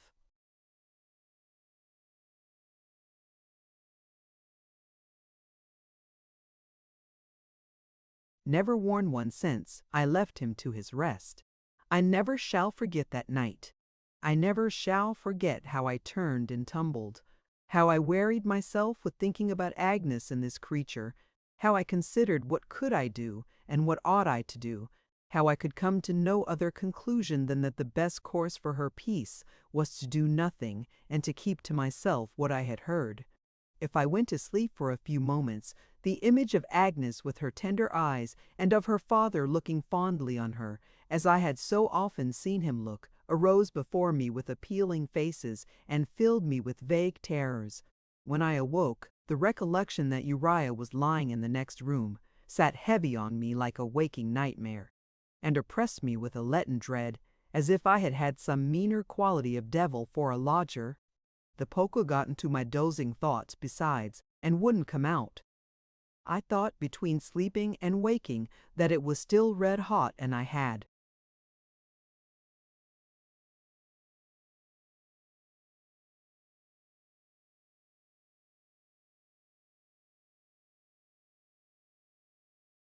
snatched it out of the fire and run him through the body.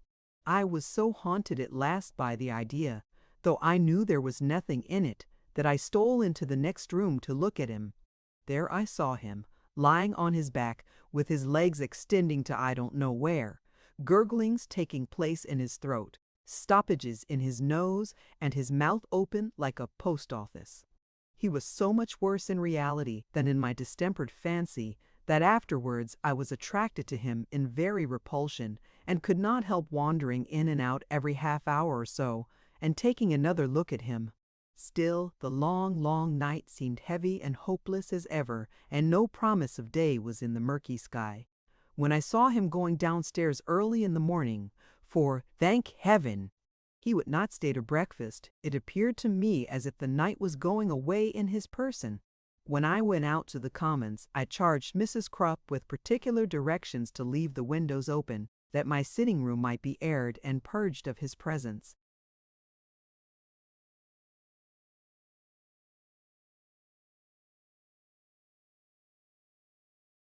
Chapter 26. I Fall into Captivity. I saw no more of Uriah Heep until the day when Agnes left town. I was at the coach office to take leave of her and see her go, and there was he, returning to Canterbury by the same conveyance. It was some small satisfaction to me to observe his spare, short-waisted, high-shouldered, mulberry-colored great coat perched up, in company with an umbrella like a small tent, on the edge of the back seat on the roof, while Agnes was, of course, inside. But what I underwent in my efforts to be friendly with him, while Agnes looked on, perhaps deserved that little recompense. At the coach window, as at the dinner party, he hovered about us without a moment's intermission, like a great vulture, gorging himself on every syllable that I said to Agnes, or Agnes said to me. In the state of trouble into which his disclosure by my fire had thrown me, I had thought very much of the words Agnes had used in reference to the partnership. I did what I hope was right, feeling sure that it was necessary for Papa's peace that the sacrifice should be made. I entreated him to make it. A.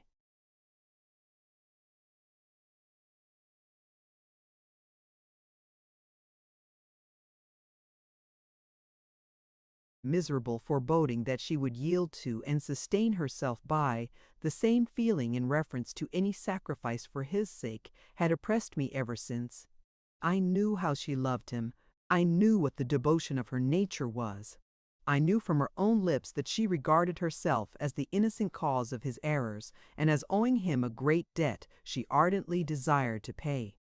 I had no consolation in seeing how different she was from this detestable Rufus with the mulberry-colored great coat, for I felt that in the very difference between them, in the self-denial of her pure soul and the sordid baseness of his, the greatest danger lay.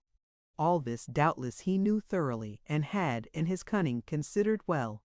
Yet I was so certain that the prospect of such a sacrifice afar off must destroy the happiness of Agnes, and I was so sure from her manner of its being unseen by her then, and having cast no shadow on her yet, that I could as soon have injured her as given her any warning of what impended. Thus it was that we parted without explanation, she waving her hand in smiling farewell from the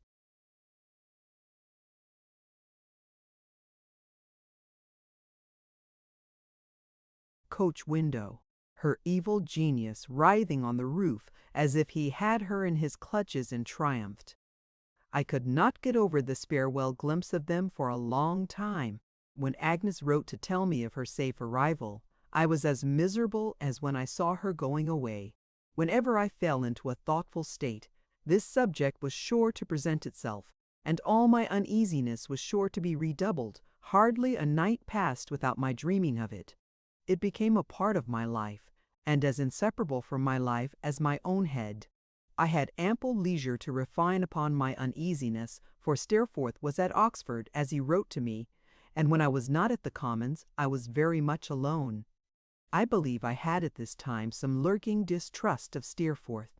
I wrote to him most affectionately in reply to his, but I think I was glad, upon the whole, that he could not come to London just then. I suspect the truth to be that the influence of Agnes was upon me, undisturbed by the sight of him, and that it was the more powerful with me, because she had so large a share in my thoughts and interest. In the meantime, days and weeks slipped away. I was articled to Spenlow and Jorkins. I had £90 a year exclusive of my house rent and sundry collateral matters from my aunt. My rooms were engaged for 12 months certain, and though I still found them dreary of an evening and the evenings long, I could settle down into a state of equable low spirits and resign myself to coffee, which I seem, on looking back, to have taken by the gallon at about this period of my existence. At about this time, too, I made 3 discoveries. First, that Mrs. Krupp was a martyr to a curious disorder called the spasms, which was generally accompanied with inflammation of the nose and required to be constantly treated with peppermint. Secondly, that something peculiar in the temperature of my pantry made the brandy bottles burst. Thirdly, that I was alone in the world and much given to record that circumstance in fragments of English versification. On the day when I was articled, no festivity took place, beyond my having sandwiches and sherry into the office for the clerks, and going alone to the theatre at night. I went to see The Stranger as a Doctor's Commons sort of play, and was so dreadfully cut up that I hardly knew myself in my own glass when I got home. Mr. Spenlow remarked on this occasion, when we concluded our business, that he should have been happy to have seen me at his house at Norwood, to celebrate our becoming connected, but for his domestic arrangements being in some disorder, on account of the expected return of his daughter from finishing her education at Paris. But he intimated that when she came home, he should hope to have the pleasure of entertaining me. I knew that he was a widower with 1 daughter, and expressed my acknowledgments. Mr. Spenlow was as good as his word. In a week or 2 he referred to this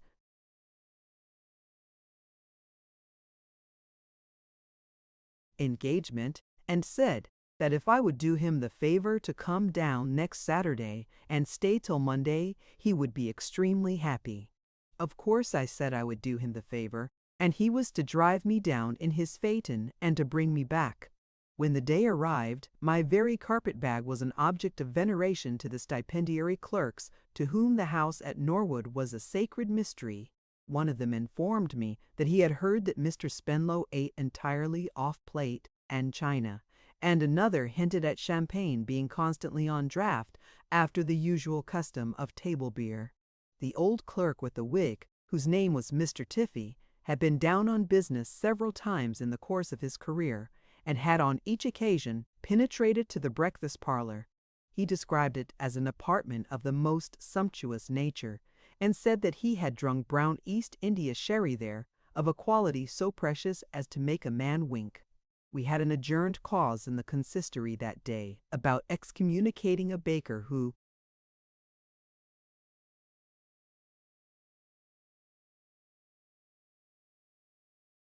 had been objecting in a vestry to a paving raid, and as the evidence was just twice the length of Robinson Crusoe, according to a calculation I made, it was rather late in the day before we finished.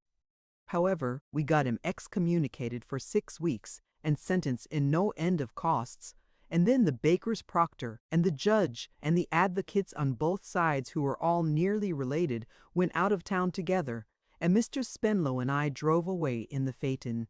The phaeton was a very handsome affair. The horses arched their necks and lifted up their legs as if they knew they belonged to Doctors' Commons. There was a good deal of competition in the Commons on all points of display, and it turned out some very choice equipages then.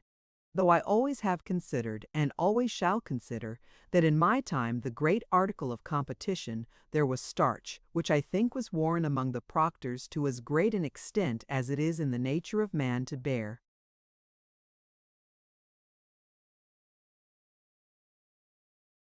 We were very pleasant, going down, and Mr. Spenlow gave me some hints in reference to my profession.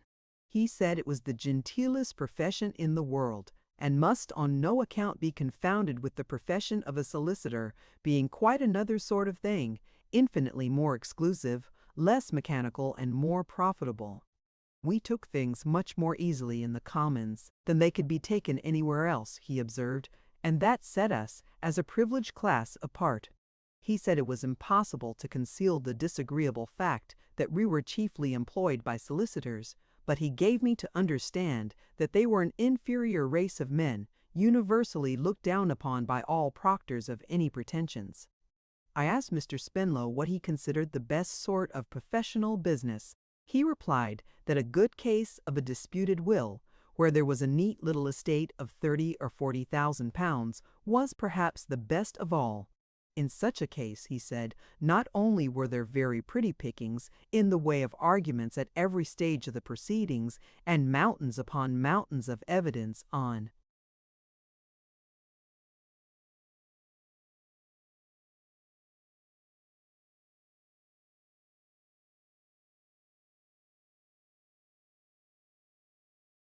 interrogatory and counter-interrogatory, to say nothing of an appeal lying, first to the delegates and then to the lords, but, the costs being pretty sure to come out of the estate at last, both sides went at it in a lively and spirited manner, and expense was no consideration.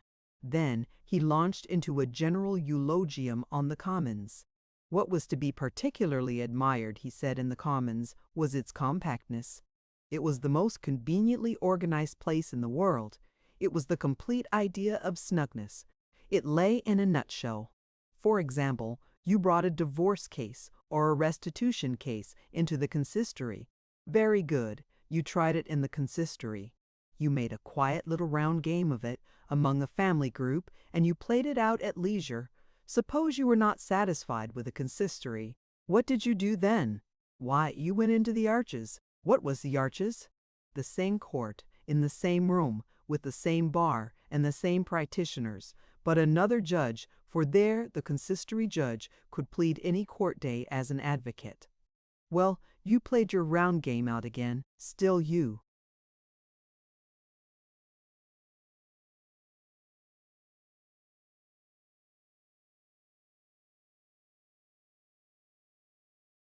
Were not satisfied. Very good. What did you do then? Why, you went to the delegates. Who were the delegates? Why, the ecclesiastical delegates were the advocates without any business, who had looked on at the round game when it was playing in both courts, and had seen the cards shuffled and cut and played, and had talked to all the players about it, and now came fresh, as judges, to settle the matter to the satisfaction of everybody.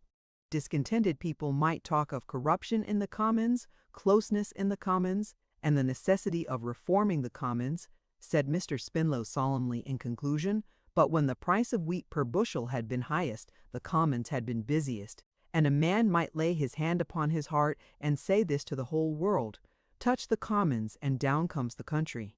I listened to all this with attention, and though I must say I had my doubts whether the country was quite as much obliged to the Commons as Mr. Spinlow made out, I respectfully deferred to his opinion. That about the price of wheat.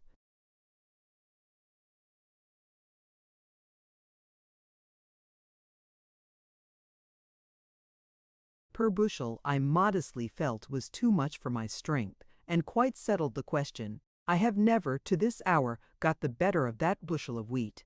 It has reappeared to annihilate me all through my life, in connection with all kinds of subjects.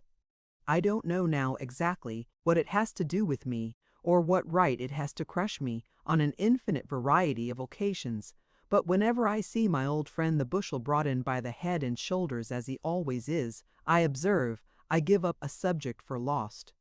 This is a digression. I was not the man to touch the Commons and bring down the country. I submissively expressed, by my silence, my acquiescence in all I had heard from my superior in years and knowledge. And we talked about the stranger and the drama, and the pairs of horses, until we came to Mr. Spinlow's gate. There was a lovely garden to Mr. Spinlow's house, and though that was not the best time of the year for seeing a garden, it was so beautifully kept that I was quite enchanted. There was a charming lawn, there were clusters of trees, and there were perspective walks that I could just distinguish in the dark, arched over with trellis work, on which shrubs and flowers grew in the growing season. Here Miss Spinlow walks by herself, I thought. Dear me! We went into the house, which was cheerfully lighted up, and into a hall where there were all sorts of hats, caps, greatcoats, plaids, gloves, whips, and walking sticks. "Where is Miss Dora?" said Mr. Spinlow to the servant. Dora, I thought. What a beautiful name! we turned into a room near at hand. I think it was the identical breakfast room, made memorable by the brown East Indian sherry, and I heard a voice say, "Mr. Mile Copperfield, my daughter Dora, and my daughter Dora's confidential friend." It was, no doubt, Mr. Spenlow's voice, but I didn't know it, and I didn't care whose it was. All was over in a moment. I had fulfilled my destiny. I was a captive and a slave. I loved Dora Spenlow to distraction. She was more than human to me. She was a fairy, a sylph. I don't know what she was, anything that no one ever saw, and everything that everybody ever wanted. I was swallowed up in an abyss of love in an instant. There was no pausing on the brink, no looking down or looking back. I was gone headlong before I had sense to say a word to her. I observed a well-remembered voice, when I had bowed and murmured something, have seen Mr. Copperfield before. The speaker was not Dora. No, the confidential friend, Miss Murdstone. I don't think I was much astonished. To the best of my judgment, no capacity of astonishment was left in me. There was nothing worth mentioning in the material world but Dora Spenlow to be astonished about. I said, "How do you do, Miss Murdstone? I hope you are well." She answered, "Very well." I said, "How is Mr. Murdstone?" She replied, "My brother is robust. I am obliged to you." Mr. Spenlow, who I suppose had been surprised to see us recognize each other, then put in his word. "I am glad to find," he said, "Copperfield, that you and Miss Murdstone are already acquainted. Mr. Regate Copperfield and myself," said Miss Murdstone with severe composure, "are connections. We were once slightly acquainted. It was in his childish days. Circumstances have separated us since. I should not have known him." I replied that I should have known her anywhere, which was true enough. "Miss Murdstone has had the goodness," said Mr. Spenlow to me, "to accept the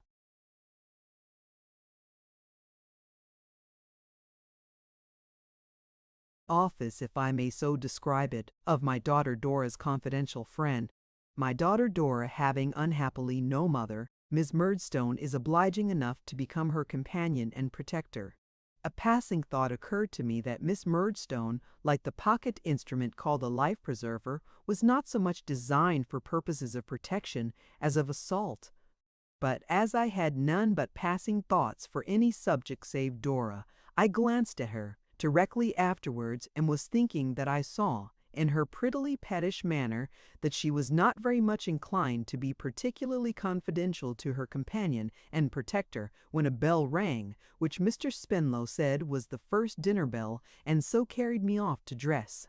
The idea of dressing oneself or doing anything in the way of action in that state of love was a little too ridiculous. I could only sit down before my fire, biting the key of my carpet-bag, and think of the captivating, girlish, bright-eyed, lovely Dora. What a form she had! What a face she had! What a graceful, variable, enchanting manner! The bell rang again, so soon that I made a mere scramble of my dressing, instead of the careful operation I could have wished under the circumstances, and went downstairs. There was some company. Dora was talking to an old gentleman with a gray head, gray as he was, and a great-grandfather into the bargain, for he said so. I was madly jealous of him. What a state of mind I was in! I was jealous of everybody. I couldn't bear the idea of anybody knowing Mr. Spenlow better than I did. It was torturing to me to hear them talk of occurrences in which I had had no share. When a most amiable person with a highly polished bald head asked me across the dinner table if that were the first occasion of my seeing the grounds, I could have done anything to him that was savage and revengeful.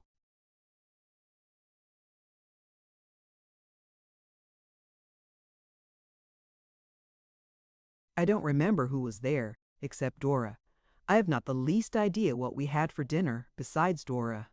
My impression is that I dined off Dora entirely, and sent away half a dozen plates untouched. I sat next to her. I talked to her. She had the most delightful little voice, the gayest little laugh, the pleasantest and most fascinating little ways that ever led a lost youth into hopeless slavery. She was rather diminutive altogether, so much the more precious, I thought. When she went out of the room with Miss Murdstone, no other ladies were of the party. I fell into a reverie, only disturbed by the cruel apprehension that Miss Murdstone would disparage me to her. The amiable creature with the polished head told me a long story, which I think was about gardening. I think I heard him say, "my gardener," several times. I seemed to pay the deepest attention to him, but I was wandering in a garden of Eden all the while, with Dora. My apprehensions of being disparaged to the object of my engrossing affection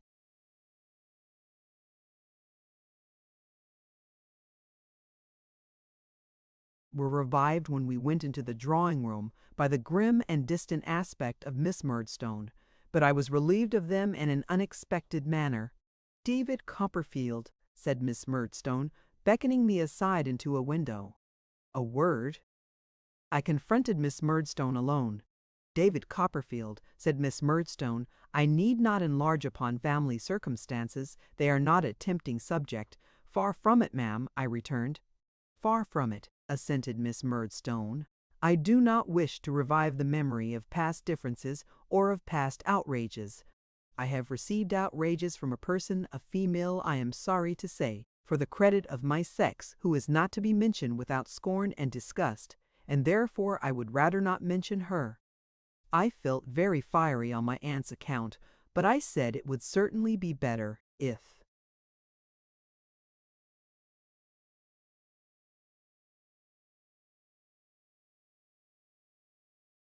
Miss Murdstone pleased not to mention her. I could not hear her disrespectfully mentioned, I added, without expressing my opinion in a decided tone. Miss Murdstone shut her eyes, and disdainfully inclined her head, then, slowly opening her eyes, resumed, "David Copperfield, I shall not attempt to disguise the fact that I formed an unfavorable opinion of you in your childhood. It may have been a mistaken one, or you may have ceased to justify it. That is not in question between us now. I belong to a family remarkable, I believe, for some firmness, and I am not the creature of circumstance or change. I may have my opinion of you, you may have your opinion of me." I inclined my head in my turn. "But it is not necessary," said Miss Murdstone, "that these opinions should come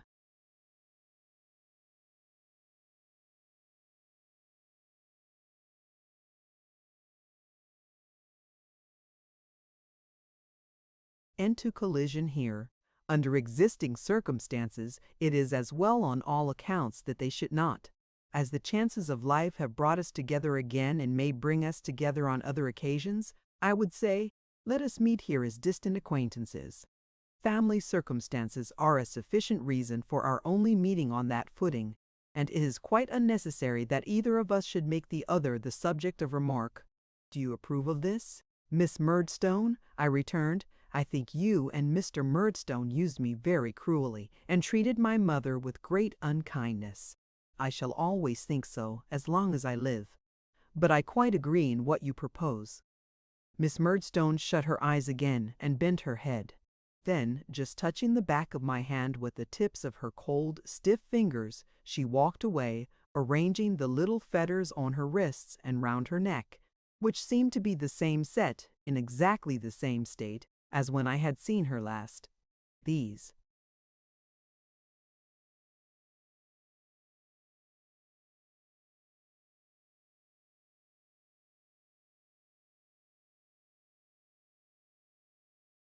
reminded me, in reference to Miss Murdstone's nature, of the fetters over a jail door, suggesting on the outside to all beholders what was to be expected within.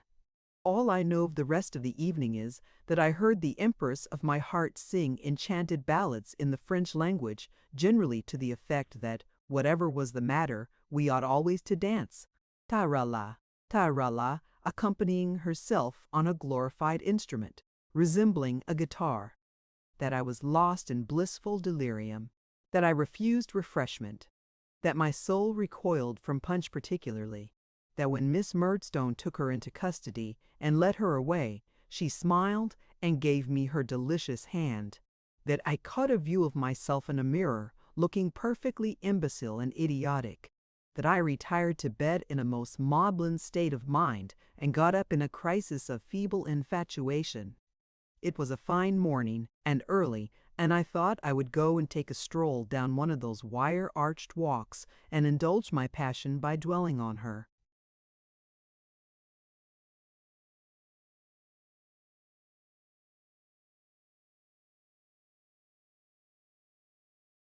Image. On my way through the hall, I encountered her little dog, who was called Jip, short for Gypsy. I approached him tenderly, for I loved even him, but he showed his whole set of teeth, got under a chair expressly to snarl, and wouldn't hear of the least familiarity. The garden was cool and solitary. I walked about wondering what my feelings of happiness would be if I could ever become engaged to this dear wonder. As to marriage and fortune and all that, I believe I was almost as innocently undesigning then as when I loved little Emily. To be allowed to call her Dora, to write to her, to dote upon and worship her, to have reason to think that when she was with other people she was yet mindful of me, seemed to me the summit of human ambition. I am sure it was the summit of mine. There is no doubt whatever that I was a lackadaisical young spoony. But there was a purity of heart in all this that prevents my having quite a contemptuous recollection of it, let me laugh as I may.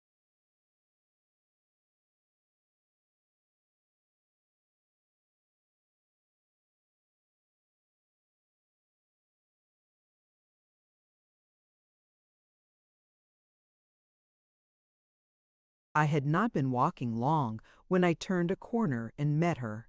I tingle again from head to foot as my recollection turns that corner, and my pen shakes in my hand. "You are out early, Miss Spenlow," said I. "It's so stupid at home," she replied, "and Miss Murdstone is so absurd. She talks such nonsense about its being necessary for the day to be aired before I come out." "Aired!" she laughed, here in the most melodious manner. "On a Sunday morning when I don't practice, I must do something, so I told Papa last night I must come out. Besides, it's the brightest time of the whole day. Don't you think so?" I hazarded a bold flight, and said not without stammering that it was very bright to me then, though it had been very dark to me a minute before.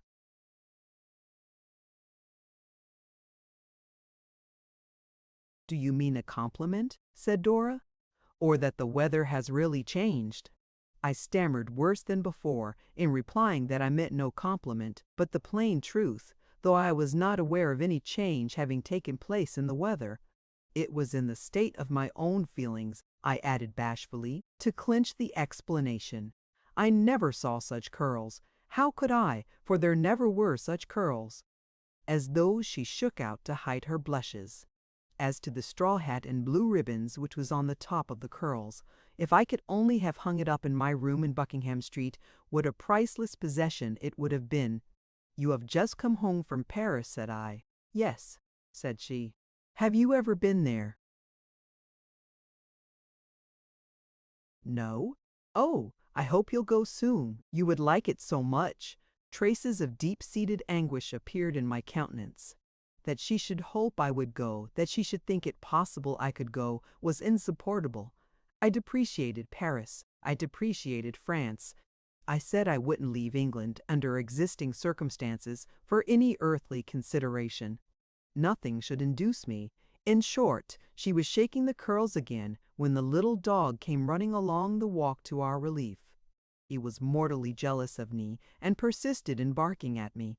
She took him up in her arms, oh my goodness, and caressed him, but he persisted upon barking still. He wouldn't let me touch him when I tried, and then she beat him. It increased my sufferings greatly to see the pats she gave him for punishment on the bridge of his blunt nose, while he winked his eyes and licked her hand, and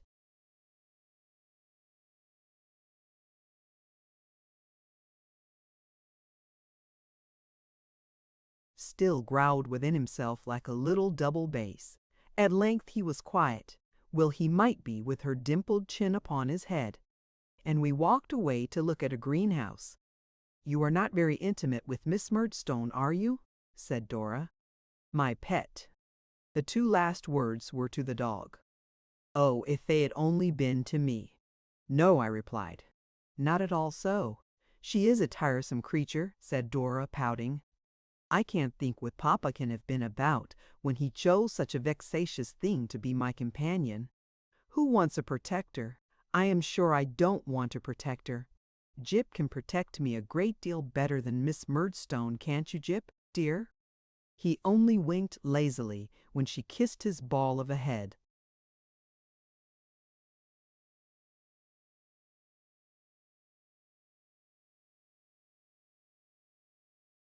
Papa calls her my confidential friend, but I am sure she is no such thing, is she, Jip? We are not going to confide in any such cross people, Jip and I. We mean to bestow our confidence where we like, and to find out our own friends, instead of having them found out for us, don't we, Jip?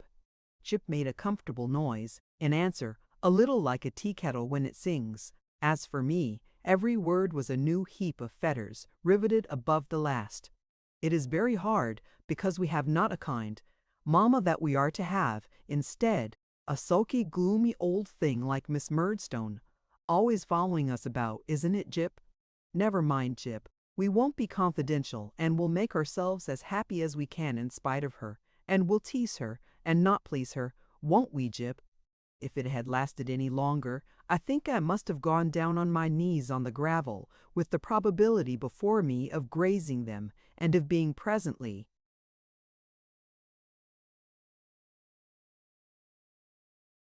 ejected from the premises besides, but, by good fortune, the greenhouse was not far off, and these words brought us to it. It contained quite a show of beautiful geraniums.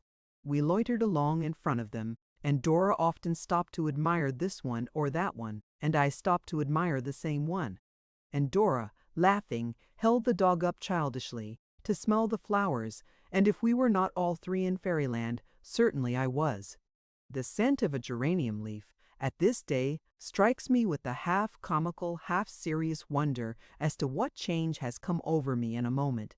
And then I see a straw hat and blue ribbons, and a quantity of curls, and a little black dog being held up, in two slender arms, against a bank of blossoms and bright leaves. Miss Murdstone had been looking for us. She found us here, and presented her uncongenial cheek, the little wrinkles in it filled with hair powder, to Dora to be kissed. Then she took Dora's arm in hers, and marched us into breakfast as if it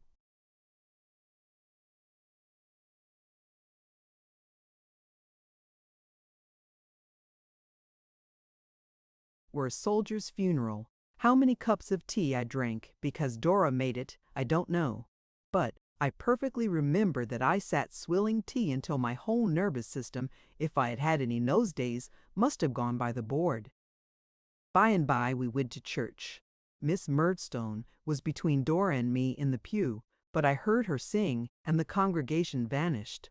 A sermon was delivered about Dora, of course, and I am afraid that is all I know of the service. We had a quiet day. No company, a walk, a family dinner of 4, and an evening of looking over books and pictures. Miss Murdstone with a homily before her, and her eye upon us, keeping guard vigilantly. Ah!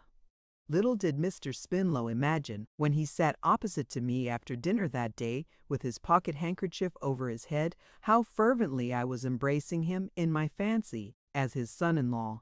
Little did he think, when I took leave of him at night,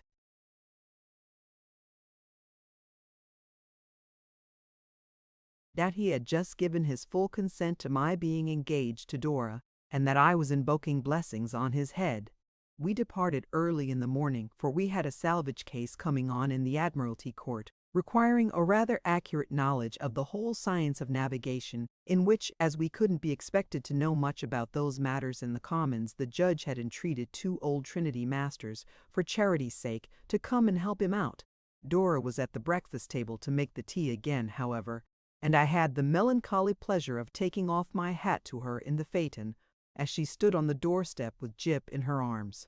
What the Admiralty was to me that day, what nonsense I made of our case in my mind as I listened to it, how I saw Dora engraved upon the blade of the silver oar which they lay upon the table as the emblem of that high jurisdiction, and how I felt when Mr. Spinlow went home without me. I had an insane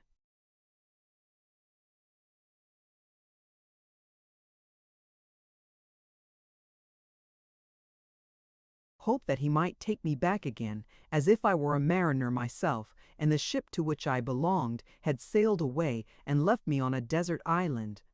I shall make no fruitless effort to describe. If that sleepy old court could rouse itself and present in any visible form the daydreams I have had in it about Dora, it would reveal my truth. I don't mean the dreams that I dreamed on that day alone, but day after day, from week to week, and term to term. I went there not to attend to what was going on, but to think about Dora. If ever I bestowed a thought upon the cases, as they dragged their slow length before me, it was only to wonder, in the matrimonial cases, remembering Dora, how it was that married people could ever be otherwise than happy, and, in the prerogative cases, to consider, if the money in question had been left to me, what were the foremost steps I should immediately have taken in regard to Dora. Within the first week of my passion, I bought 4 sumptuous waistcoats, not for myself. I had no pride in them, for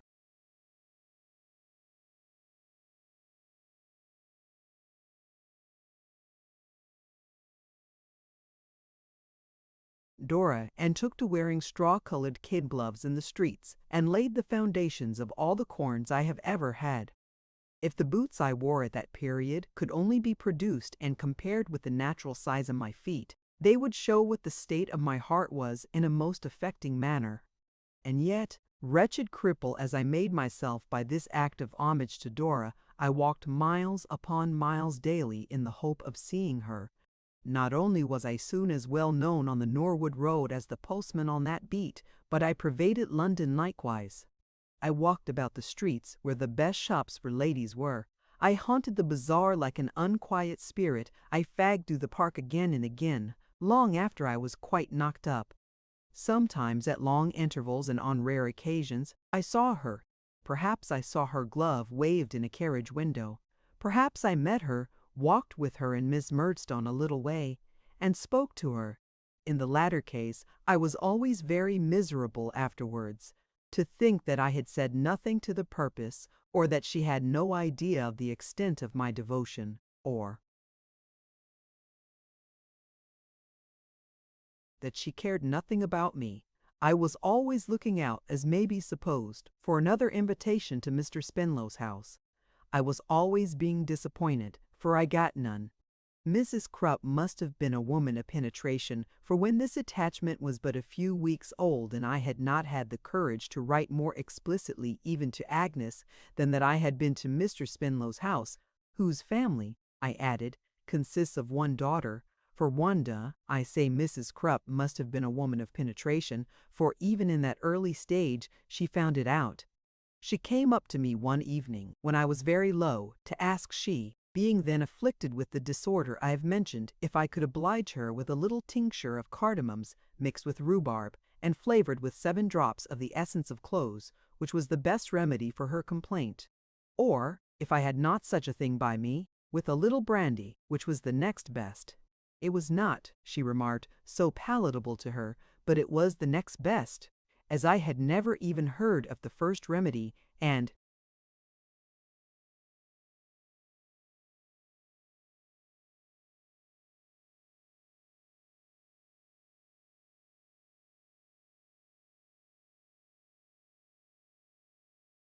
always had the second in the closet. I gave Mrs. Krupp a glass of the second, which that I might have no suspicion of its being devoted to any improper use as she began to take in my presence. "Cheer up, sir," said Mrs. Krupp. "I can't bear to see you so, sir. I'm a mother myself." I did not quite perceive the application of this fact to myself, but I smiled on Mrs. Krupp as benignly as was in my power. "Come, sir," said Mrs. Krupp, "excuse me." "I know what it is, sir. There's a lady in the case." "Mrs. Krupp," I returned, reddening. "Oh, bless you! Keep a good heart, sir," said Mrs. Crupp, nodding encouragement. "Never say die, sir. If she don't smile upon you, there's a many as will. You are a young gentleman to be smiled on, Mr. Copperfull, and you must learn your wallu, sir. Mrs. Crupp always called me Mr. Copperfull, firstly, no doubt, because it was not my name, and secondly, I am inclined to think, in some indistinct association with a washing day. What makes you suppose there is any young lady in the case, Mrs. Crupp? Said I.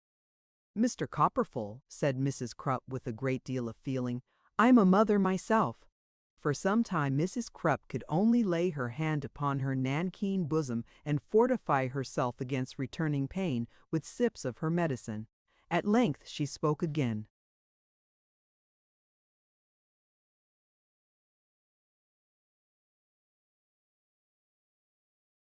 When the present set were took for you by your dear aunt, Mr. Copperfull, said Mrs. Crupp, my remark were, I had now found someone I could care for. Thank Heaven. Or the expression, I have now found someone I can care for. You don't eat enough, sir, nor yet drink. Is that what you found your supposition on, Mrs. Crupp? Said I. Sir, said Mrs. Crupp, in a tone approaching to severity, I've laundressed other young gentlemen besides yourself. A young gentleman may be over careful of himself, or he may be under careful of himself. He may brush his hair too regular or too unregular. He may wear his boots much too large for him or much too small. That is according as the young gentleman has his original character formed. But let him go to which extreme he may, sir, there's a young lady in both of 'em. Mrs. Crupp shook her head in such a determined manner that I had not an inch of vantage ground left. It was but the gentleman which died here before yourself, said Mrs. Crupp, that fell in love with a barmaid, and had his waistcoats took in directly, though much swelled by drinking. Mrs. Crupp, said I must beg you not to connect the young lady in my case with a barmaid, or anything of that sort, if you please. Mr. Copperfull, returned Mrs. Crupp, I'm a mother myself, and not likely. I ask your pardon, sir, if I intrude. I should never wish to intrude where I were not welcome. But you are a young gentleman, Mr. Copperfull, and my advice to you is, to cheer up, sir, to keep a good heart, and to know your own value. If you was to take to something, sir, said Mrs. Crupp, if you was to take to skittles now, which is healthy, you might find it divert your mind and do you good.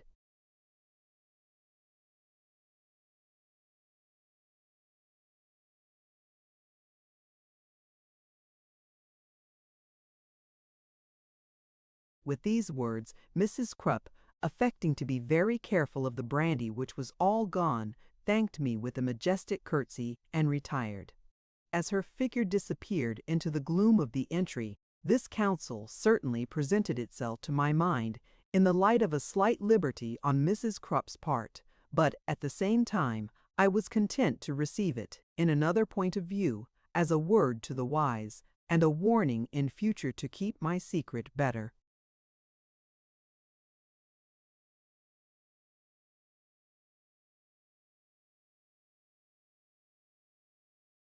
Chapter 27.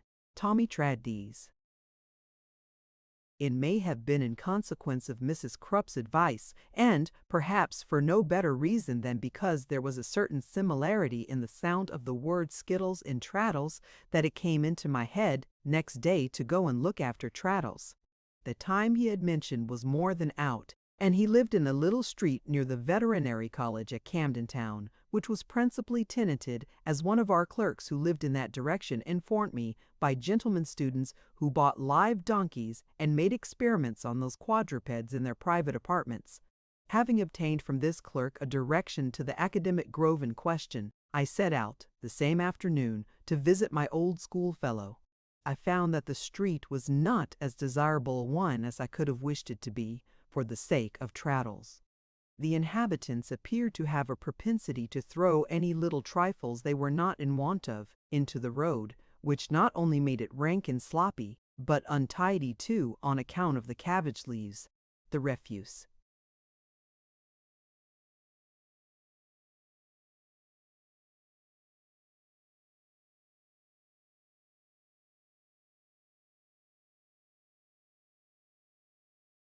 Was not wholly vegetable either, for I myself saw a shoe, a doubled-up saucepan, a black bonnet, and an umbrella in various stages of decomposition as I was looking out for the number I wanted. The general air of the place reminded me forcibly of the days when I lived with Mr. and Mrs. Micawber. An indescribable character of faded gentility that attached to the house I sought and made it unlike all the other houses in the street, though they were all built on one monotonous pattern, and looked like the early copies of a blundering boy who was learning to make houses and had not yet got out of his cramped brick-and-mortar pothooks, reminded me still more of Mr. and Mrs. Micawber. Happening to arrive at the door as it was opened to the afternoon milkman, I was reminded of Mr. and Mrs. Micawber more forcibly yet. "Now," said the milkman to a very youthful servant girl, "has that there little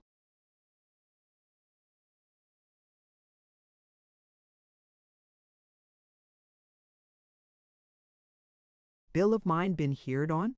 "Oh, master says he'll attend to it immediate," was the reply. "Because," said the milkman, going on as if he had received no answer, and speaking, as I judge from his tone, rather for the edification of somebody within the house than of the youthful servant, an impression which was strengthened by his manner of glaring down the passage, "because that there little bill has been running so long that I begin to believe it's run away altogether, and never won't be heerd of. Now, I'm not a-going to stand it, you know," said the milkman, still throwing his voice into the house and glaring down the passage.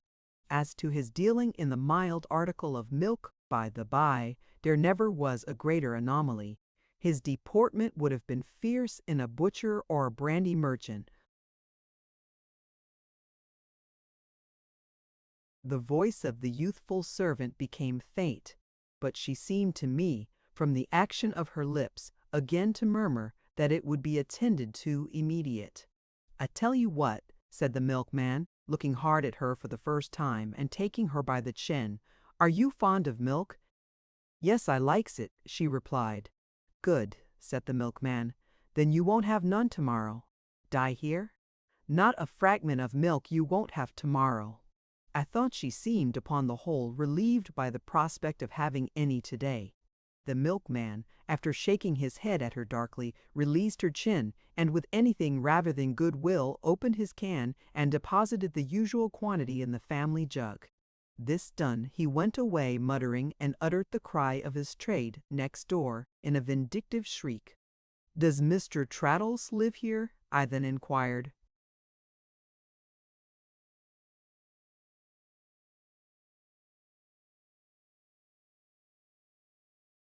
A mysterious voice from the end of the passage replied, "Yes." Upon which the youthful servant replied, "Yes." "Is he at home?" said I. Again the mysterious voice replied in the affirmative, and again the servant echoed it. Upon this I walked in, and in pursuance of the servant's directions walked upstairs, conscious, as I passed the back parlor door, that I was surveyed by a mysterious eye, probably belonging to the mysterious voice. When I got to the top of the stairs, the house was only a story high above the ground floor. Traddles was on the landing to meet me. He was delighted to see me, and gave me welcome with great heartiness to his little room. It was in the front of the house, and extremely neat, though sparely furnished. It was his only room I saw, for there was a sofa bedstead in it, and his blacking brushes and blacking were among his books on the top shelf, behind a dictionary. His table was covered with papers, and he was hard at work in an old coat. I looked at nothing, that I know of, but I saw everything, even to the prospect of a church upon his china inkstand, as I sat down, and this too was a faculty confirmed in me in the old Micawber times. Various ingenious arrangements he had made for the disguise of his chest of drawers and the accommodation of his boots, his shaving glass, and so forth, particularly impressed themselves upon me as evidences of the same Traddles who used to make models of elephants' dens and writing paper to put flies in, and to comfort himself under ill usage with the memorable works of art I have so often mentioned. In a corner of the room was something neatly covered up with a large white cloth. I could not make out what that was. "Traddles," said I, shaking hands with him again after I had sat down, "I am delighted to see you."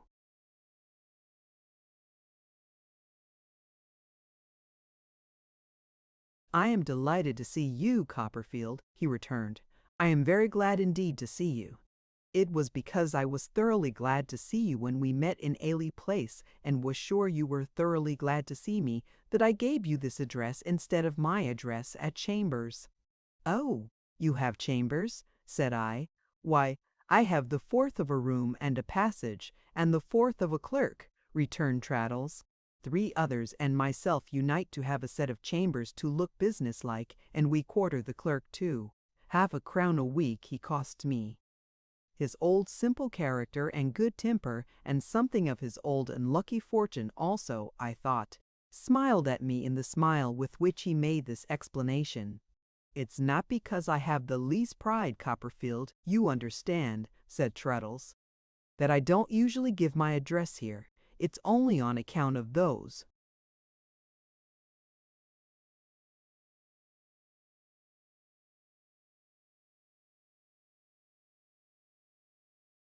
who come to me who might not like to come here.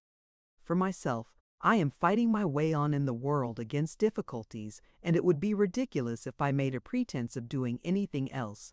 "You are reading for the bar," Mr. Waterbrook informed me, said I. "Why, yes," said Traddles, rubbing his hands slowly over one another. "I am reading for the bar. The fact is, I have just begun to keep my terms, after rather a long delay. It's some time since I was articled, but the payment of that £100 was a great pull." "A great pull," said Traddles with a wince, as if he had had a tooth out.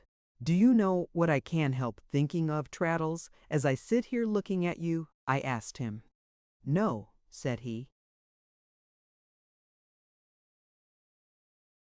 "That sky blue suit you used to wear." "Lord, to be sure," cried Traddles, laughing.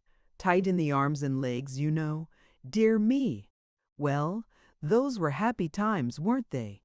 "I think our schoolmaster might have made them happier, without doing any harm to any of us, I acknowledge," I returned. "Perhaps he might," said Traddles. "But dear me, there was a good deal of fun going on. Do you remember the nights in the bedroom, when we used to have the suppers, and when you used to tell the stories? Ha, ha, ha! And do you remember when I got caned for crying about Mr. Mell? Old Creakle. I should like to see him again, too." "He was a brute to you, Traddles," said I indignantly, for his good humor made me feel as if I had seen him beaten but yesterday. "Do you think so?" returned Traddles. "Really, perhaps he was rather, but it's all over. A long while. Old Creakle. You were brought up by an uncle then," said I. "Of course I was," said Traddles, "the one I was always going to write to, and always didn't, eh? Ha, ha, ha! Yes, I had an uncle then. He died soon after I left school." "Indeed." "Yes. He was a retired draper cloth merchant, and had made me his heir, but he didn't like me when I grew up." "Do you really mean that?" said I. He was so composed that I fancied he must have some other meaning.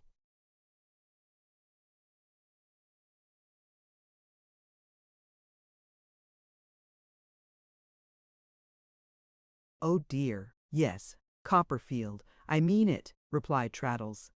"It was an unfortunate thing, but he didn't like me at all. He said I wasn't at all what he expected, and so he married his housekeeper." "And what did you do?" I asked. "I didn't do anything in particular," said Traddles. "I lived with them, waiting to be put out in the world, until his gout unfortunately flew to his stomach, and so he died, and so she married a young man, and so I wasn't provided for. Did you get nothing, Traddles, after all?" "Oh dear, yes," said Traddles. "I got £50. I had never been brought up to any profession, and at first I was at a loss what to do for myself.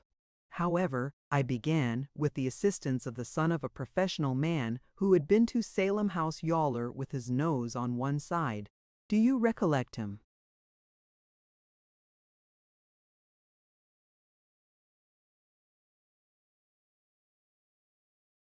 No, he had not been there with me. All the noses were straight in my day. "It don't matter," said Traddles. "I began, by means of his assistance, to copy law writings. That didn't answer very well, and then I began to state cases for them, and make abstracts, and that sort of work. For I am a plodding kind of fellow, Copperfield, and had learnt the way of doing such things pithily. Well, that put it in my head to enter myself as a law student, and that ran away with all that was left of the £50. Yowler recommended me to one or two other offices. However, Mr. Waterbrook's for one, and I got a good many jobs. I was fortunate enough, too, to become acquainted with a person in the publishing way who was getting up an encyclopedia, and he set me to work. And, indeed, glancing at his table, I am at work for him at this minute." "I am not a bad compiler, Copperfield," said Traddles, preserving the same air of cheerful confidence in all he said, "but I have no invention at all, not a particle. I suppose there never was a young man with less originality than I have."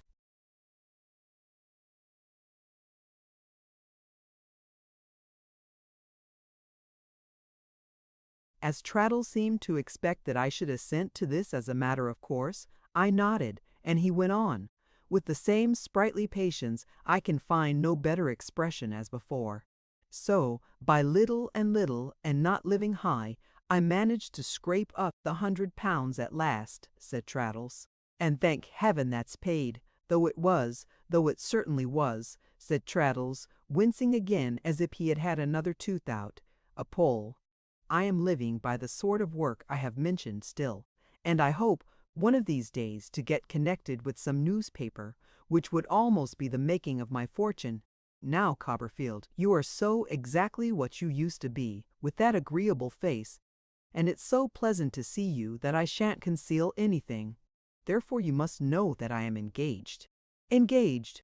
Oh, Dora! She is a curate's daughter," said Traddles. "One of 10 down in Devonshire." "Yes."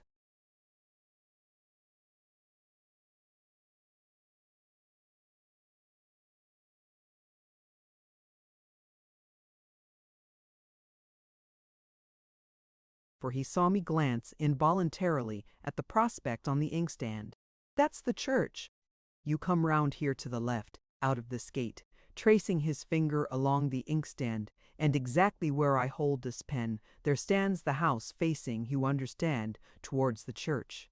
The delight with which he entered into these particulars did not fully present itself to me until afterwards, for my selfish thoughts were making a ground plan of Mistress Spenlow's house and garden at the same moment.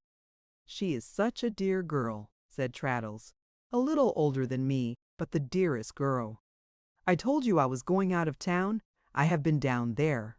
I walked there, and I walked back, and I had the most delightful time. I dare say ours is likely to be a rather long engagement, but our motto is, 'Wait and hope.' We always say that. 'Wait and hope,' we always say. And she would wait, Copperfield, till she was 60, any age you can mention for me." Traddles rose from his chair, and, with a triumphant smile, put his hand upon the white cloth I had observed. "However," he said, "it's not that we haven't made a beginning towards housekeeping. No, no, we have begun. We must get on by degrees, but we have begun. Here," drawing the cloth off with great pride and care, "are 2 pieces of furniture to commence with. This flower pot and stand she bought herself."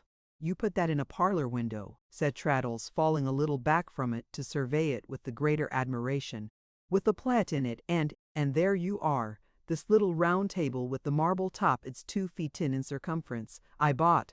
You want to lay a book down. you know, or somebody comes to see you or your wife and wants a place to stand a cup of tea upon, and there you are again," said Traddles. "It's an admirable piece of workmanship, firm as a rock." I praised them both highly, and Traddles replaced the covering as carefully as he had removed it.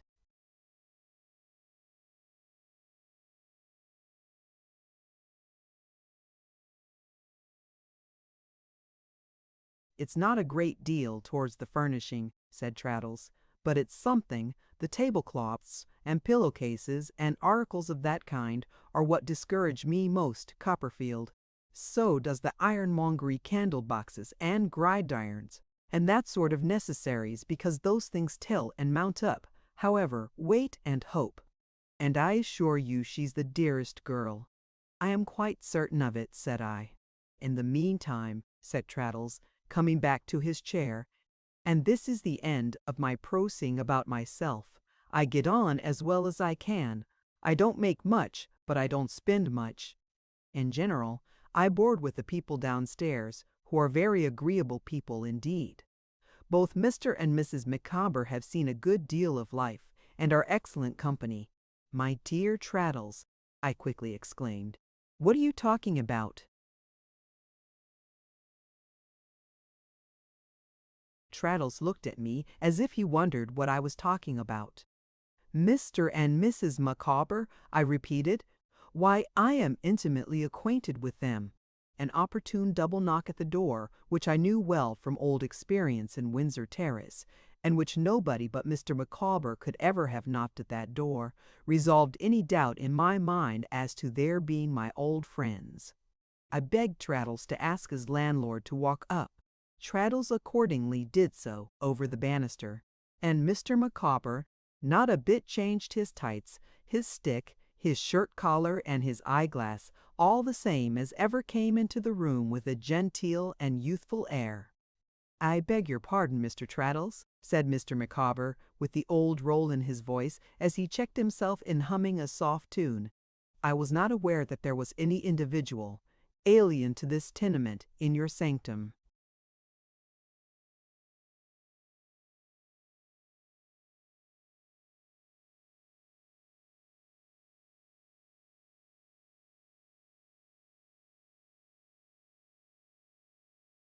Mr. Micawber slightly bowed to me, and pulled up his shirt collar. "How do you do, Mr. Micawber?" said I. "Sir," said Mr. Micawber, "you are exceedingly obliging. I am in statu quo." "And Mrs. Micawber," I pursued. "Sir," said Mr. Micawber, "she is also, thank God, in statu quo." "And the children, Mr. Micawber?" "Sir," said Mr. Micawber, "I rejoice to reply that they are likewise in the enjoyment of salubrity." All this time Mr. Micawber had not known me in the least, though he had stood face to face with me. But now, seeing me smile, he examined my features with more attention, fell back, cried, "Is it possible? Have I the pleasure of again beholding Copperfield?" and shook me by both hands with the utmost fervour. "Good heaven, Mr. Traddles," said Mr. Micawber, "to think that I should find you acquainted with the friend of my youth, the companion of earlier days. My dear," calling over the banisters to Mrs. Micawber, while Traddles looked with reason not a little amazed at this description of me, "here is a gentleman in Mr. Traddles's apartment, whom he wishes to have the pleasure of presenting to you, my love." Mr. Micawber immediately reappeared and shook hands with me again. "And how is our good friend the Doctor, Copperfield?" said Mr. Micawber, "and all the circle at Canterbury?" "I have none but good accounts of them," said I. "I am most delighted to hear it," said Mr. Micawber. "It was at Canterbury where?"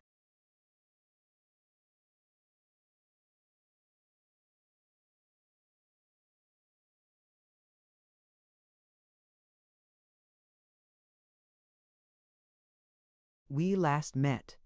Within the shadow, I may figuratively say, of that religious edifice immortalized by Chaucer, which was anciently the resort of pilgrims from the remotest corners of, in short," said Mr. Micawber, "in the immediate neighbourhood of the cathedral." I replied that it was. Mr. Micawber continued talking as volubly as he could, but not, I thought, without showing, by some marks of concern in his countenance, that he was sensible of sounds in the next room, as of Mrs. Micawber washing her hands, and hurriedly opening and shutting drawers that were uneasy in their action. "You find us, Copperfield," said Mr. Micawber, with one eye on Traddles, "at present established on what may be designated as a small and unassuming scale. But you are aware that I have, in the course of my career, surmounted difficulties and conquered obstacles, You are no stranger to the fact that there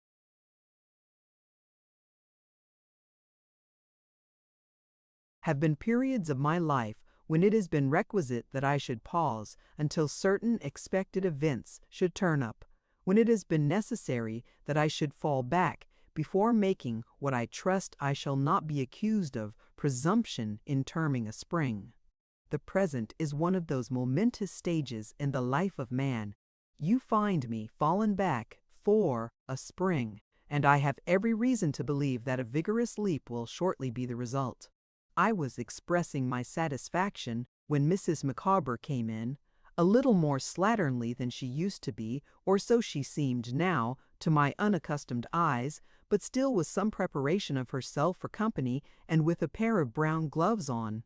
"My dear," said Mr. Micawber, leading her towards me, "here is a gentleman of the name of Copperfield who wishes to renew his acquaintance with you." It would have been better, as it turned out, to have led gently up to this announcement, for Mrs. Micawber, being in a delicate state of health, was overcome by it, and was taken so unwell that Mr. Micawber was obliged, in great trepidation, to run down to the water-butt in the back-yard, and draw a basinful to lave her brow with. She presently revived, however, and was really pleased to see me.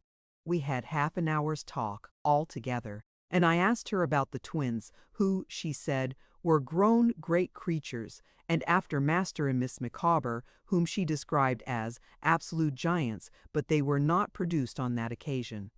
Mr. Micawber was very anxious that I should stay to dinner. I should not have been averse to do so, but that I imagined I detected trouble and calculation relative to the extent of the cold meat in Mrs. Micawber's eye. I therefore pleaded another engagement, and observing that Mrs. Micawber's spirits were immediately lightened, I resisted all persuasion to forego it.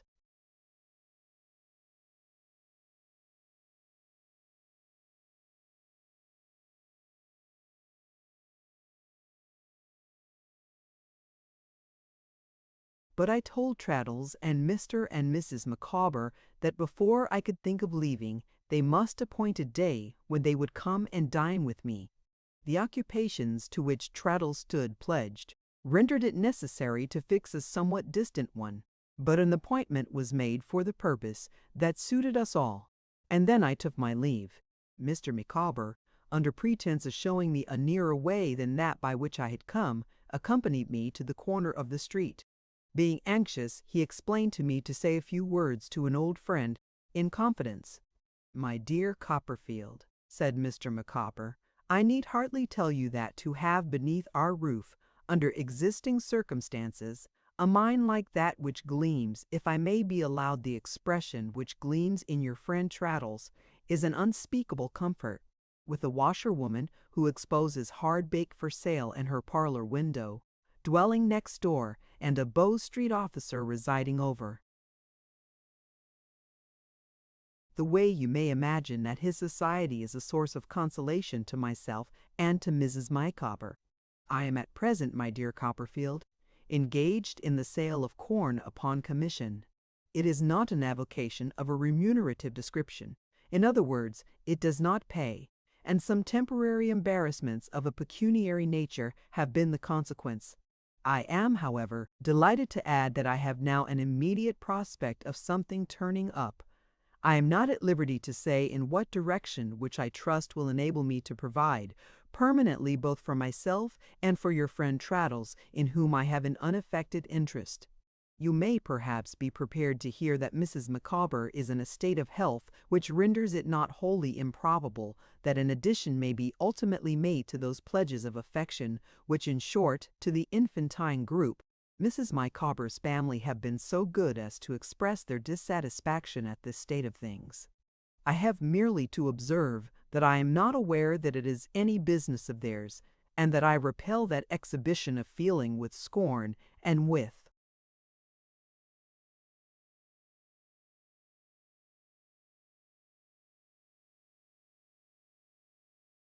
defiance.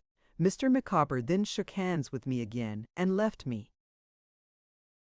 Chapter 28. Mr. Micawber's Gauntlet. Until the day arrived on which I was to entertain my newly found old friends, I lived principally on Dora and coffee. In my lovelorn condition, my appetite languished, and I was glad of it, for I felt as though it would have been an act of perfidy towards Dora to have a natural relish for my dinner.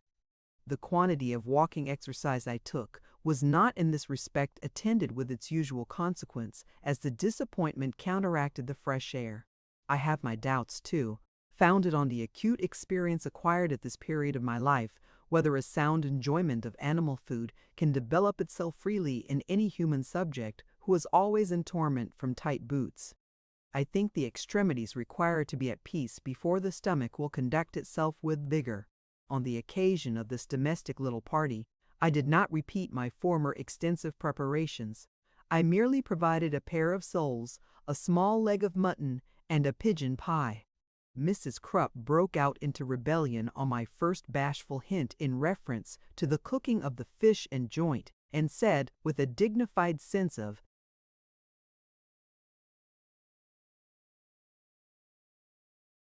injury, "No, no, sir.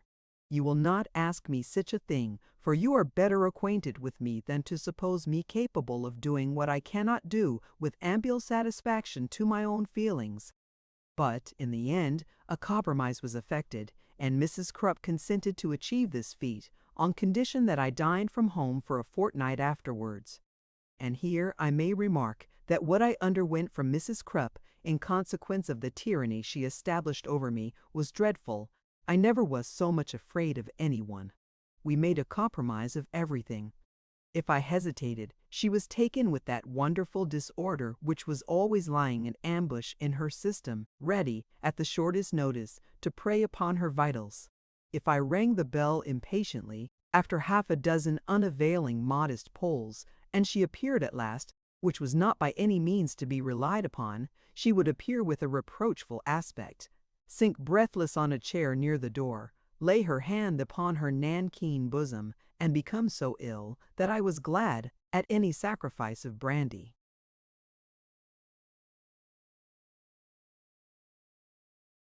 or anything else to get rid of her.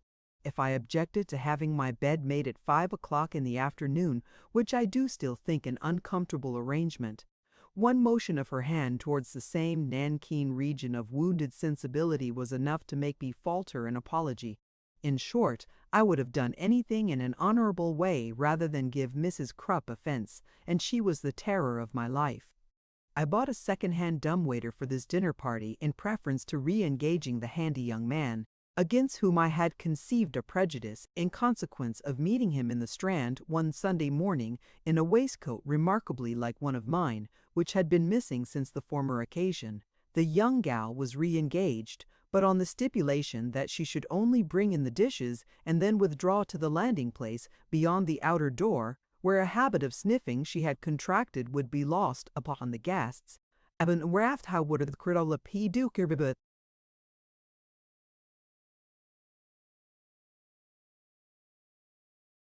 Having laid in the materials for a bowl of punch, to be compounded by Mr. Micawber, having provided a bottle of lavender water, 2 wax candles, a paper of mixed pins, and a pincushion, to assist Mrs. Micawber in her toilette at my dressing-table, having also caused the fire in my bedroom to be lighted for Mrs. Micawber's convenience, and having laid the cloth with my own hands, I awaited the result with composure.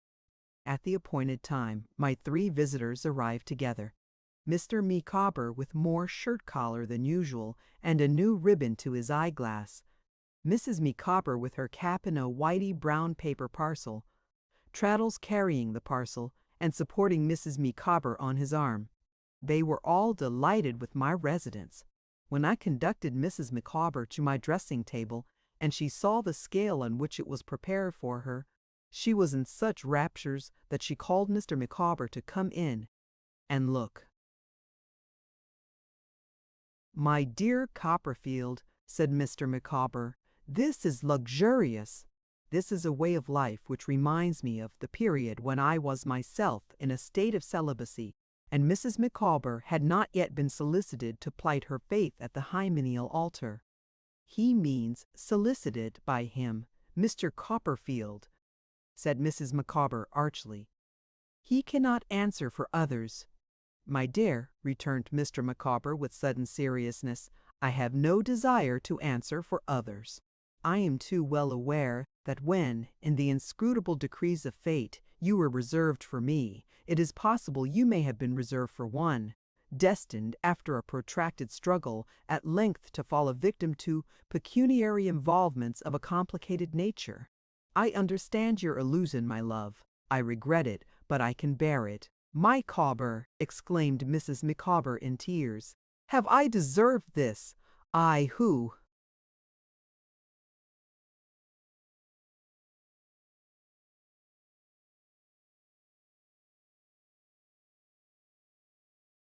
"Never have deserted you, who never will desert you, Micawber." "My love," said Mr. Micawber, much affected, "you will forgive, and our old and tried friend Copperfield will, I am sure, forgive the momentary laceration of a wounded spirit, made sensitive by a recent collision with a minion of power. In other words, with a ribald turncock attached to the waterworks, and will pity, not condemn, its excesses." Mr. Micawber then embraced Mrs. Micawber and pressed my hand, leaving me to infer from this broken allusion that his domestic supply of water had been cut off that afternoon in consequence of default in the payment of the company's rates. To divert his thoughts from this melancholy subject, I informed Mr. Micawber that I relied upon him for a bowl of punch, and led him to the lemons. His recent despondency, not to say despair, was gone in a moment. I never saw a man so.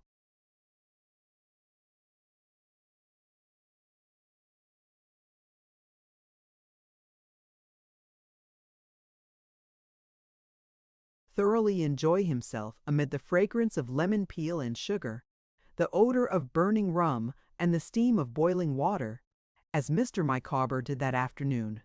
It was wonderful to see his face shining at us out of a thin cloud of these delicate fumes, as he stirred and mixed and tasted and looked as if he were making, instead of punch, a fortune for his family down to the latest posterity.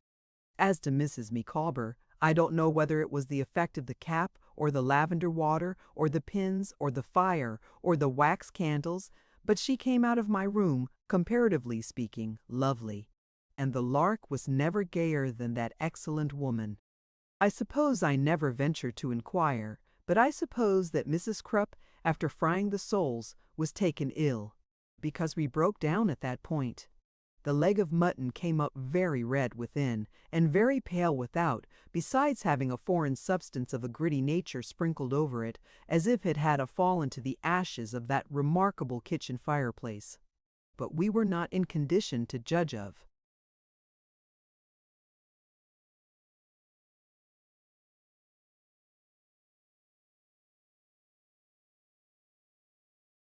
This backed from the appearance of the gravy, for as much as the young gal had dropped it all upon the stairs, where it remained, by the by, in a long train until it was worn out.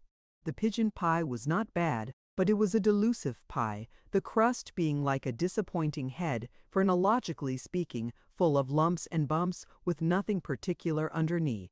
In short, the banquet was such a failure that I should have been quite unhappy about the failure. I mean, for I was always unhappy about Dora if I had not been relieved by the great good humor of my company, and by a bright suggestion from Mr. Micawber.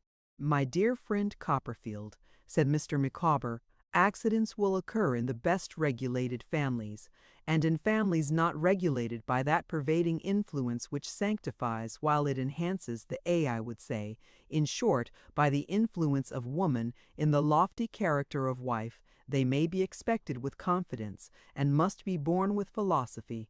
If you will allow me to take the liberty of remarking that there are few comestibles better, in their way, than a devil, and that I believe, with a little division of labor, we could accomplish a good one if the young person in attendance could produce a gridiron, I would put it to you, that this little misfortune may be easily repaired. There was a gridiron in the pantry, on which my morning rasher of bacon was cooked. We had it in a twinkling, and immediately applied ourselves to carrying Mr. Micawber's idea into effect. The division of labor to which he had referred was this: Traddles cut the mutton into slices.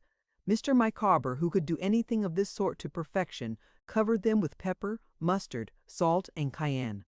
I put them on the gridiron, turned them with a fork, and took them off, under Mr. Micawber's direction, and Mrs. Micawber heated, and continually stirred, some mushroom ketchup in a little saucepan.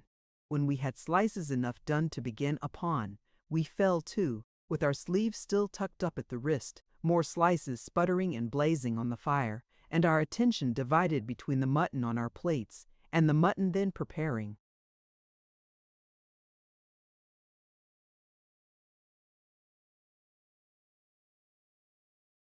What with the novelty of this cookery, the excellence of it, the bustle of it, the frequent starting up to look after it, the frequent sitting down to dispose of it as the crisp slices came off the gridiron hot, and hot, the being so busy, so flushed with the fire, so amused, and in the midst of such a tempting noise and savor, we reduced the leg of mutton to the bone. My own appetite came back miraculously. I am ashamed to record it, but I really believe I forgot Dora for a little while. I am satisfied that Mr. and Mrs. Micawber could not have enjoyed the feast more if they had sold a bed to provide it. Traddles laughed as heartily, almost the whole time, as he ate and worked. Indeed, we all did, all at once, and I dare say there was never a greater success. We were at the height of our enjoyment, and were all busily engaged, in our several departments, endeavoring to bring the last batch of slices to a state of perfection that should crown the feast, when I was aware of a strange presence in the room, and my eyes encountered those of the staid Littimer, standing hat in.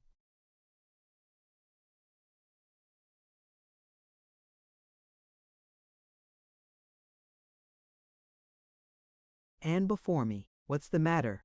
I involuntarily asked. "I beg your pardon, sir. I was directed to come in. Is my master not here, sir?" "No. Have you not seen him, sir?" "No. Don't you come from him?" "Not immediately so, sir." "Did he tell you you would find him here?" "Not exactly so, sir. But I should think he might be here tomorrow, as he has not been here today."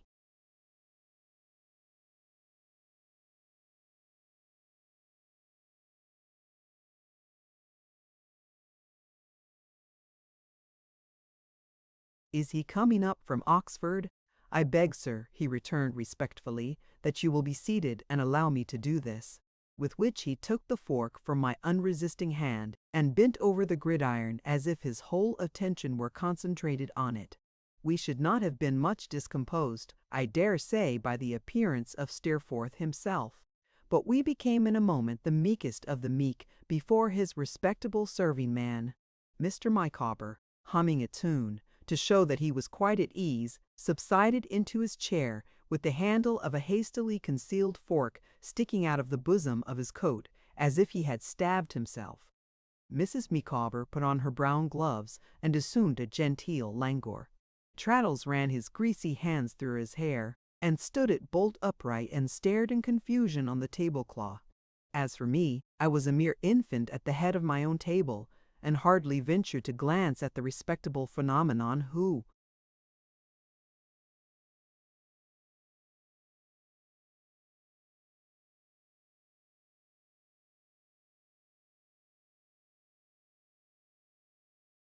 had come from heaven knows where to put my establishment to rights.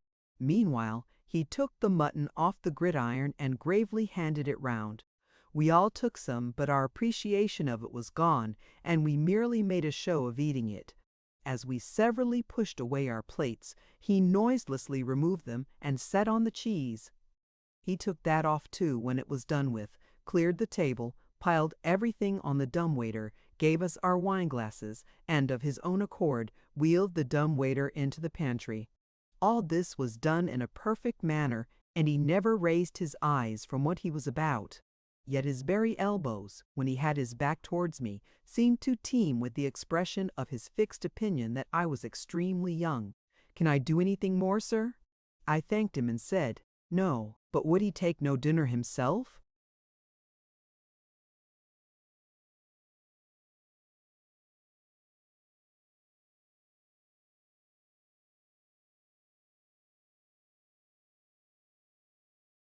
"None, I am obliged to you, sir."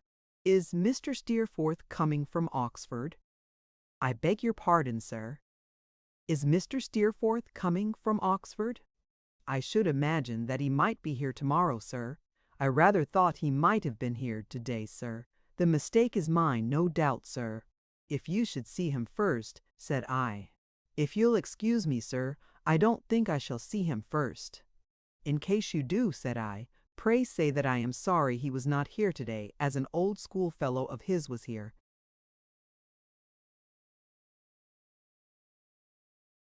"Indeed, sir," and he divided a bow between me and Traddles, with a glance at the latter. He was moving softly to the door when, in a forlorn hope of saying something naturally which I never could, to this man I said, "Oh, Littimore, sir!" "Did you remain long at Yarmouth that time?" "Not particularly so, sir." "You saw the boat completed?" "Yes, sir." "I remained behind on purpose to see the boat completed."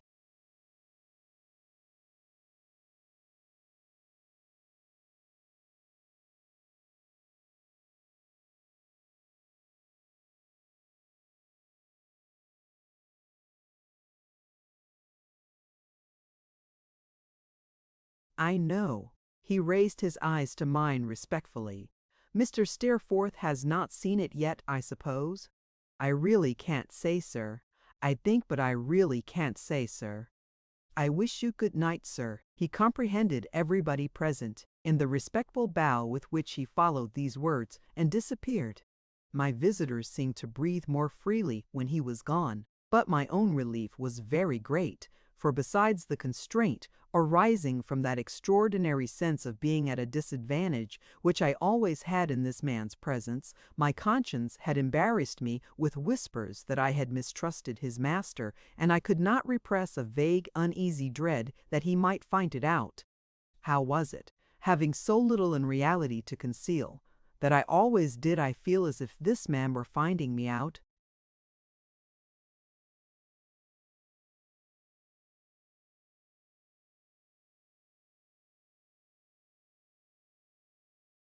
Mr. Micawber roused me from this reflection, which was blended with a certain remorseful apprehension of seeing Steerforth himself, by bestowing many encomiums on the absent Littimer as a most respectable fellow and a thoroughly admirable servant. Mr. Micawber, I may remark, had taken his full share of the general bow, and had received it with infinite condescension. "But punch, my dear Copperfield," said Mr. Micawber, tasting it, like time and tide, waits for no man. "Ah! It is at the present moment in high flavour. My love, will you give me your opinion?" Mrs. Micawber pronounced it excellent. "Then I will drink," said Mr. Micawber, "if my friend Copperfield will permit me to take that social liberty, to the days when my friend Copperfield and myself were younger, and fought our way in the world side by side. I may say, of myself and Copperfield, in words we have sung together before now, that we twa hae run about the braes, and pewed the gallants fine in a figurative point of view on several occasions." "I am not exactly aware," said Mr. Micawber, with the old roll in his voice, and the old indescribable air of saying something genteel, "what gowans may be, but I have no doubt that Copperfield and myself would frequently have taken a pull at them, if it had been feasible." Mr. Micawber, at the then present moment, took a pull at his punch. So we all did. Traddles evidently lost in wondering at what distant time Mr. Micawber and I could have been comrades in the battle of the world. "Ahem," said Mr. Micawber, clearing his throat and warming with the punch and with the fire. "My dear, another glass." Mrs. Micawber said it must be very little, but we couldn't allow that, so it was a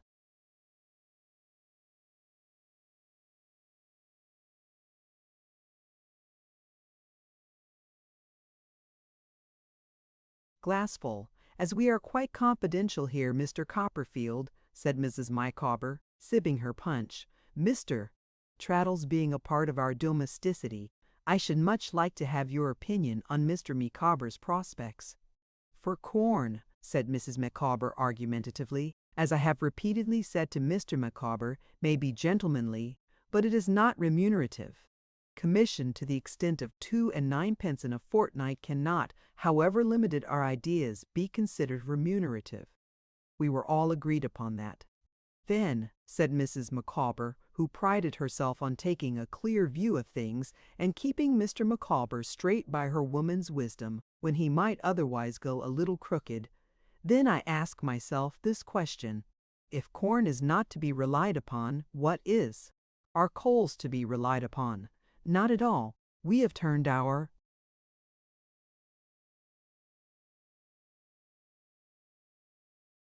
attention to that experiment on the suggestion of my family, and we find it fallacious." Mr. Micawber, leaning back in his chair with his hands in his pockets, eyed us aside and nodded his head, as much as to say that the case was very clearly put. "The articles of corn and coals," said Mrs. Micawber, still more argumentatively, "being equally out of the question, Mr. Copperfield, I naturally look round the world and say, what is there in which a person of Mr. Micawber's talent is likely to succeed? And I exclude the doing anything on commission, because commission is not a certainty. What is best suited to a person of Mr. Micawber's peculiar temperament is, I am convinced, a certainty." Traddles and I both expressed, by a feeling murmur, that this great discovery was no doubt true of Mr. Micawber, and that it did him much credit.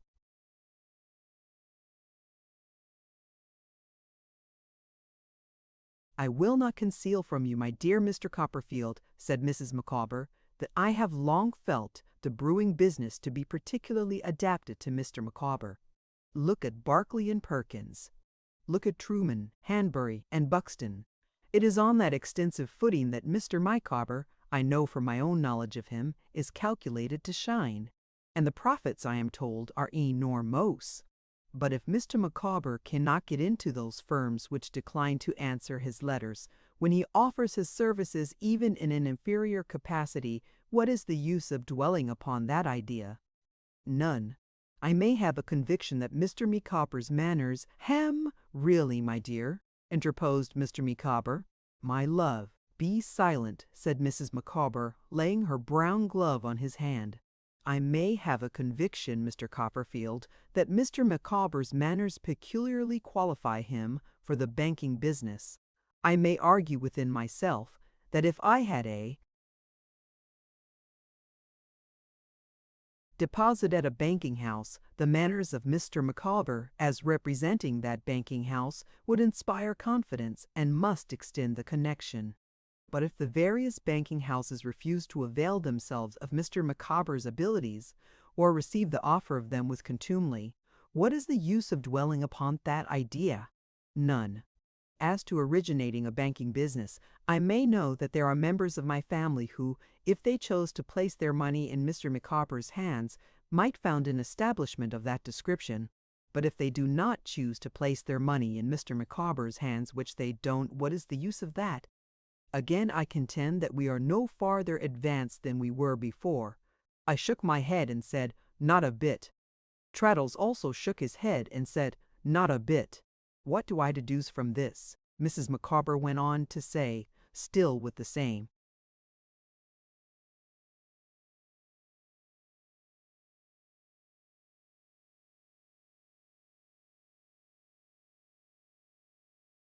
air of putting a case lucidly. What is the conclusion, my dear Mr. Copperfield, to which I am irresistibly brought? Am I wrong in saying it is clear that we must live? I answered, not at all. And Traddles answered, not at all. And I found myself afterwards sagely adding, alone, that a person must either live or die. Just so, returned Mrs. Micawber, it is precisely that. And the fact is, my dear Mr. Copperfield, that we cannot live without something widely different from existing circumstances shortly turning up. Now I am convinced, myself, and this I have pointed out to Mr. Micawber several times of late, that things cannot be expected to turn up of themselves. We must, in a measure, assist to turn them up. I may be wrong, but I have formed that opinion. Both Traddles and I applauded it highly.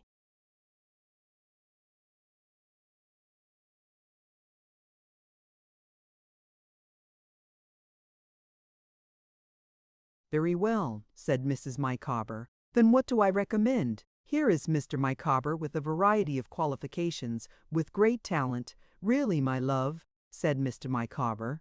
Pray, my dear, allow me to conclude. Here is Mr. Micawber with a variety of qualifications, with great talent, I should say, with genius, but that may be the partiality of a wife. Traddles and I both murmured no. And here is Mr. Micawber without any suitable position or employment. Where does that responsibility rest? Clearly on society. Then I would make a fact so disgraceful known and boldly challenge society to set it right. It appears to me, my dear Mr. Copperfield, said Mrs. Micawber forcibly, that what Mr. Micawber has to do is to throw down the gauntlet to society and say, in effect,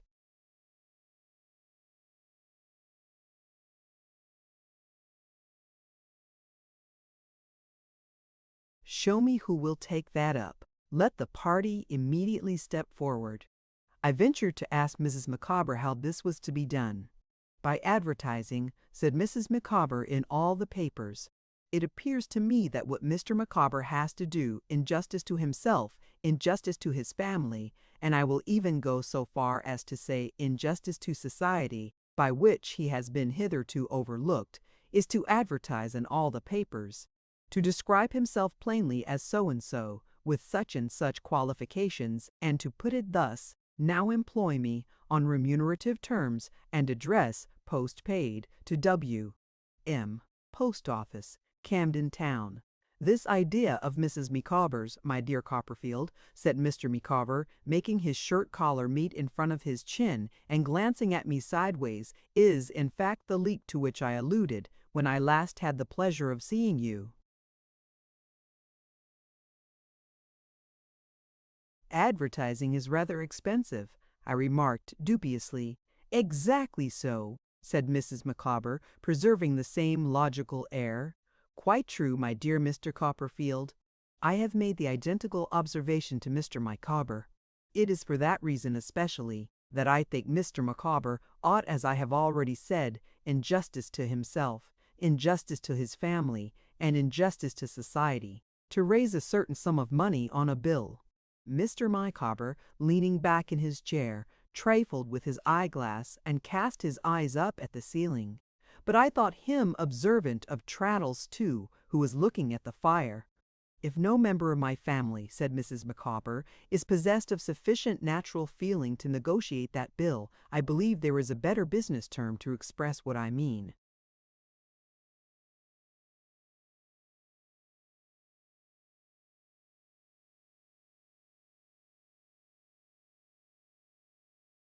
Mr. Micawber, with his eyes still cast up at the ceiling, suggested discount. To discount that bill, said Mrs. Micawber. Then my opinion is that Mr. Micawber should go into the city, should take that bill into the money market, and should dispose of it for what he can get. If the individuals in the money market oblige Mr. Micawber to sustain a great sacrifice, that is between themselves and their consciences. I view it steadily as an investment.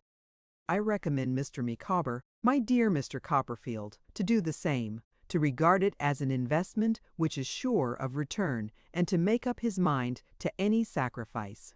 I felt, but I am sure I don't know why, that this was self-denying and devoted in Mrs. Micawber, and I uttered a murmur to that effect. Traddles, who took his tone from me, did likewise, still looking at the fire. "I will not," said Mrs. Micawber, finishing her punch, and gathering her scarf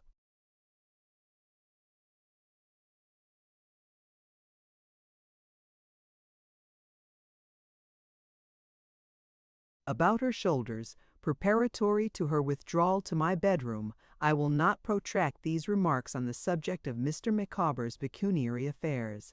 At your fireside, my dear Mr. Copperfield, and in the presence of Mr. Traddles, who, though not so old a friend, is quite one of ourselves, I could not refrain from making you acquainted with the course I advise Mr. Micawber to take. I feel that the time is arrived when Mr. Micawber should exert himself, and I will add assert himself, and it appears to me that these are the means. I am aware that I am merely a female, and that a masculine judgment is usually considered more competent to the discussion of such questions.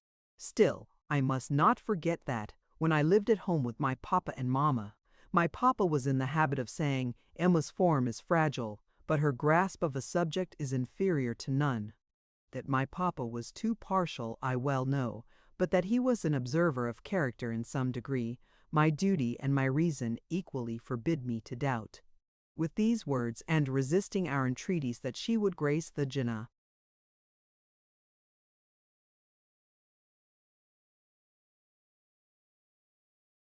remaining circulation of the punch with her presence, Mrs. Micawber retired to my bedroom. And really I felt that she was a noble woman, the sort of woman who might have been a Roman matron and done all manner of heroic things in times of public trouble. In the fervor of this impression, I congratulated Mr. Micawber on the treasure he possessed. So did Traddles. Mr. Micawber extended his hand to each of us in succession, and then covered his face with his pocket-handkerchief, which I think had more snuff upon it than he was aware of. He then returned to the punch in the highest state of exhilaration. He was full of eloquence. He gave us to understand that in our children we lived again, and that under the pressure of pecuniary difficulties any accession to their number was doubly welcome. He said that Mrs. Micawber had latterly had her doubts on this point, but that he had dispelled them, and reassured her. As to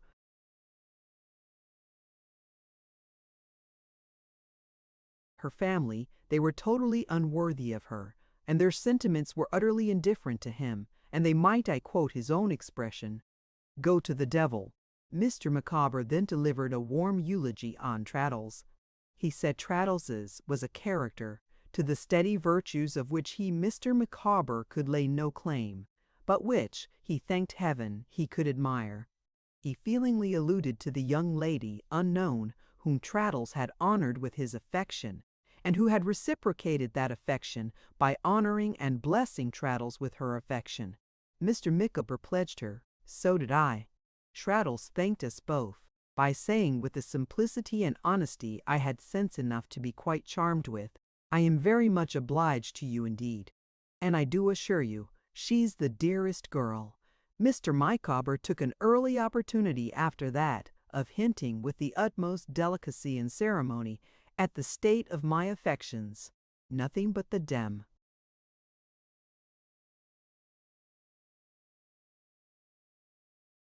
Serious assurance of his friend Copperfield to the contrary, he observed, could deprive him of the impression that his friend Copperfield loved and was beloved.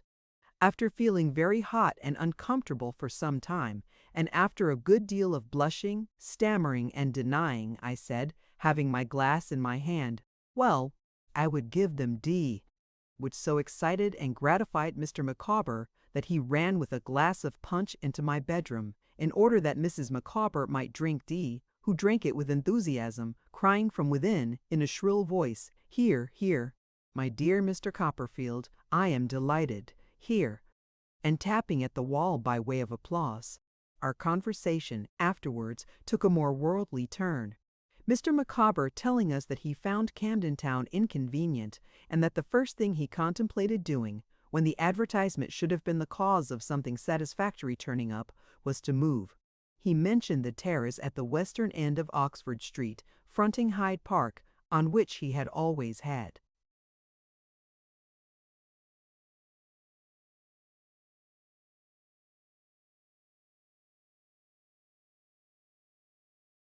his eye, but which he did not expect to attain immediately, as it would require a large establishment. There would probably be an interval, he explained, in which he should content himself with the upper part of a house, over some respectable place of business, say in Piccadilly, which would be a cheerful situation for Mrs. Micawber, and where, by throwing out a bow window, or carrying up the roof another story, or making some little alteration of that sort, they might live, comfortably and reputably, for a few years. Whatever was reserved for him, he expressly said, or wherever his abode might be, we might rely on this, there would always be a room for Traddles, and a knife and fork for me. We acknowledged his kindness, and he begged us to forgive his having launched into these practical and businesslike details, and to excuse it as natural in one who was making entirely new arrangements in life. Mrs. Micawber, tapping at the wall again to know if tea were ready, broke up this particular phase of our friendly conversation. She made tea for us in the most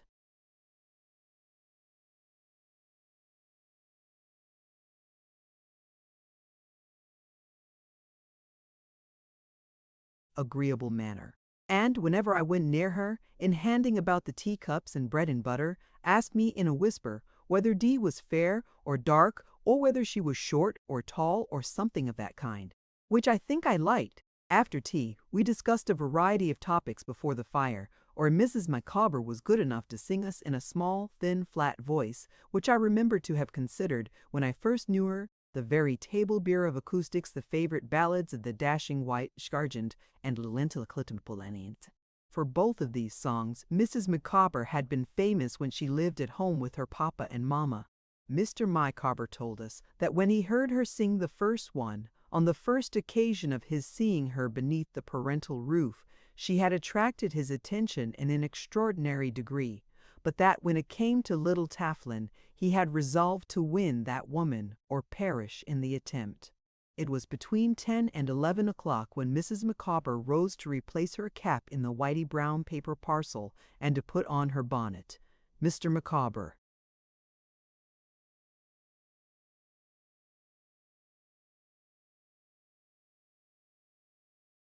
took the opportunity of Traddles putting on his great coat to slip a letter into my hand, with a whispered request that I would read it at my leisure. I also took the opportunity of my holding a candle over the banisters to light them down when Mr. Micawber was going first, leading Mrs. Micawber, and Traddles was following with the cap, to detain Traddles for a moment on the top of the stairs. "Traddles," said I, "Mr. Micawber don't mean any harm, poor fellow, but if I were you, I wouldn't lend him anything." "My dear Copperfield," returned Traddles, smiling, "I haven't got anything to lend." "You have got a name, you know," said I. "Oh, you call that something to lend?" returned Traddles, with a thoughtful look. "Certainly." "Oh," said Traddles, "yes, to be sure. I am very much obliged to you, Copperfield, but I am afraid I have lent him that already." "For the bill that is to be a certain investment?" I inquired.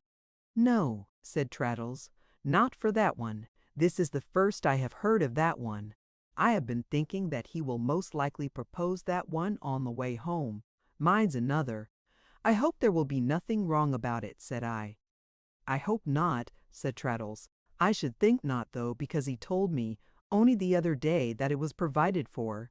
That was Mr. Micawber's expression, provided for. Mr. Micawber looking up at this juncture to where we were standing, I had only time to repeat my caution. Traddles thanked me, and descended, but I was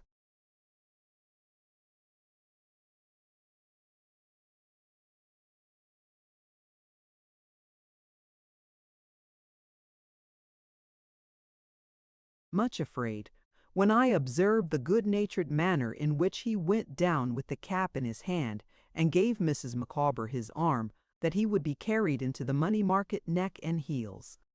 I returned to my fireside and was musing, half gravely and half laughing, on the character of Mr. Micawber and the old relations between us, when I heard a quick step ascending the stairs. At first I thought it was Traddles coming back for something Mrs. Micawber had left behind, but as the step approached, I knew it and felt my heart beat high, and the blood rush to my face, for it was Steerforth. I was never unmindful of Agnes, and she never left that sanctuary in my thoughts, if I may call it so, where I had placed her from the first. But when he entered, and stood before me with his hand out, the darkness that had fallen on him changed to light, and I felt confounded and ashamed of having doubted one.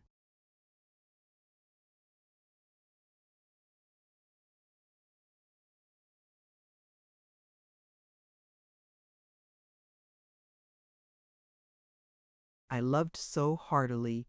I loved her none the less. I thought of her as the same benignant, gentle angel in my life. I reproached myself, not her, with having done him an injury, and I would have made him any atonement if I had known what to make and how to make it. "Why, Daisy, old boy, dumbfoundered," laughed Steerforth, shaking my hand heartily and throwing it gaily away. "Have I detected you in another feast, you sybarite? These Doctors' Commons fellows are the gayest men in town, I believe, and beat us sober Oxford people all to nothing." His bright glance went merrily round the room as he took the seat on the sofa opposite to me, which Mrs. Micawber had recently vacated, and stirred the fire into a blaze. "I was so surprised at first," said I, giving him welcome with all the cordiality I'd felt, "that I had hardly breath to greet you with, Steerforth." "Well, the sight of me is good for sore eyes, as the Scotch say," replied Steerforth. "And so was the sight of you, Daisy, in full bloom. How are you, my bacchanal?" "I am very well," said I, "and not at all bacchanalian tonight, though I confess to another party of 3, all of whom I met in the street talking loud in your praise," returned Steerforth. "Who's our friend in the tights?" I gave him the best idea I could, in a few words, of Mr. Micawber. He laughed heartily at my feeble portrait of that gentleman, and said he was a man to know, and he must know him. "But who do you suppose our other friend is?" said I, in my turn. "Heaven knows," said Steerforth. "Not a bore, I hope?"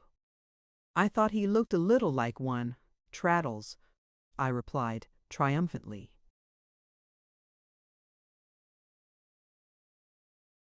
"Who's he?" asked Steerforth in his careless way.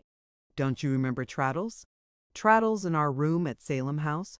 "Oh, that fellow," said Steerforth, beating a lump of coal on the top of the fire with the poker. "Is he as soft as ever? And where the deuce did you pick him up?" I extolled Traddles in reply as highly as I could, for I felt that Steerforth rather slighted him. Steerforth, dismissing the subject with a light nod and a smile, and the remark that he would be glad to see the old fellow too, for he had always been an odd fish, inquired if I could give him anything to eat. During most of the short dialogue, when he had not been speaking in a wild, vivacious manner, he had sat idly beating on the lump of coal with the poker. I observed that he did the same thing while I was getting out the remains of the pigeon pie, and so forth.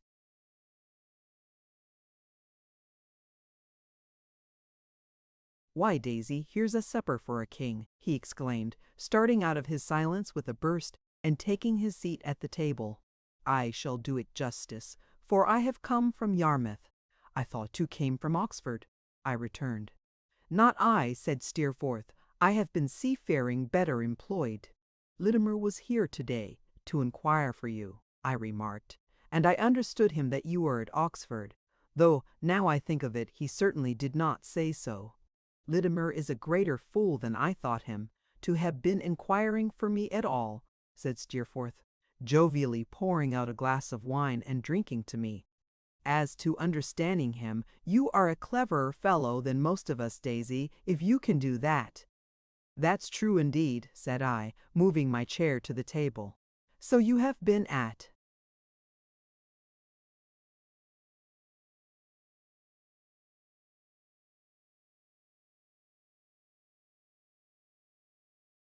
Yarmouth?" Steerforth, interested to know all about it. "Have you been there long?" "No," he returned. "An escapade of a week or so." "And how are they all?" "Of course, little Emily is not married yet?" "Not yet. Going to be, I believe, in so many weeks, or months, or something or other. I have not seen much of 'em. By the by," he laid down his knife and fork, which he had been using with great diligence, and began feeling in his pockets. "I have a letter for you." "From whom?" "Why, from your old nurse," he returned, taking some papers out of his breast pocket. "J. Steerforth, Esquire, debtor to the willing mind. Dan's. That's not it. Patience, and we'll find it presently. Old what's-his-name's in a bad way, and it's about that, I believe." "Barkis, do you mean?" "Yes," still feeling in his pockets and looking over their contents. "It's all over with poor Barkis, I am afraid. I saw a little apothecary there, surgeon or whatever he is, who brought your worship into the world. He was mighty learned about the case, to me. But the upshot of his opinion was that the carrier was making his last journey rather fast. Put your hand into the breast pocket of my greatcoat on the chair yonder, and I think you'll find the letter. Is it there?" "Here it is," said I. "That's right." It was from Peggotty, something less legible than usual and brief. It informed me of her husband's hopeless state, and hinted at his being a little nearer than heretofore, and consequently more difficult to manage for his own comfort. It said nothing of her weariness in watching, and praised him highly. It was written with a plain, unaffected, homely piety that I knew to be genuine, and ended with "my duty to my ever darling," meaning myself. While I deciphered it, Steerforth continued to eat and drink. "It's a bad job," he said, when I had done. "But the sun sets every day, and people die every minute, and we mustn't be scared by the common lot. If we failed to hold our own because that equal foot at all men's doors was heard knocking somewhere, every object in this world would slip from us. No, ride on. Rough shot if need be, smooth shot if that will do, but ride on over all obstacles, and win the race." "And win what race?" said I.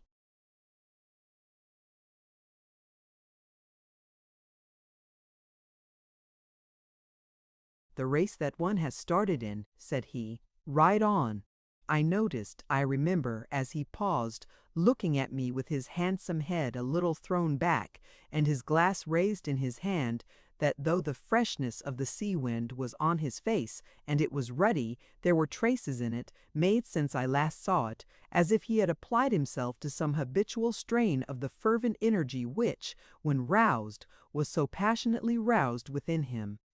I had it in my thoughts to remonstrate with him upon his desperate way of pursuing any fancy that he took, such as this buffeting of rough seas and braving of hard weather, for example, when my mind glanced off to the immediate subject of our conversation again, and pursued that instead. "I tell you what, Steerforth," said I, "if your high spirits will listen to me, they are potent spirits, and will do whatever you like," he answered, moving from the table to the fireside again.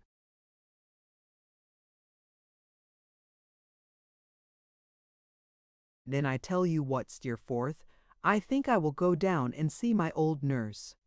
It is not that I can do her any good, or render her any real service, but she is so attached to me that my visit will have as much effect on her as if I could do both. She will take it so kindly that it will be a comfort and support to her. It is no great effort to make, I am sure, for such a friend as she has been to me. Wouldn't you go a day's journey if you were in my place?" His face was thoughtful, and he sat considering a little before he answered, in a low voice, "Well, go. You can do no harm." "You have just come back," said I, "and it would be in vain to ask you to go with me." "Quite," he returned. "I am for Highgate tonight. I have not seen my mother this long time, and it lies upon my conscience, for it's something to be loved as she loves her prodigal son." "Bah, nonsense! You mean to go tomorrow, I suppose?" he said, holding me out at arm's length, with a hand on each of my shoulders. Yes, I think so. Well then, don't go till next day. I wanted you to come and stay a few days with us. Here I am, on purpose to bid you, and you fly off to Yarmouth. You are a nice fellow to talk of flying off, Steerforth, who are always running wild on some unknown expedition or other. He looked at me for a moment without speaking, and then rejoined, still holding me as before, and giving me a shake, "Come! Say the next day, and pass as much of tomorrow as you can with us. Who knows when we may meet again else? Come! Say the next day. I want you to stand between Rosa Dartle and me, and keep us asunder. Would you love each other too much without me? Yes. Or hate, laughed Steerforth, no matter which. Come, say the next day." I said the next day, and he put on his great coat and lighted his cigar and set off to walk home. Finding him in this intention, I put on my own great coat, but did not light my own cigar, having had enough of that for one while, and walked with him as far as the open road, a dull road, then at night. He was in great spirits all the way, and when we parted, and I looked after him going so gallantly and airily homeward, I thought of his saying, "Ride on over all obstacles and win the race," and wished, for the first time, that he had some worthy race to run. I was undressing in my own room when Mr. Micawber's letter tumbled on the floor. Thus reminded of it, I broke the seal and read as follows. It was dated an hour and a half before dinner. I am not sure whether I have mentioned that, when Mr. Micawber was at any particularly desperate crisis, he used a sort of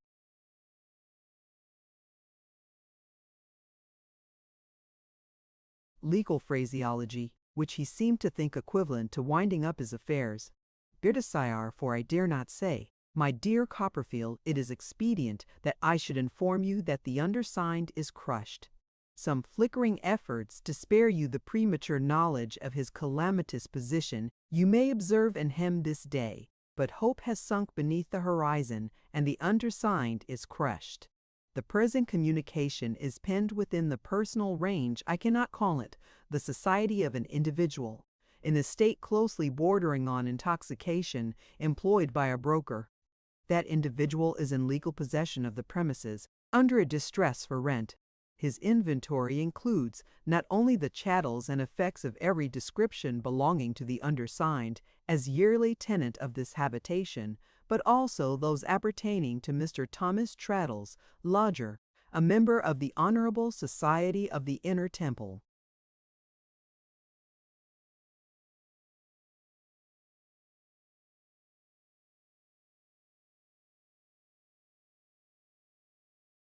If any drop of gloom were wanting in the overflowing cup, which is now commended, in the language of an immortal writer, to the lips of the undersigned, it would be found in the fact that a friendly acceptance granted to the undersigned by the before-mentioned Mr. Thomas Traddles for the sum of 20 thoroughfares 900D is overdue and is not provided for.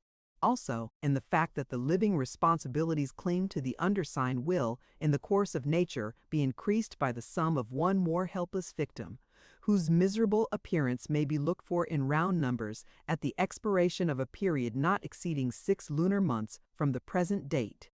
After premising thus much, it would be a work of supererogation to add, that dust and ashes are forever scattered on the head of Wilkins Micawber.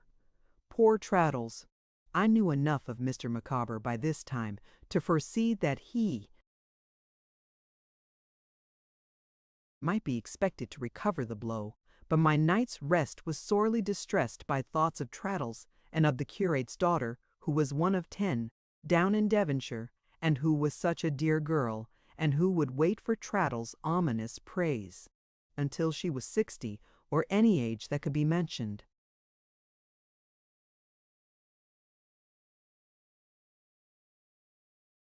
Chapter 29. Chapter 29. I visit Steerforth at his home again. I mentioned to Mr. Spinlow in the morning that I wanted leave of absence for a short time, and as I was not in the receipt of any salary and consequently was not obnoxious to the implacable Jorkins, there was no difficulty about it. I took that opportunity, with my voice sticking in my throat and my sight failing as I uttered the words, to express my hope that Miss Spinlow was quite well, to which Mr. Spinlow replied, with no more emotion than if he had been speaking of an ordinary human being, that he was much obliged to me and she was very well. We articled clerks, as germs of the patrician order of proctors, were treated with so much consideration that I was almost my own master at all times. As I did not care, however, to get to Highgate before 1 or 2 o'clock in the day, and as we had another little excommunication case in court that morning, which was called the Office of the Judge, promoted by Tipkins against Bullock for his soul's correction, I passed an hour or 2 in attendance on it with Mr. Spinlow very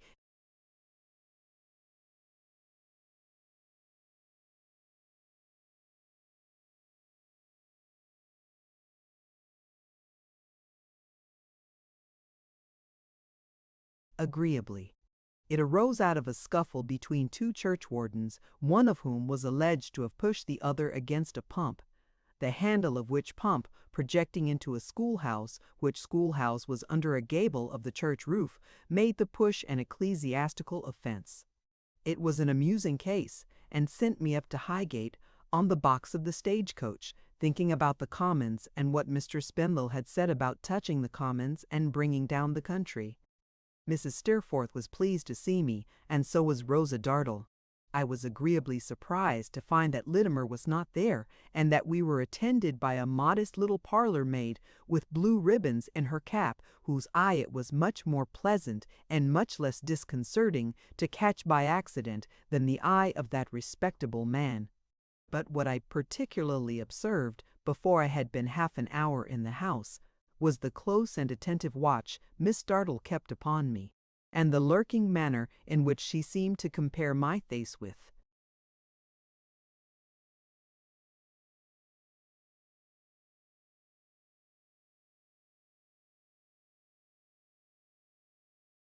Steerforth's, and Steerforth's with mine, and to lie in wait for something to come out between the two. So surely as I looked towards her did I see that eager visage with its gaunt black eyes and searching brow, intent on mine, or passing suddenly from mine to Steerforth's, or comprehending both of us at once. In this lynx-like scrutiny she was so far from faltering when she saw I observed it, that at such a time she only fixed her piercing look upon me with a more intent expression still. Blameless as I was, and knew that I was, in reference to any wrong she could possibly suspect me of, I shrunk before her strange eyes, quite unable to endure their hungry luster. All day she seemed to pervade the whole house. If I talked to Steerforth in his room, I heard her dress rustle in the little gallery outside. When he and I engaged in some of our old exercises on the lawn behind the house, I saw her face pass from window to window like a wandering light, until it fixed itself in one and watched us. When we all 4 went out walking in the afternoon, she closed her.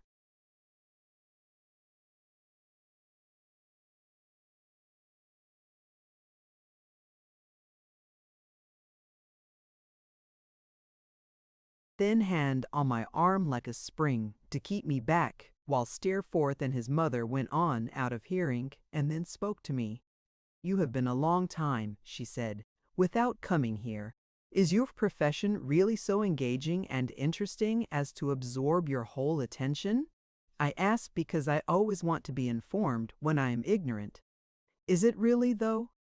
I replied that I liked it well enough, but that I certainly could not claim so much for it. "Oh, I am glad to know that, because I always like to be put right when I am wrong," said Rosa Dartle. "You mean it is a little dry, perhaps?" "Well," I replied, "perhaps it was a little dry."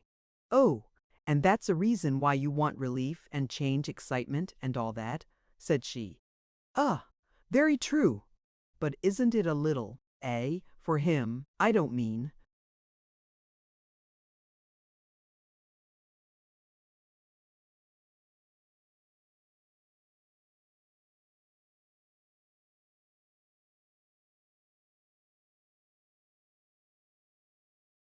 you?"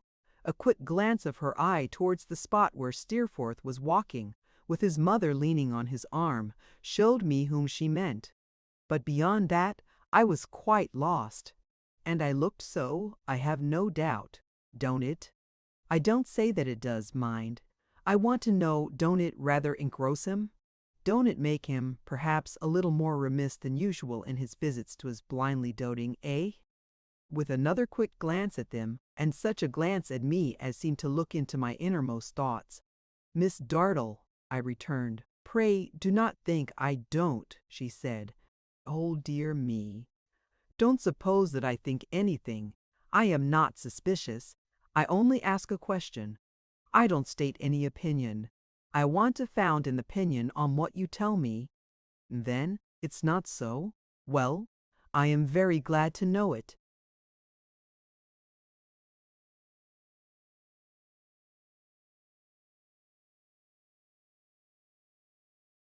"It certainly is not the fact," said I, perplexed, "that I am accountable for Steerforth's having been away from home longer than usual if he has been, which I really don't know at this moment, unless I understand it from you. I have not seen him this long while, until last night." "No?" "Indeed, Miss Dartle, no." As she looked full at me, I saw her face grow sharper and paler, and the marks of the old wound lengthen out until it cut through the disfigured lip and deep into the nether lip and slanted down the face. There was something positively awful to me in this, and in the brightness of her eyes as she said, looking fixedly at me, "What is he doing?" I repeated the words, more to myself than her, being so amazed. "What is he doing?" she said, with an eagerness that seemed enough to consume her like a fire. "In what is that man assisting him who never looks at me without an inscrutable falsehood in his eyes? If you are honorable and faithful, I don't ask you to betray your friend. I ask you only to tell me, is it anger? Is it hatred? Is it pride? Is it restlessness? Is it some wild fancy? Is it love? What is it that is leading him?" "Miss Dartle," I returned, "how shall I tell you, so that you will believe me, that I know of nothing in Steerforth different from what there was when I first came here? I can think of nothing. I firmly believe there is nothing. I hardly understand even what you mean." As she still stood looking fixedly at me, a twitching or throbbing, from which I could not dissociate the idea of pain, came into that cruel mark, and lifted up the corner of her lip as if with scorn, or with a pity that despised its object. She put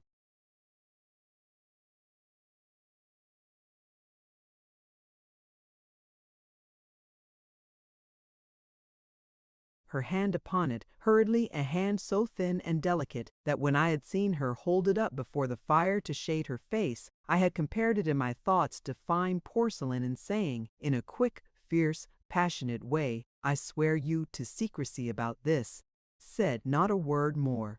Mrs. Steerforth was particularly happy in her son's society, and Steerforth was, on this occasion, particularly attentive and respectful to her. It was very interesting to me to see them together, not only on account of their mutual affection, but because of the strong personal resemblance between them, and the manner in which what was haughty or impetuous in him was softened by age and sex, in her, to a gracious dignity. I thought more than once that it was well no serious cause of division had ever come between them, or two such natures, I ought rather to express it. Two such shades of the same nature might have been harder to reconcile than the two extremest opposites in creation. The idea did not originate in my own discernment, I am bound to confess, but in a speech of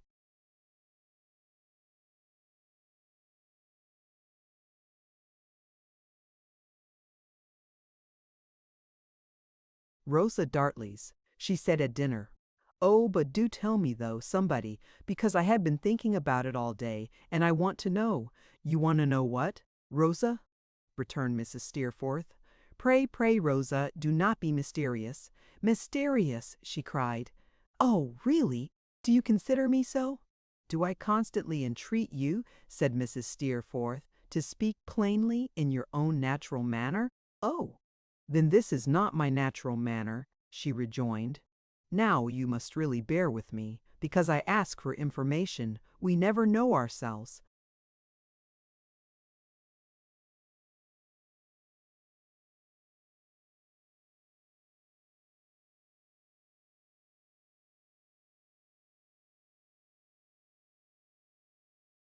It has become a second nature," said Mrs. Steerforth without any displeasure. "But I remember, and so must you, I think, when your manner was different, Rosa, when it was not so guarded and was more trustful." "I am sure you are right," she returned, "and so it is that bad habits grow upon one. Really? Less guarded and more trustful? How can I, imperceptibly, have changed, I wonder? Well, that's very odd. I must study to regain my former self." "I wish you would," said Mrs. Steerforth with a smile. "Oh, I really will, you know," she answered. "I will learn frankness from, let me see, from James." "You cannot learn frankness, Rosa," said Mrs. Steerforth quickly, for there was always some effect of sarcasm in what Rosa Dartle said, though it was said, as this was, in the most unconscious manner in the world, in a better school.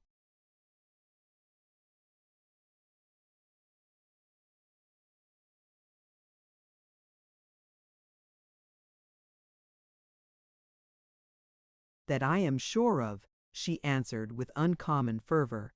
"If I am sure of anything, of course, you know, I am sure of that." Mrs. Steerforth appeared to me to regret having been a little nettled, for she presently said in a kind tone, "Well, my dear Rosa, we have not heard what it is that you want to be satisfied about." "That I want to be satisfied about?" she replied, with provoking coldness.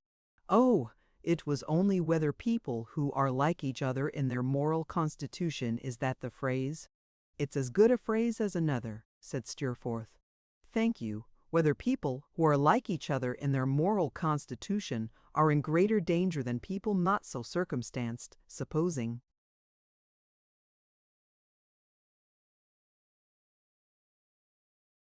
any serious cause of variance to arise between them, of being divided angrily and deeply?" "I should say yes," said Steerforth. "Should you?" she retorted. "Dear me! Supposing then, for instance, any unlikely thing will do for a supposition that you and your mother were to have a serious quarrel." "My dear Rosa," interposed Mrs. Steerforth, laughing good-naturedly, "suggest some other supposition. James and I know our duty to each other better, I pray Heaven." "Oh," said Miss Dartle, nodding her head thoughtfully, "to be sure, that would prevent it. Why, of course it would." "Exactly. Now, I am glad I have been so foolish as to put the case, for it is so very good to know that your duty to each other would prevent it. Thank you very much. One other little circumstance connected with Miss Dartle I must not omit, for I had reason to remember it thereafter, when all the irremediable past was rendered plain.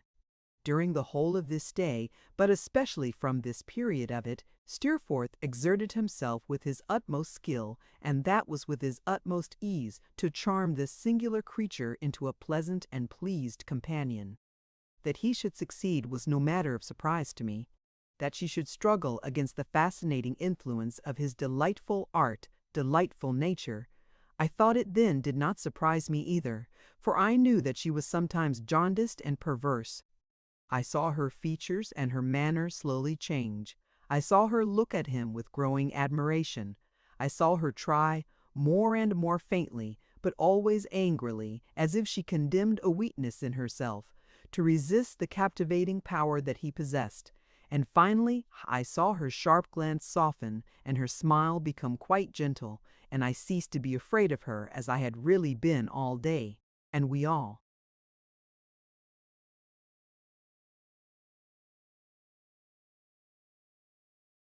sat about the fire, talking and laughing together, with as little reserve as if we had been children. Whether it was because we had sat there so long, or because Steerforth was resolved not to lose the advantage he had gained, I do not know. But we did not remain in the dining-room more than 5 minutes after her departure. "She is playing her harp," said Steerforth softly, at the drawing-room door, and nobody but my mother has heard her do that, I believe, these 3 years." He said it with a curious smile which was gone directly, and we went into the room and found her alone. "Don't get up," said Steerforth, which she had already done. "My dear Rosa, don't. Be kind for once and sing us an Irish song." "What do you care for an Irish song?" she returned.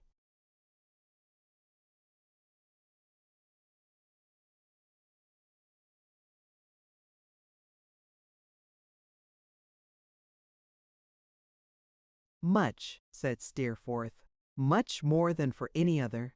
Here is Daisy, too, loves music from his soul. Sing us an Irish song, Rosa, and let me sit and listen as I used to do." He did not touch her, or the chair from which she had risen, but sat himself near the harp.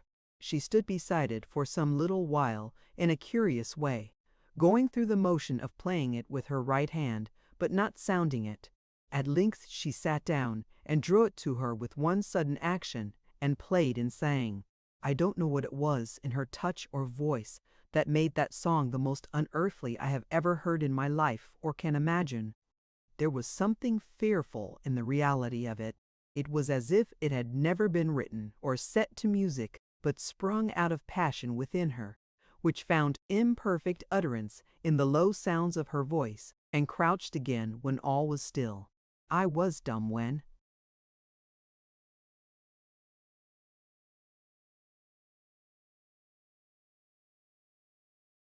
she leaned beside the harp again, playing it, but not sounding it with her right hand. A minute more, and this had roused me from my trance. Steerforth had left his seat and gone to her, and had put his arm laughingly about her, and had said, "Come, Rosa, for the future we will love each other very much." And she had struck him, and had thrown him off with the fury of a wild cat, and had burst out of the room. "What is the matter with Rosa?" said Mrs. Steerforth, coming in. "She has been an angel, mother," returned Steerforth, "for a little while, and has run into the opposite extreme since, by way of compensation. You should be careful not to irritate her, James. Her temper has been soured, remember, and ought not to be tried."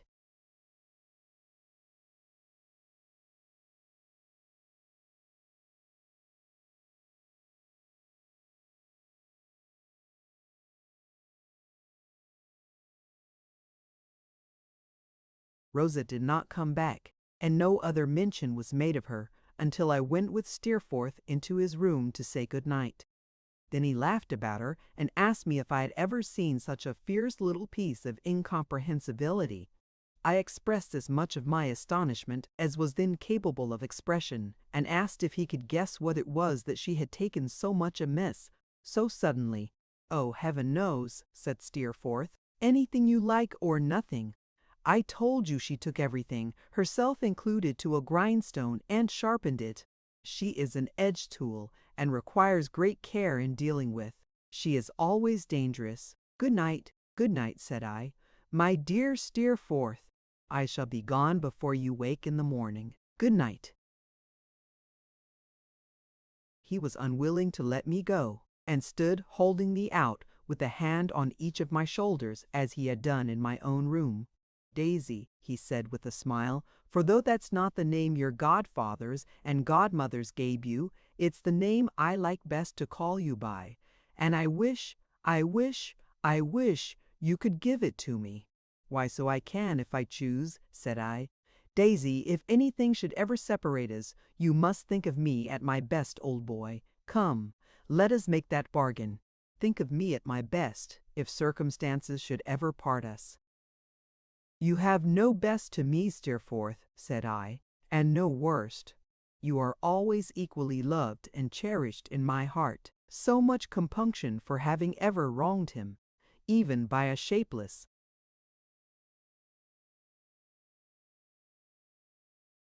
thought, did I feel within me that the confession of having done so was rising to my lips. But for the reluctance I had to betray the confidence of Agnes, but for my uncertainty how to approach the subject with no risk of doing so, it would have reached them before he said, "God bless you, Daisy, and good night." In my doubt, it did not reach them, and we shook hands and we parted. I was up with the dull dawn and, having dressed as quietly as I could, looked into his room. He was fast asleep, lying easily with his head upon his arm, as I had often seen him lie at school. The time came in its season, and that was very soon, when I almost wondered that nothing troubled his repose as I looked at him. But he slept, let me think of him so again as I had often seen him sleep at school. And thus, in this silent hour, I left him. Never more, O God forgive you, Steerforth, to touch that passive hand in love and friendship. Never, never more.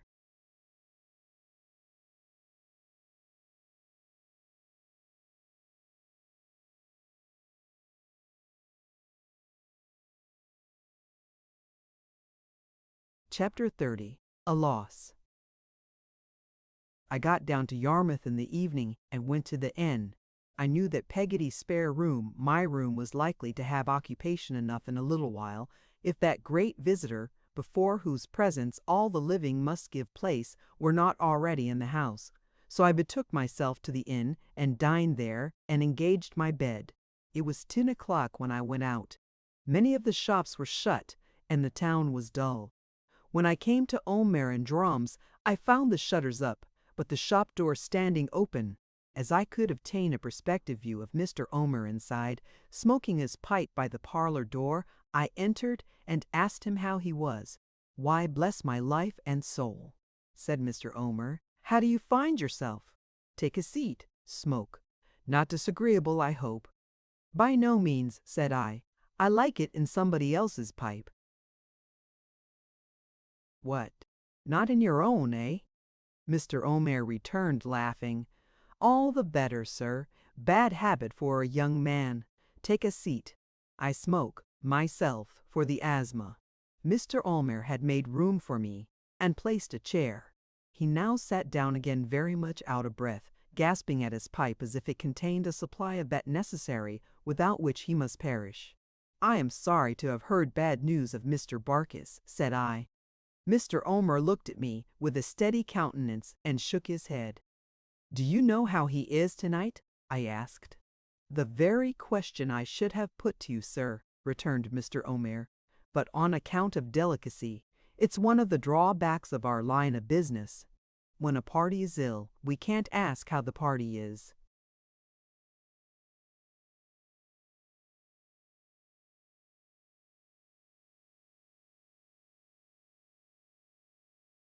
The difficulty had not occurred to me, though I had had my apprehensions too, when I went in, of hearing the old tune. On its being mentioned, I recognized it, however, and said as much. "Yes, yes, you understand," said Mr. Omer, nodding his head. "We dursn't do it. Bless you, it would be a shock that the generality of parties mightn't recover to say, 'Omer and Joram's compliments, and how do you find yourself this morning?' or this afternoon, as it may be." Mr. Omer and I nodded at each other, and Mr. Omer recruited his wind by the aid of his pipe. "It's one of the things that cut the trade off from attentions they could often wish to show," said Mr. Omer. "Take myself. If I have known Barkis a year, to move to as he went by, I have known him 40 years, but I can't go and say, 'How is he?'"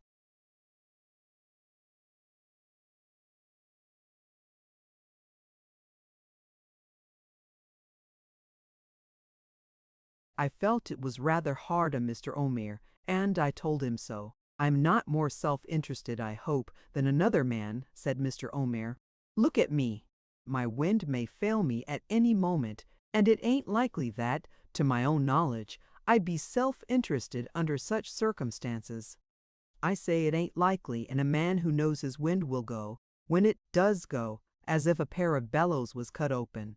And that man a grandfather," said Mr. Omer. I said, "Not at all." "It ain't that I complain of my line of business," said Mr. Omer.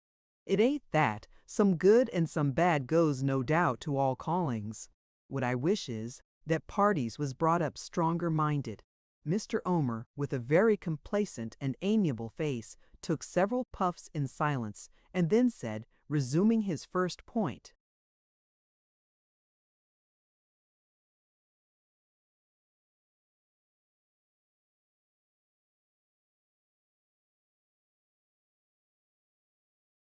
Accordingly, we're obliged, in ascertaining how Barkis goes on, to limit ourselves to Emily. She knows what our real objects are, and she don't have any more alarms or suspicions about us than if we was so many lambs. Minnie and Yoram have just stepped down to the house. In fact, she's there, after hours, helping her aunt a bit to ask her how he is tonight, and if you was to please to wait till they come back, they'd give you full particulars. Will you take something? A glass of scrub and water, now. I smoke on scrub and water myself, said Mr. Omer, taking up his glass, because it's considered softening to the passages by which this troublesome breath of mine gets into action. But, Lord bless you, said Mr. Omer huskily, it ain't the passages that's out of order. Give me breath enough, said I to my daughter Minnie, and I'll find passages, my dear. He really had no breath to spare, and it was very alarming to see him laugh. When he was again in a condition to be talked to, I thanked him for the proffered refreshment, which I declined, as I had just had dinner, and observing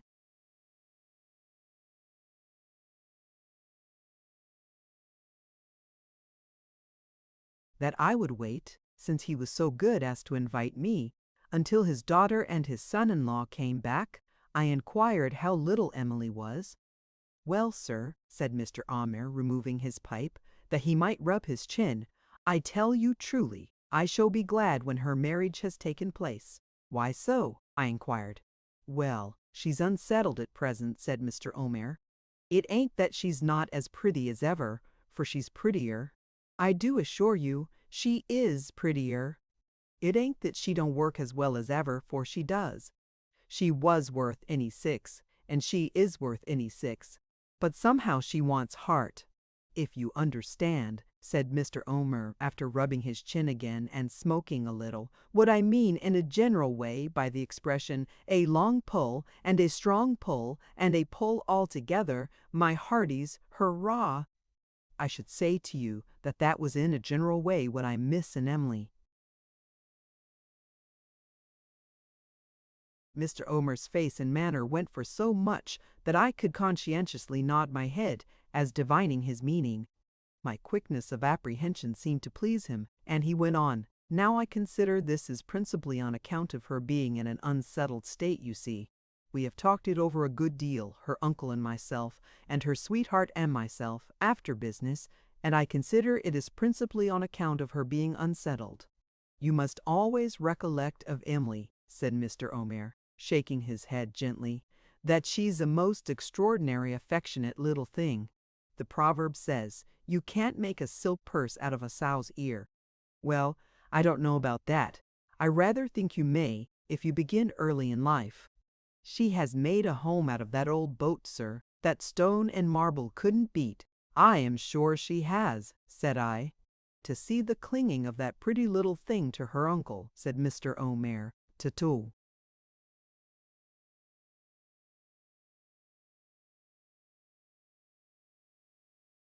See the way she holds on to him, tighter and tighter and closer, every day, is to see a sight. Now, you know, there's a struggle going on when that's the case. Why should it be made a longer one than is needful? I listened attentively to the good old fellow, and acquiesced with all my heart in what he said. Therefore, I mentioned to them, said Mr. Omer in a comfortable, easy-going tone, this. I said, now, don't consider Emily nailed down in point of time at all. Make it your own time. Her services have been more valuable than was supposed. Her learning has been quicker than was supposed. Omer and Joram can run their pen through what remains, and she's free when you wish. If she likes to make any little arrangement, afterwards, in the way of doing any little thing for us at home, very well. If she don't, very well still. We're no losers anyhow. For don't you see, said Mr. Omer, touching me with his pipe, it ain't likely that a man so short of breath as myself, and a grandfather too, would go and strain points with a little bit of a blue-eyed blossom like her? Not at all, I am certain, said I.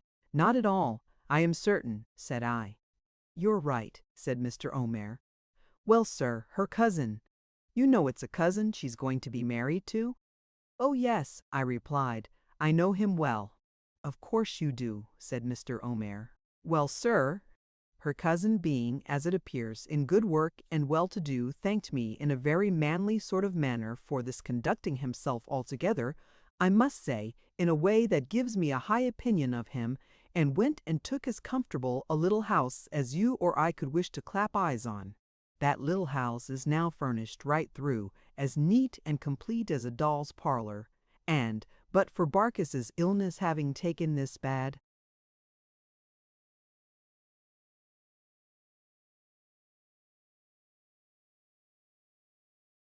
turn, poor fellow, they would have been man and wife, I dare say, by this time. As it is, there's a postponement. And Emily, Mr. Omer? I inquired. Has she become more settled? Why, that, you know, he returned, rubbing his double chin again, can't naturally be expected. The prospect of the change and separation and all that is, as one may say, close to her and far away from her both at once. Barkis's death needn't put it off much, but his lingering might. Anyway, it's an uncertain state of matters, you see. I see, said I. Consequently, pursued Mr. Omer, Imley's still a little down and a little fluttered. Perhaps, upon the whole, she's more so than she was. Every day she seems to get fonder and fonder of her uncle, and more locked apart from all of us.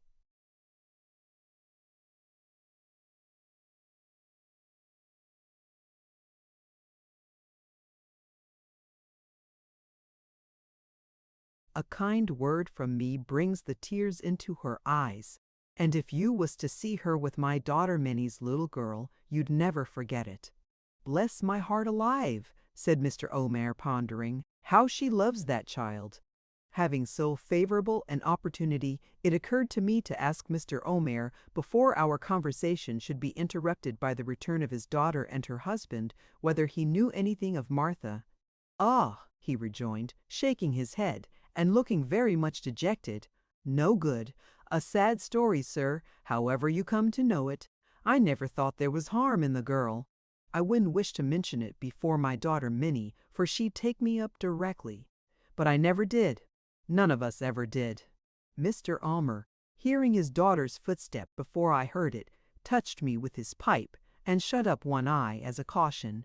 She and her husband came in immediately afterwards.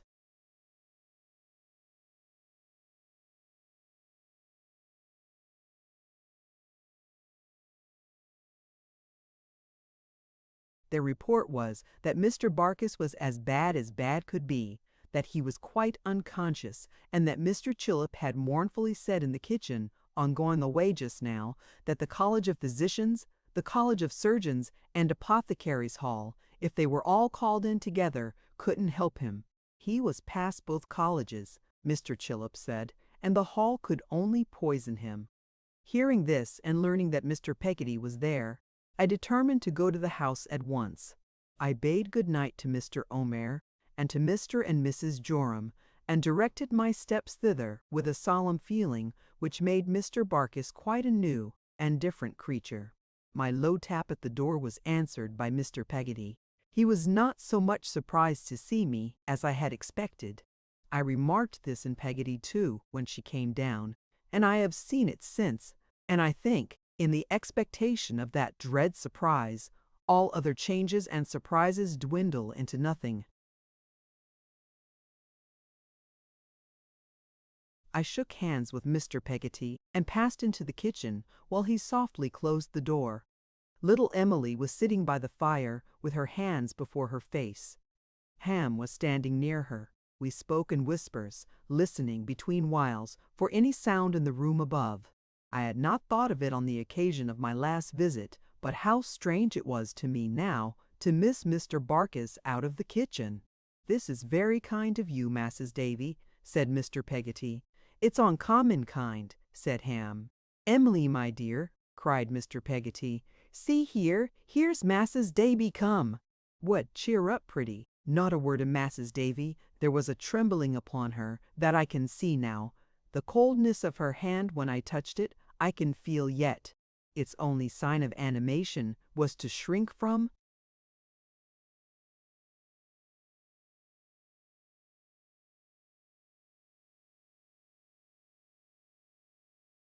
mine." And then she glided from the chair, and creeping to the other side of her uncle, bowed herself, silently and trembling still, upon his breast.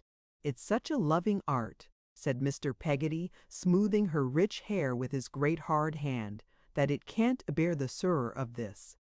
It's natural in young folk, Masses Davy, when they're new to these here trials, and timid like my little bird, it's natural."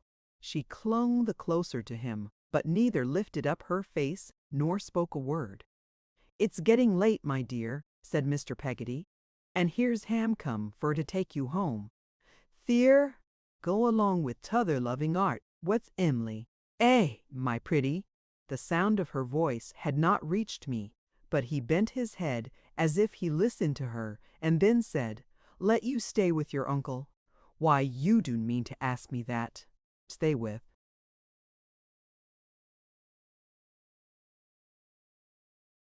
"Your uncle, Moppet? When your husband, that'll be so soon as here fur to take you home?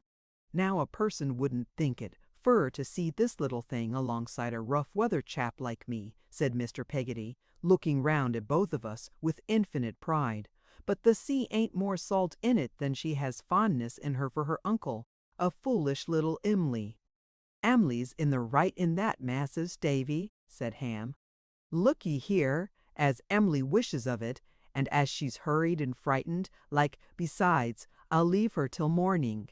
"Let me stay too." "No, no," said Mr. Peggotty, "you doon ought a married man like you, what's as good to take and hole away a day's work. And you doen't ought to watch and work both. That won't do. You go home and turn in. You ain't afeard of Em'ly not being took good care on, I know."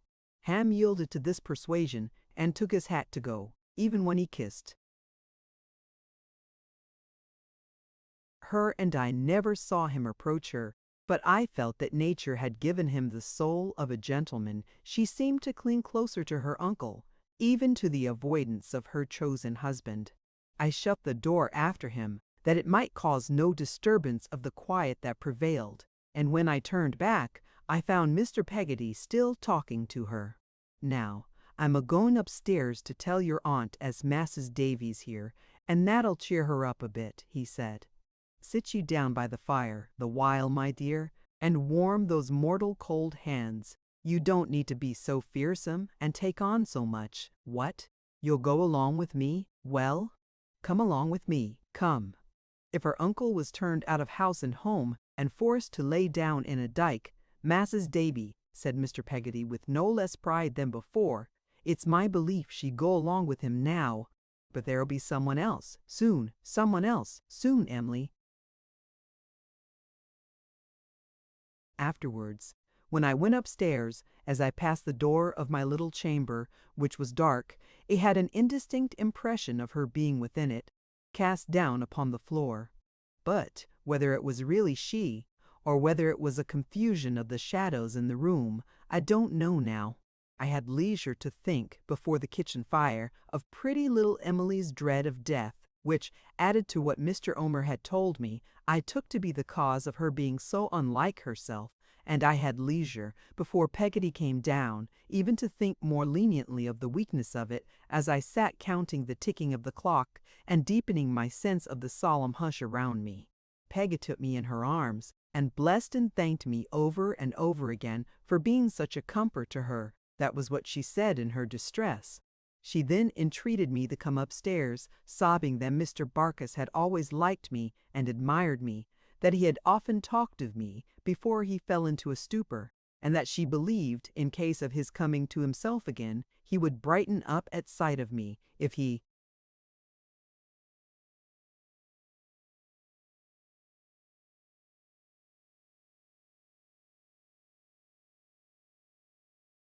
could brighten up at any earthly thing. The probability of his ever doing so appeared to me, when I saw him, to be very small. He was lying with his head and shoulders out of bed in an uncomfortable attitude, half resting on the box which had cost him so much pain and trouble. I learned that when he was past creeping out of bed to open it, and past assuring himself of its safety by means of the divining rod I had seen him use, He had required to have it placed on the chair at the bedside, where he had ever since embraced it, night and day. His arm lay on it now. Time and the world were slipping from beneath him, but the box was there, and the last words he had uttered were in an explanatory tone, "Old clothes." "Barkis, my dear," said Peggotty, almost cheerfully, bending over him while her brother and I stood at the bed's foot. "Here's my dear boy, Master Davy, who brought us together, Barkis, that you sent messages by, you know."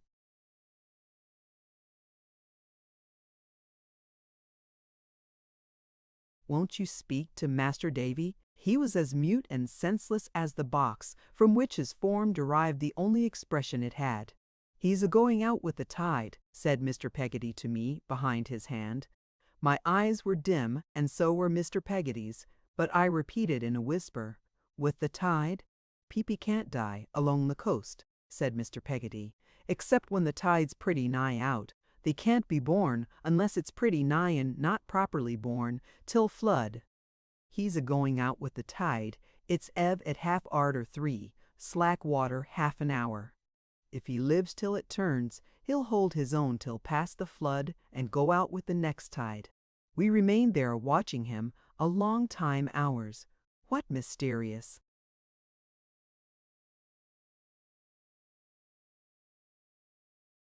influence my presence had upon him in that state of his senses, I shall not pretend to say. But when he at last began to wander feebly, it is certain he was muttering about driving me to school. "He's coming to himself," said Peggotty. Mr. Peggotty touched me, and whispered with much awe and reverence, "They are both of going out fast." "Barkis, my dear," said Peggotty. "P. Barkis," he cried faintly, "no better woman anywhere." "Look, here's Master Davy," said Peggotty, for he now opened his eyes. I was on the point of asking him if he knew me, when he tried to stretch out his arm, and said to me distinctly with a pleasant smile,